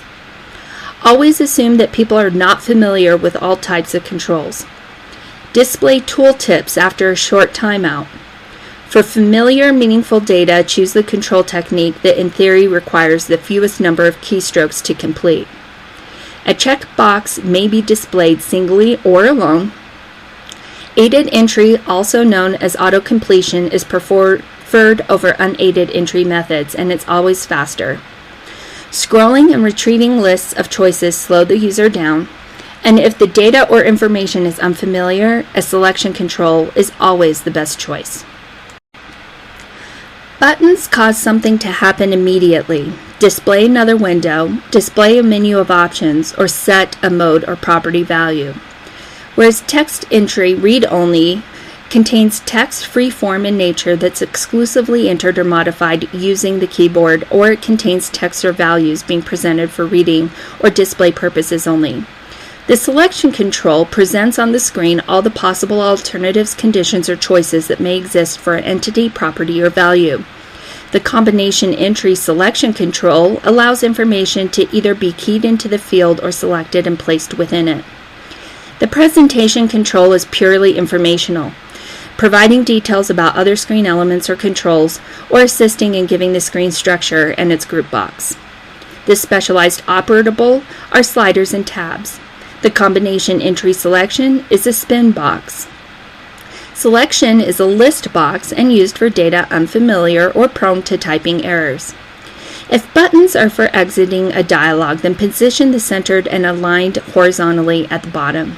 If buttons are used for invoking a dialog feature or expanding the dialog, then position them centered and aligned vertically on the right. If a button has a contingent relationship to another control, then position it adjacent to the related control. And if a button is contingent to another group of controls, then position it at the bottom or to the right of the related controls. When laying out buttons on a screen, use the following guidelines. You want to provide equal and adequate spacing between adjacent buttons. You want to provide adequate spacing between the buttons and the screen body controls. The presentation controls are group box, column heading, balloon tip, progress indicator, and sample box. The purpose of a slider is to make a setting when a continuous qualitative adjustment is acceptable, and it's useful to see the current value relative to the range of possible values. In choosing from a list of items, people generally pick an item from the beginning of the list. And custom control guidelines are to implement custom controls with caution, and custom controls add to user learning and increases the system complexity. The next step is to write clear texts and messages. Readability is the degree to which prose can be understood based upon the complexity of the words and sentences. The measure derived is a reading level based upon school grade levels first through college. The average reading level in North America is at the 8th to 9th grade level, and about 1 out of every 5 adults only read at the 5th grade level or below. Adults tend to read 1 or 2 grades below the last school grade that they have completed. So the guidelines here are to write at a level below the reading skill of the intended audience and apply all other principles for clear writing and text presentation. So the guidelines here are to have clear, meaningful, crafted words, messages, and texts which lead to greatly enhanced system usability and minimize the user confusion. Communication should always provide information simply, clearly, and politely. And the design must take into account the user's experience and knowledge and how much information is needed to interact. So when thinking about choosing the proper words, do not use jargon, abbreviations or acronyms, and word contractions, suffixes, and prefixes. You want to use short, familiar words, standard alphabetic characters, complete words, positive terms, simple action words, and the more dimension when comparing. You also want to be consistent in your word usage. Do not stack words, hyphenate words, or include punctuation for abbreviations, mnemonics, and acronyms. When crafting sentences and messages, you're going to want to make sure that they're brief and simple, with no more than 20 words per sentence and no more than 6 sentences per paragraph. They should be directly and immediately usable with an affirmative statement in active voice in the temporal sequence of events and possess the main topic near the beginning. Now, when you're thinking of doing messages, you need to make sure that you're setting the proper tone. Be cautious in the use of humor, as it can sometimes be misinterpreted in text. There are several kinds of messages that are generated by the system to keep the user informed of the current state and activities. They're customarily presented within message boxes, and the different types are status, which provide information concerning the progress of a lengthy operation, informational, which will provide information about the state of the system when it's not immediately obvious. Warning will call attention to a situation that may be undesirable. Critical will call attention to conditions that require a user action before the system can proceed, and questions ask questions and offers opinions to the user. Instructional messages tell the user how to work with or complete the screen displayed. So when writing a message box text, you're going to want to make sure that the title bar clearly identifies the source of the message. You want to have the name of the object to which it refers and the name of the application to which it refers. You do not want to include an indication of the message type and use mixed case in the headline style. On the message box itself, provide a clear and concise description of the condition causing the message box to be displayed. Of course, you want to use complete sentences with proper punctuation. You want to state the problem, its probable cause if it's known, and what the user can do about it. Avoid contractions and technical jargon. Provide only as much background information as necessary for the message to be understood, and show only one message box about the cause of the condition in a single message. Make the solution an option offered in the message, and avoid any kind of multi-step solutions. You'll want to use consistent phrasing for similar situations, and please use the word please conservatively. Do not exceed 2 or 3 lines in the message box, and only include the relevant identifying icon to the left of the text and center the message text in the window. As far as controls are concerned on the message box, you're going to want to have the following when it comes to command buttons. If the message requires no choices to be made but only an acknowledgement by the user, include an OK button. But if the message requires a choice to be made, make sure that you're providing a command button for each option. Include OK and cancel buttons only when the user has the option of continuing or stopping, and include yes and no buttons when the user has to decide how to continue. If these choices are too ambiguous, label the buttons with the names of the specific actions needed. If a message allows initiation of an action to correct the situation described, make sure that you're including a properly labeled button initiating the corrective action. And if a message describes an interrupted process whose state cannot be restored, provide a stop button. If the message offers an opportunity to cancel a process as well as to perform or not perform an action, make sure you're providing a cancel button. And if more details about a message or topic are needed, provide the help button. You'll want to designate the most frequent or least destructive option as the default, and display message box only when the window of the application is active. Also, display only one message box for a specific condition. And in the close box, enable the title bar close box if the message includes a cancel button. Now, when you do the message location, you're going to want to use message line for any of them that do not interfere with the screen information. So pop-up windows can be used for all kinds of messages if available, but they should be used for critical messages only. Now, some other considerations when it comes to messages is that abbreviated, more concise versions of the messages should be available, and something that must be remembered should be at the beginning of the text. Do not include any kind of code numbers with messages. And in instructional messages, you'll want to make sure that the instructional information is at the depth of the detail needed by the user. You're going to want to locate them at strategic positions on the screen and display them in a manner that visually differentiates it from other screen elements. In writing, follow all the relevant writing guidelines for words, sentences, and messages. When presenting text, we have a few guidelines. You're going to want to display the prose text in mixed letters. With your fonts, you want to make sure that they're plain and simple with a point size of 12 to 14, and they should be proportional. Your alignment should be left aligned, and your line length should be for fast reading 75 to 100 characters, or if the user preference is important, 50 to 60 characters. You want to avoid very narrow columns. Also, with your line endings, make sure that you coincide with grammatical boundaries, and in spacing, make sure that you enhance it to increase legibility and readability. In the content, increase your spacing to enhance legibility and readability. Use headings to introduce a new topic. Separate the paragraphs by at least one blank line and start a fresh topic on a new page. Use lists to present facts and emphasize important things by positioning the boxes and bolding typeface or indented margins. Also provide the design philosophy consistent with other parts of the system. When writing text, you're going to want to use short sentences composed of familiar personal words. You're going to cut out any excess words and keep the number of words in any sentence to 20 or less. You also want to cut the number of sentences and use separate sentences for separate ideas. Keep your paragraphs short and restrict a paragraph to only one idea.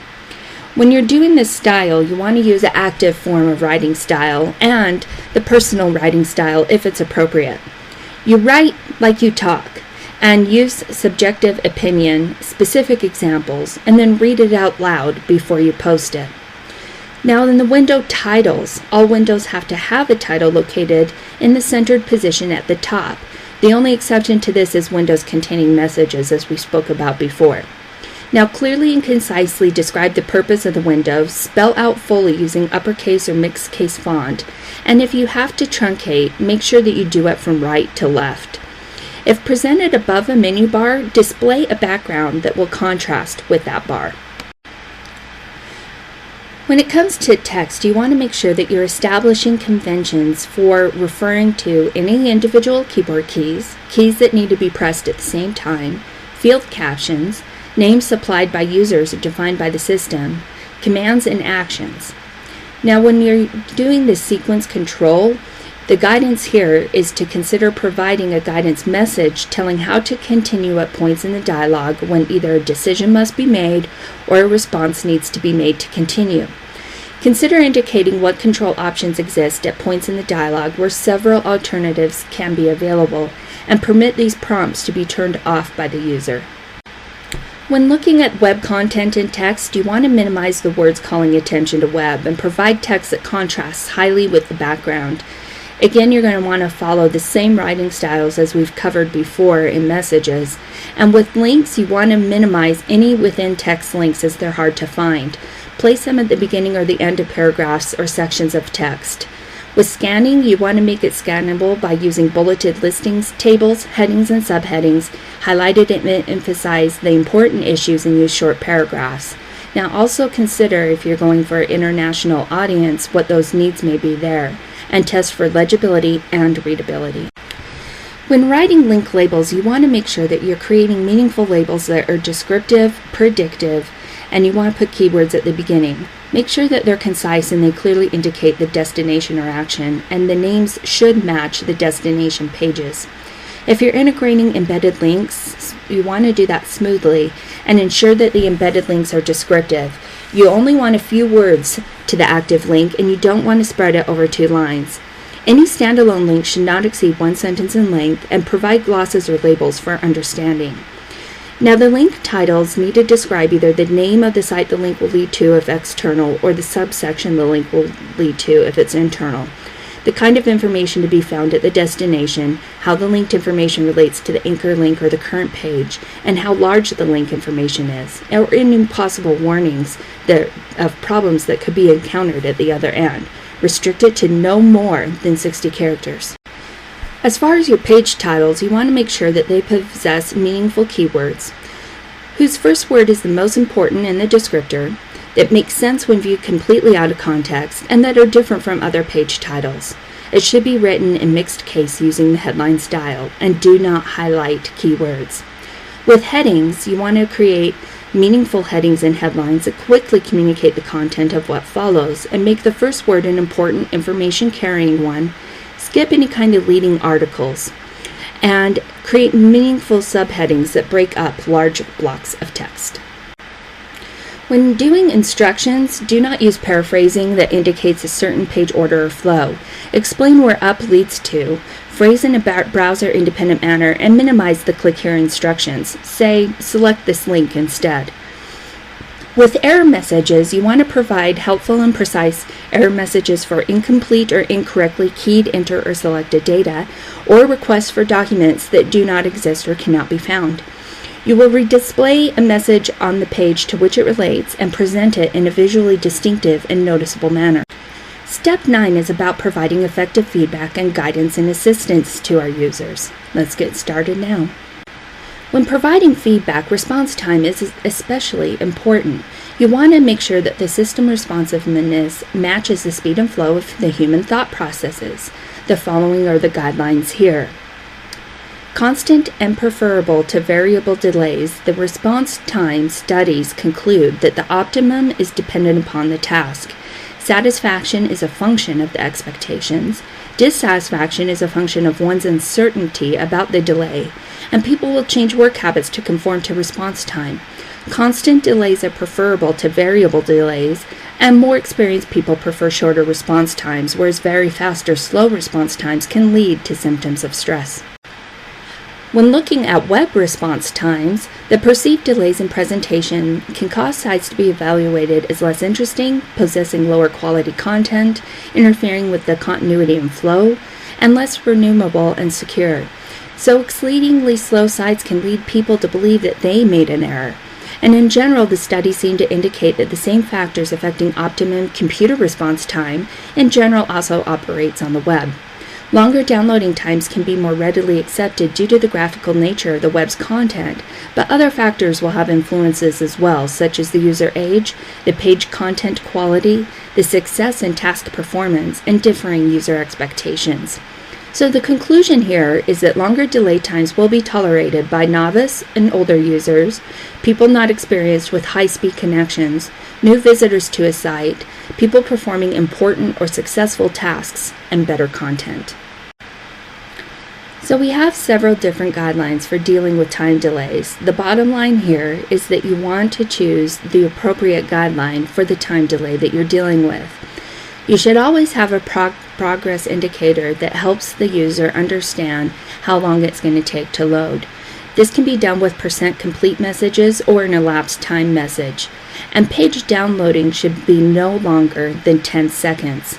You can achieve this by making sure that your images are small, lean, reusable, and contain pixel and height width dimensions in the tag. You can use thumbnail images to preview larger images and use simple background images if used at all. There's other techniques that we can use, such as blinking to attract attention to a flashing indicator or the use of sound.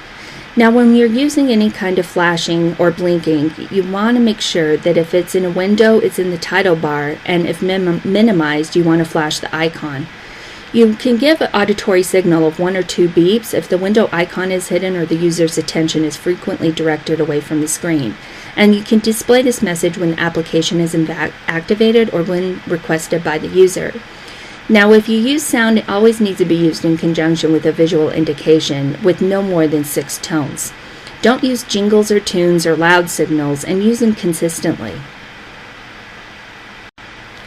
So when looking at guidance and assistance of our users, you want to make sure that you're doing prevention, detection, and correction of errors.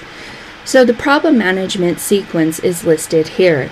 You want to make sure that you're using these guidelines to help aid the user through guiding them through the system. When you are correcting errors on the part of the user, you want to make sure that you're preserving as much of the work as possible. You also want to follow these guidelines here. When making a help button, you want to assist people in remembering what to do. The benefits here are improving the usability of a system, providing insurance against design flaws, and accommodating any kind of user differences. We have several guidelines which are listed here.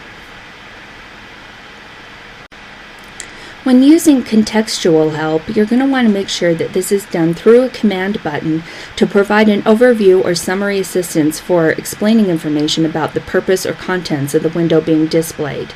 You want to present the help button in a secondary window or dialog box. When you're using status bar messages, you want to make sure that you're using an abbreviated context-sensitive message related to the screen item with the focus, and it should appear in the Windows status bar when the primary mouse button is pressed over or on the item. The purpose here is to provide explanatory information about the object of the focus. There are the writing guidelines that we follow below. Now, the tooltips are small pop-up windows that appear adjacent to the control and presented when the pointer remains over a control for a short period of time.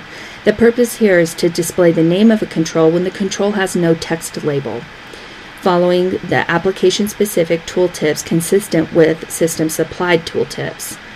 The "What's This?" command should be located in the Help drop-down menu on a primary window, a button in the title bar of a secondary window, or a command on a pop-up menu for a specific object, or a button on a toolbar. The purpose here is to provide contextual information about an object with the following design guidelines below. If you're going to be doing task-oriented help to describe the procedural steps for carrying out a task, you want to focus on how to do something. It should be displayed in a primary window typically accessed through the Help Topics browser, and it should include a set of command buttons at the top as a minimum. Make sure that you're following the design, presentation, and writing guidelines here. When making reference help for an online reference book, which is typically accessed through a command in a help drop-down menu or a toolbar button, make sure that it's reference-oriented or user guide-oriented and follows the following design, presentation, and writing guidelines listed here. Wizards are a series of presentation pages displayed in a secondary window. You're going to want to make sure that you're including controls to collect input and navigation command buttons, and they're typically accessed through toolbar buttons or icons. The purpose of wizards is to perform a complex series of steps or a task that requires making several critical decisions. They are also used to enter critical data and for use when the cost of errors is high. They can perform an infrequently accomplished task, and the necessary knowledge or experience to perform a task is lacking. They're not suited to teaching how to do something. You're going to want to make sure that you're following the presentation, writing, and design guidelines here. If you have hints or tips, it should be a command button labeled as such, and it should provide a few important contextual but specific items of information related to the display screen. Since the web is a worldwide phenomenon, we need to make sure that we are providing accessibility for international users. Internationalization is the process of isolating culturally specific elements from a product.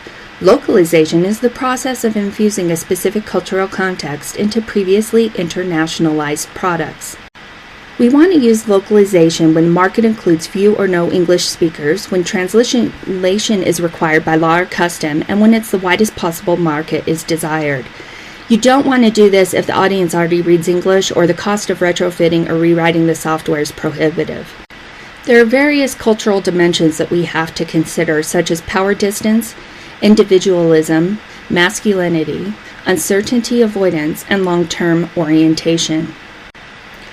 So the guidelines here with your words and text are to avoid acronyms and abbreviations, slang or obscure phrasing, stringing nouns together, jargon, a telegraphic writing style or overly friendly writing style, culturally specific examples, and references to any national, radical, religious, or sexist stereotypes.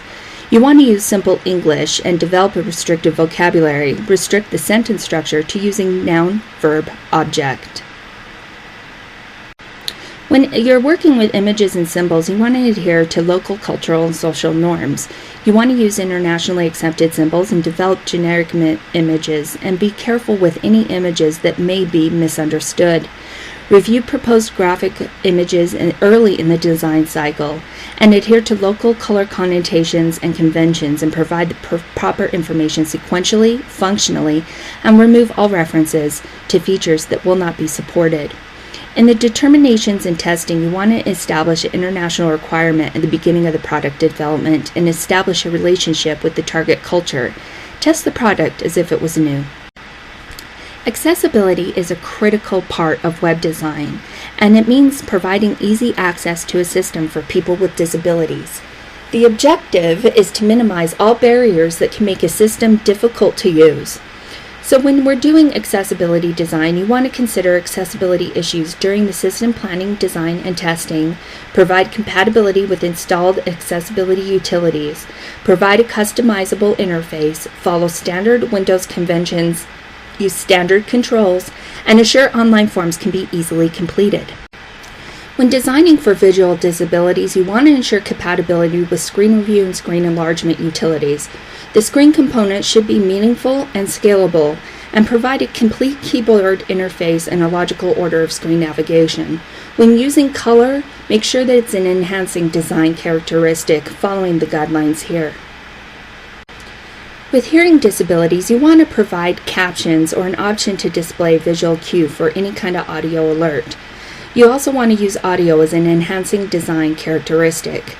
If you have physical movement disabilities that you're designing for, you want to provide a voice input system, a simple keyboard interface, a simple mouse interface, and on-screen keyboard controls. Speech or language disabilities can be dealt with by providing a spell check or grammar check utility and limiting the use of time-based interfaces.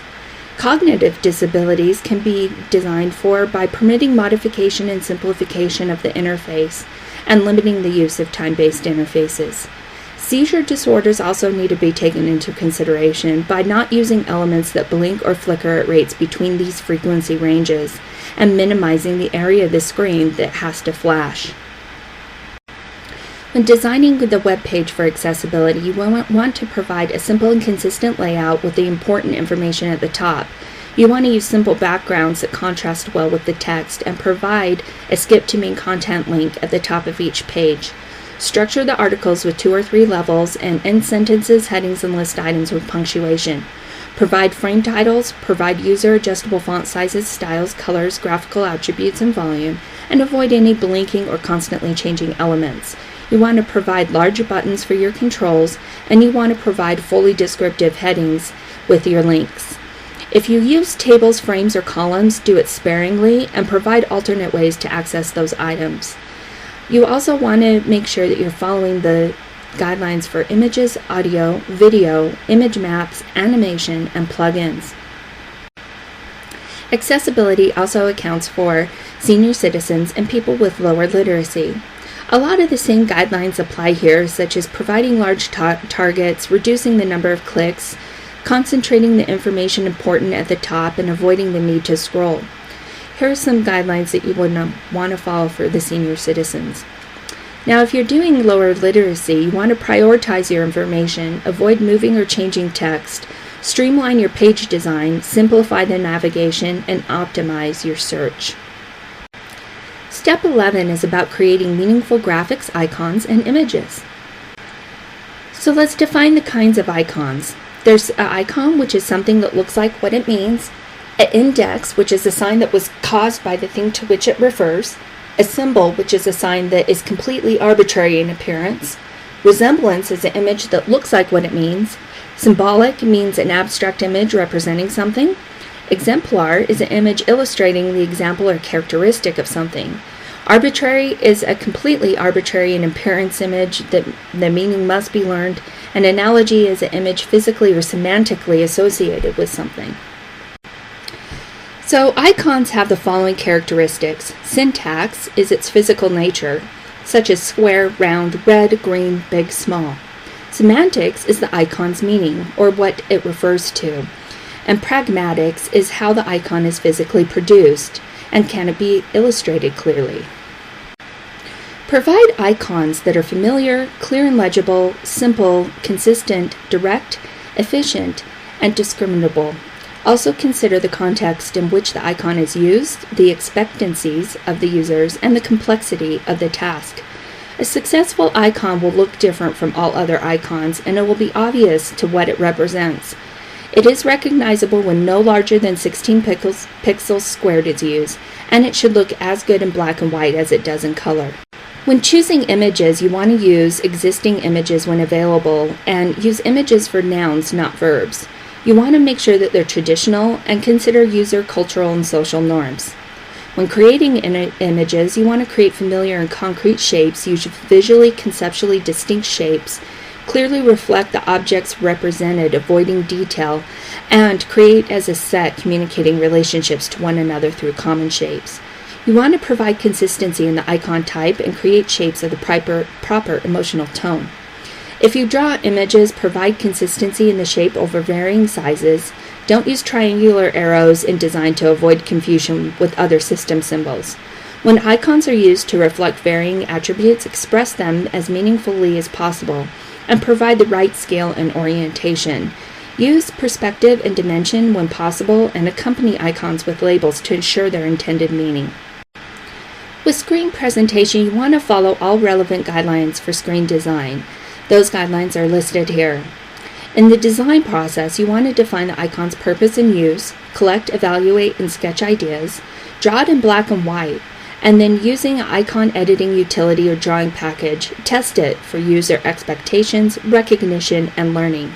Also test it for legibility and register new icons in the system's registry. The purpose of graphics are based on their context. The following are some of these. To identify links that may be followed, to illustrate items mentioned in the text, to depict relationships among items mentioned, to show how things process or work, or to provide visual appeal and emphasis. You want to use graphics to supplement the textual content, but not as a substitute for it. Convey information that can't be effectively expressed using text, and enhance navigation through presenting a site overview, identifying site pages, and content areas. Limit the use of graphics that take a long time to load, and coordinate the graphics with all other page elements. They should not look gratuitous or decoration banner ads. When it comes to images, make sure that they convey their intended message and use the following guidelines below. Image maps are advantageous because they can be arrayed in a meaningful and obvious structure, and they're faster to load than separate images. However, they do have their disadvantages since they can consume a significant amount of screen space, and the hotspots are not always obvious. One's location within the map is also not always obvious. So you want to use these with caution and provide effective visual cues and emphasis to make them easily identifiable and ensure that your image maps are accessible to the vision impaired. You only want to use photographs or pictures when every aspect of the image is relevant and following the guidelines below.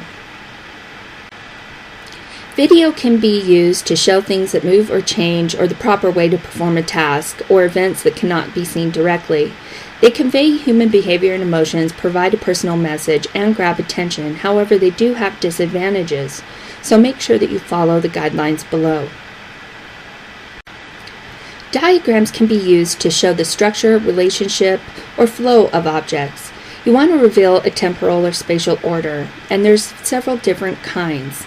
Flowcharts, cause and effect charts, Gantt charts, organizational charts are just a few.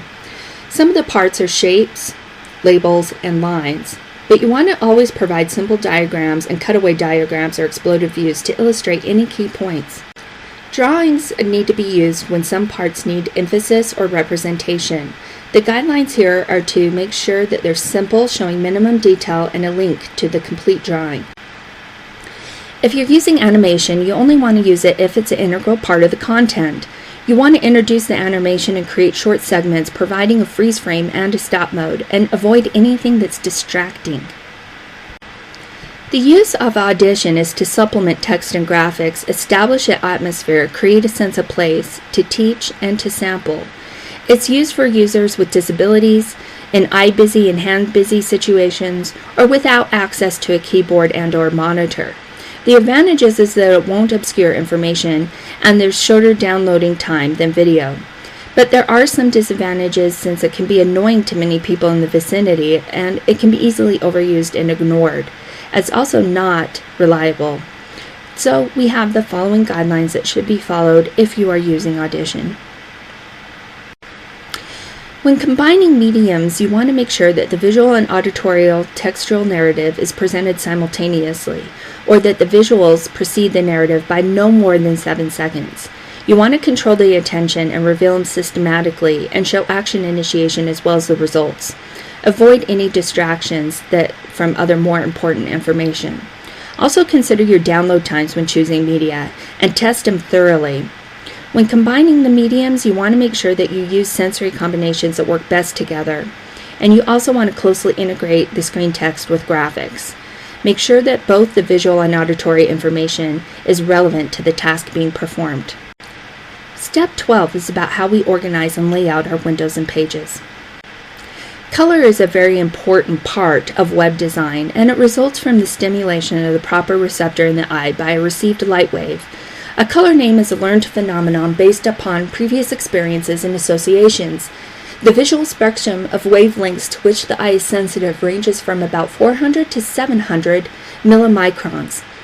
Color has 3 properties: hue, which is the spectral wavelength composition of a color such as green or red; chroma or saturation, which is the purity of a color in a scale from gray to the most vivid version of the color; and value or intensity, which is the relative lightness or darkness of a color in a range from black to white. There's 3 primary colors: red, green, and blue, and their wavelengths additively combine into pairs to produce magenta, cyan, yellow, and all the other visible colors in the spectrum.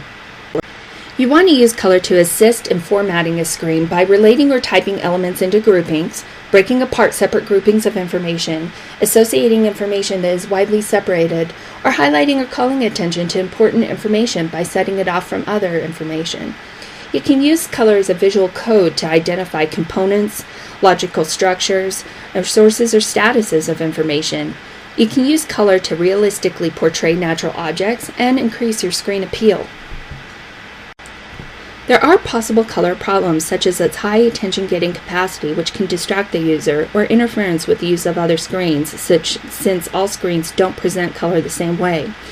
There's varying sensitivity of the eye to different colors. For instance, in the middle, yellow and green is more sensitive than combinations of screen colors which constrain the eye's accommodation mechanisms such as blue and red. Also, there's color viewing deficiencies. 8% of males are colorblind and 0.4% of females have color viewing deficiencies as well. And there's cross-disciplinary and cross-cultural differences in colors as well. So the conclusion here is that for simple displays, color may have no dramatic impact. As the display complexity increases, so does the value of color, and people like using color and think it has a positive influence on their productivity, even though it may not. So when talking about color and human vision, it's important to understand that the lens is the muscle that focuses the wavelengths of light on the retina. Different wavelengths are focused at different distances behind the lens. Longer wavelengths are red and are focused further back than the shorter wavelengths, which are blue. And colors of a different wavelength of one color actually being focused will appear out of focus. So to create a sharp image of the out of focus colors requires a refocusing of the eye. And excessive refocusing, such as between red and blue, can lead to eye fatigue. The retina is the light-sensitive surface of the eye. Rods are sensitive to the lower light levels and function primarily at night, whereas cones are stimulated by higher light levels and react to color.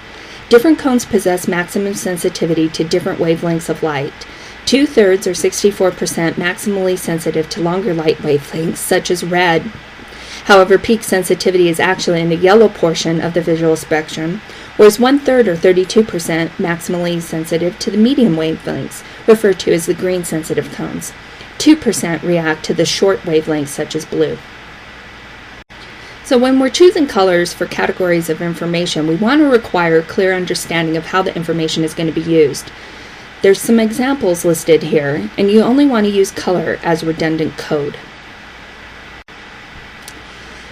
So you can design a monochrome if you have a lot of people that you know will have a color viewing deficiency, if you have a monochrome display, or conditions where ambient lighting will distort the perceived color. You want to use colors conservatively and don't use it where other identification techniques such as location are available. You want to make sure that you don't select any more than 4 or 5 colors, and good colors are red, yellow, green, blue, and brown.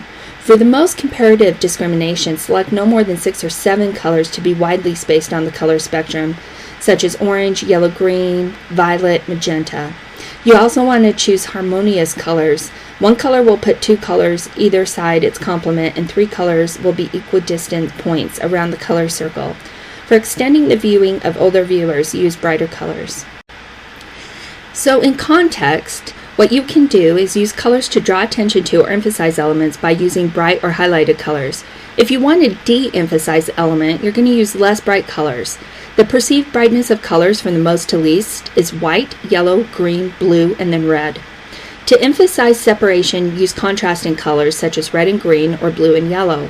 But to convey similarity, use similar colors such as orange and yellow or blue and violet. We have common meanings that are associated with colors.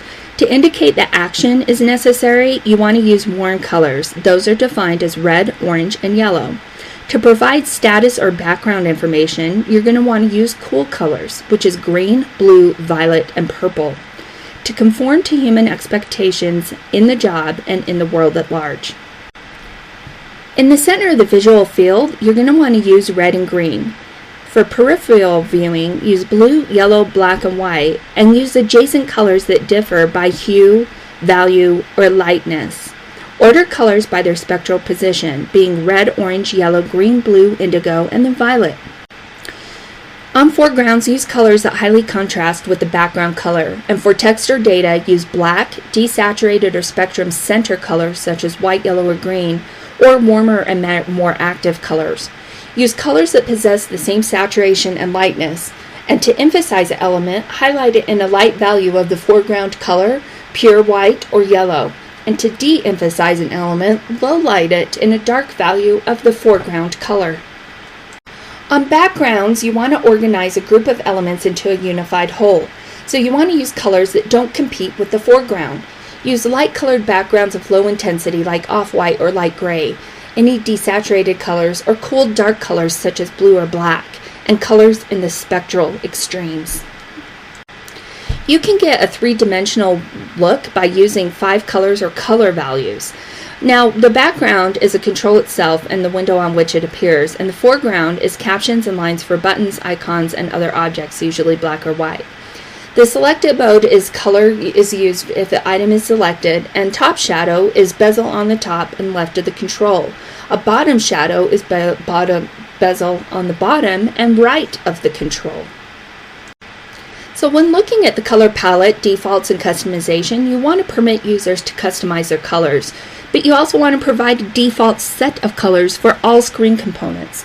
Provide a palette of 6 or 7 foreground colors with 2 to 5 values or lightness shades for each foreground color. Provide a palette of 6 or 7 background colors and never refer to a screen element by its color. For fine discriminations, use a black, gray, white scale, and recommended values are white, light gray, medium gray, dark gray, and then black.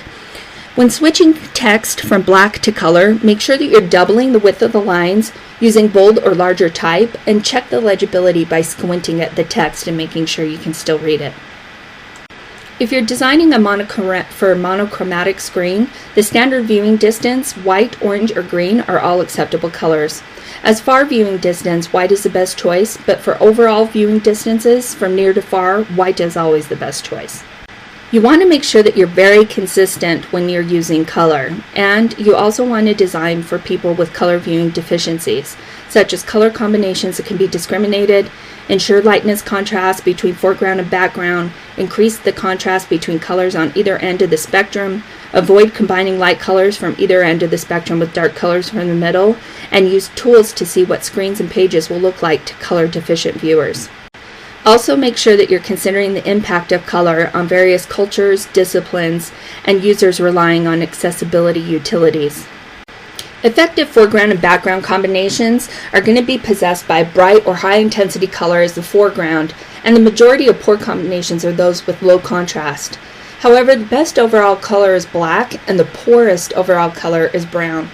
Maximum flexibility and variety in choosing a foreground color exists with black or blue backgrounds, and brown and green are the worst choices. If you have a foreground color, it's acceptable if the background color is chosen properly. The increased saturation of the foreground is only marginally affected, meaning that any dark saturated foreground color is satisfactory. So as we just spoke about, you want to choose your background color first, then choose acceptable foreground colors. Use no more than a maximum of 4, and use colors in toolbars sparingly. Always test your chosen colors as well.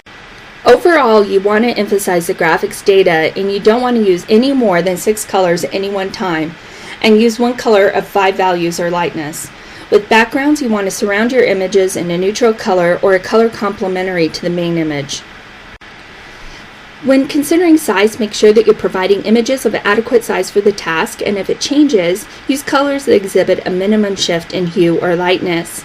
Colors also have an associated status. If it's proper, normal, or okay, use green, white, or blue.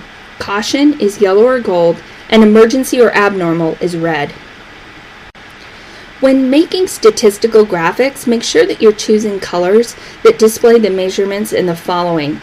Grids should be gray, data points yellow, variance or error bars blue, out of range red, and captions and labels should be lavender, lime green, or cyan. You want to display your area fill patterns with widely spaced dots in red, closely spaced dots in green, wide dashed lines in magenta, narrow lines in cyan, wide crosshatch in blue, and narrow crosshatch in yellow. If you're trying to convey a size, you want to make large and bright saturated colors, small, dark, desaturated colors, and similar of equal lightness. If you're trying to convey weight, to give an impression of heavy, use dark saturated colors, and light, use light desaturated colors.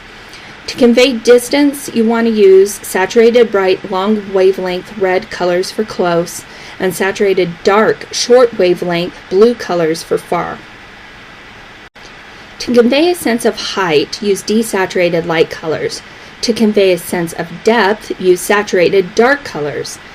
For the concentration level, if it's high, use saturated, and if it's low, desaturated. And to convey a magnitude of change, the lowest is going to be blue colors and the highest is going to be red. To convey an impression of action, you're going to want to use, if the action is required, red, and not required, blue. To convey an impression of order, the low end of the continuum should be blue, the high end red. And when displaying an array of ordered colors, position the short wavelength colors at the left and the long at the right or top. To convey an impression of order with value or lightness, use the lightness order of a color darkest to lightest or vice versa. And to convey neutrality, use black, gray, or white. Colors should always have a meaningful purpose, and you should use the browser's 216 color palette.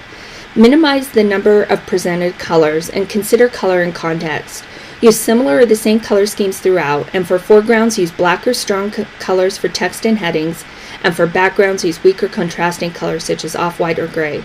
Use a uniform color in large areas, and the smaller the element, the more contrast is required between it and its background. Larger images should use flat web-safe colors and fewer colors than small images. Select colors that are easily reproduced in black and white, and for links, use default colors. Selected unselected should be blue, and selected visited should be purple. Do not display any text in these link colors that are not links.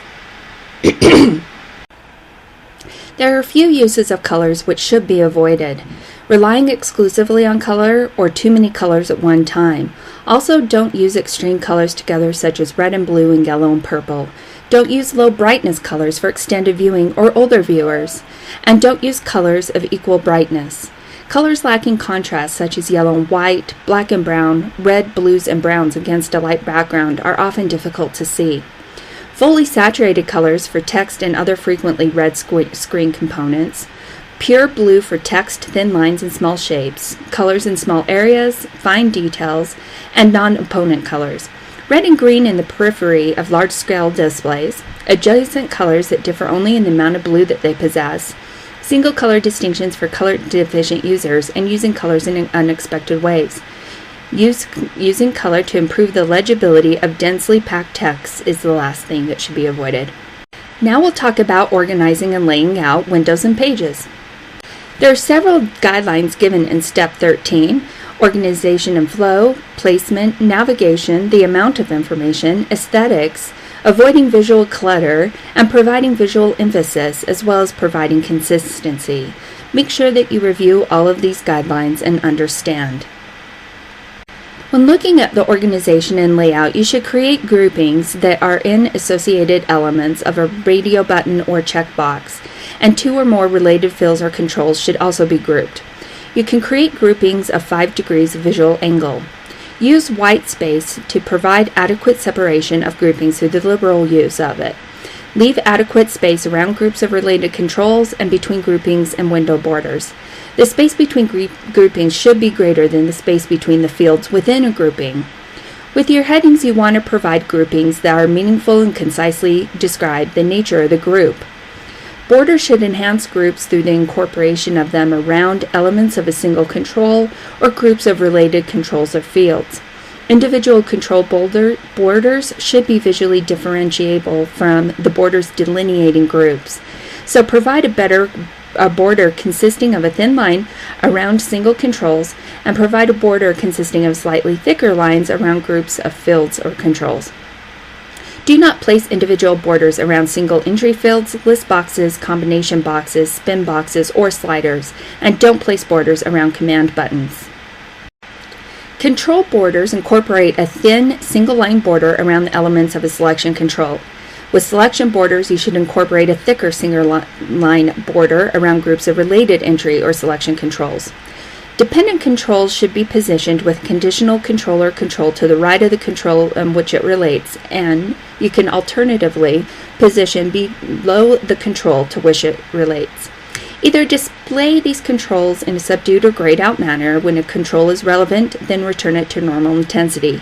And do not display a conditional control until the information to which it relates is set. Inscribe a filled-in arrow between the selected control and its dependent controls to visually relate them to each other. When aligning screen elements, minimize the alignment points on a window both vertically and horizontally. And when balancing screen elements, create balance by equally distributing controls spatially within a window and aligning the borders whenever possible. As far as organization and layout to the control navigation, you want to use the Tab key to move between operable window controls in the logical order of the control. Do not tab to field captions and labels. With radio buttons, you want to use arrow keys to move through the radio buttons with a single control. For check boxes, use the Tab key to move between the check boxes when they are independent controls. Within a border or group box, use the arrow keys to move between them. List boxes should use arrow keys to navigate, and command buttons for exiting or expanding the feature or dialog command buttons should tab to the end of the screen, controlling the tabbing for the sequence. For a command button with contingent relationship to a control in the window body, tab it to the logical point in the tabbing sequence within the window, and use keyboard equivalents or mnemonics for direct access to each control whenever possible. We have some guidelines when it comes to windows regarding organization and size. Please review these and make sure that you understand how to apply these guidelines. Step 13 also covers the guidelines for page layout. In general, you want to make sure it's efficient, logical, consistent, explanatory, and scannable. You want to strike a good balance between the text, graphic, and links, and you want to create and use a layout grid. The organization should be so all the critical information is at the very top, so it's always viewable at the page opening within the top 4 inches of the page. Limit large images above the fold and position remaining elements according to their importance. Also reduce the graphic complexity and textual density towards the bottom of the page. Make sure that you're restricting the number of elements per page and minimizing the page length. And generally only use longer pages for content pages where uninterrupted reading is desirable or in which an entire concept must be understood without interruption. So we spoke about using a layout grid in the last slide. What that is you're going to gather the representative samples of contents on the site pages, such as navigation pages, content pages, simple pages, and complex pages. Then you're going to experiment with various arrangements for all kinds of pages. You're going to paint or sketch the patterns of the organization on sample pages. Then follow all the layout guidelines and evolving page organizational standards in your sketching process. Maintain as much consistency between the page types as possible, and then design a grid or grids for the identified page types. Then you can start plugging in your content, such as navigational components, text, and graphics for each page. Next will be controlling the formatting, the platforms, the frames, and deciding if you want to use a fluid or fixed layout. You can also change the organization and structure when significant benefits exist. Navigation elements will differentiate and group things together that are related. You want to provide global at the top of the page and then provide local navigation elements on the left side of the page. For long lists, consider placing these in a frame. Optionally, provide secondary controls for navigation on the right-hand side, and provide explicit or embedded links in the content area. Consider duplicating these links in the left navigation bar. And for long pages, provide a list of contents and important global and local links related at the page bottom. Now, create common, consistent themes and never create pages that have no navigational options.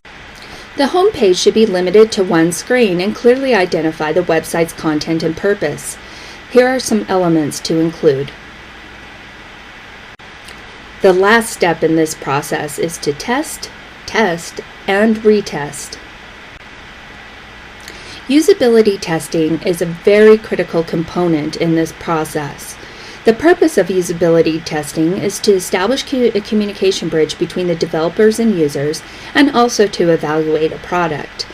That communication bridge is going to allow the developer to learn about all the users goals, perceptions, questions, and problems, but it's also going to allow the user to be exposed to the capabilities of the system early on so that modification can be done easily. When you evaluate the product, you want to validate the design decisions, identify any potential problems early on in the design, and enable a comparison of the alternate versions of a design element. You also want to assess how well the user needs and expectations are met and prevent any kind of embarrassment resulting from things slipping through the cracks.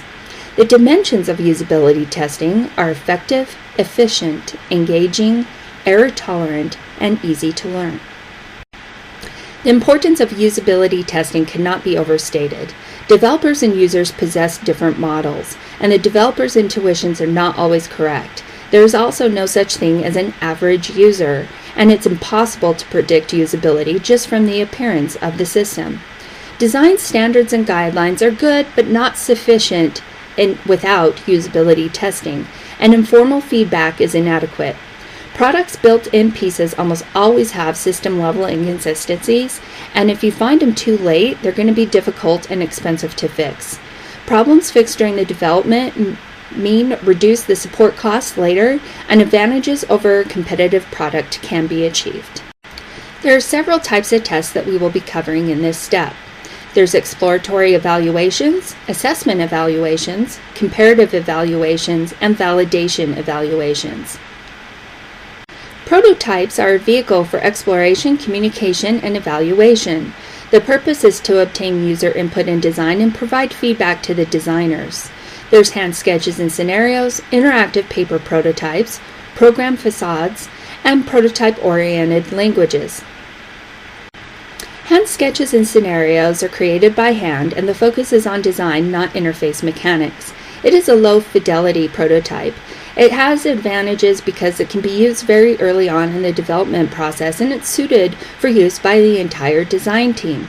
However, it's only a rough approximation, and it is limited in providing an understanding of navigation and flow.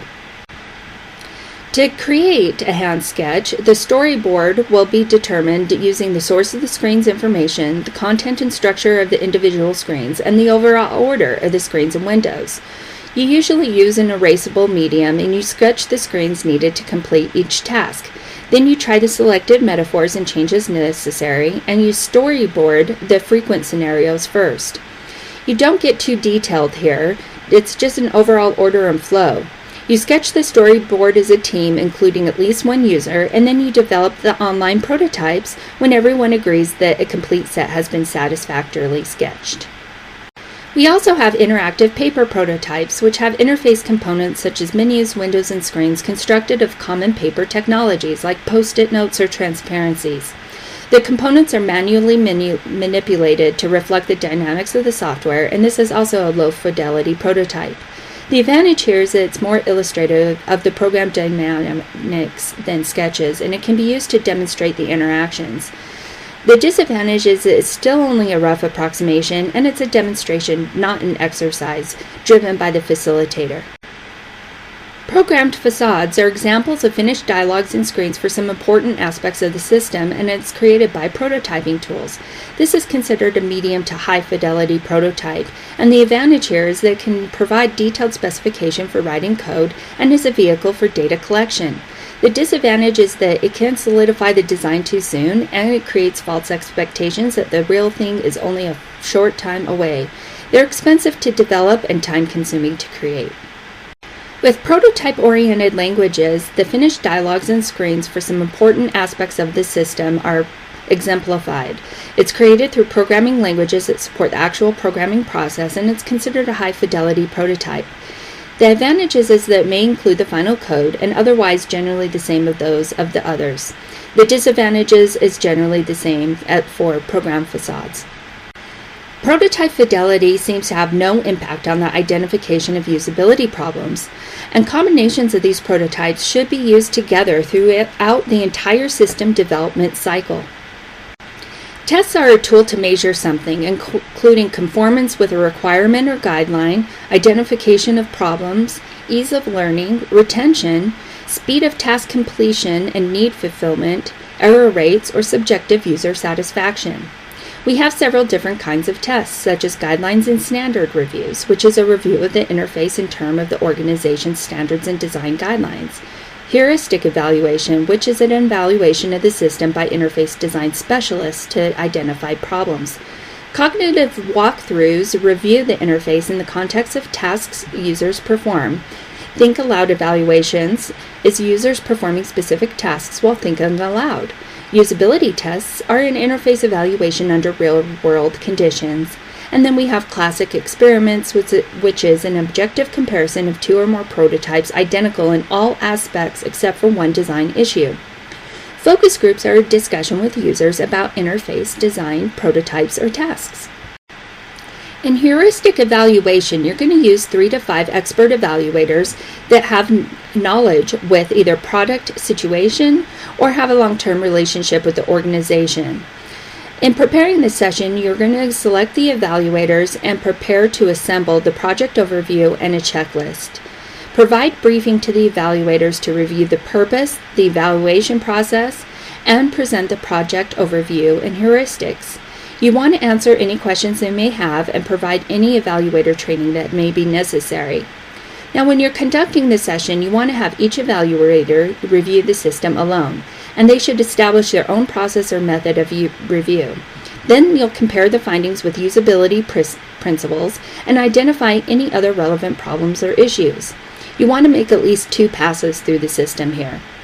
Detected problems then should be related to the specific heuristics they violate, and comments are recorded either by evaluator or by observator.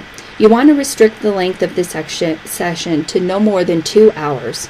And after the session, you want to hold a debriefing, including observers and the design team members, where each will present problems detected and the heuristic violated, as well as a composite problem listing. After the debriefing session, generate a composite list of all the violations and a ratings form, and then request them to assign severity ratings to each one. Analyze the results and establish a program to correct these. In your book, Table 14.3 sets out the different sets of heuristics that are research-based sets. You'll want to review these and understand. Here is a list of the possible web page heuristics as listed in Table 14.4. Make sure that you also review this and understand. In terms of the cognitive walkthroughs, you're going to review the interface in context of the tasks users perform. The advantages is that it will allow a clear evaluation of the task flow early in the design process, and they don't require a functioning prototype. They're also low cost, and they can be used to evaluate alternative solutions. They're more structured than the other evaluation that we have spoken about so far, and they're useful for assessing exploratory learning. The problem here is that they are tedious, and they may miss inconsistencies in general recurring problems. You'll want to use these guidelines as listed below. Think aloud evaluations is where users perform specific tasks while thinking aloud, and then you record and analyze their comments. It uses actual representative tasks, and it provides insights into the user's reasoning. The downside to this is that it may be distracting and unnatural for the participants and can be slow. Now, the guidelines here are to develop a core or representation of tasks and limit it to 60 to 90 minutes. Again, usability tests are interface evaluations under real-world or controlled conditions, and it's a measure of performance derived for specific tasks. Problems will be identified, and the advantage here is that it utilizes an actual work environment and identifies serious or recurring problems. The disadvantages here are that there's a high cost for establishing a facility. It requires a test conductor with interface expertise. It emphasizes first-time system usage, and it's poorly suited for detecting inconsistency problems.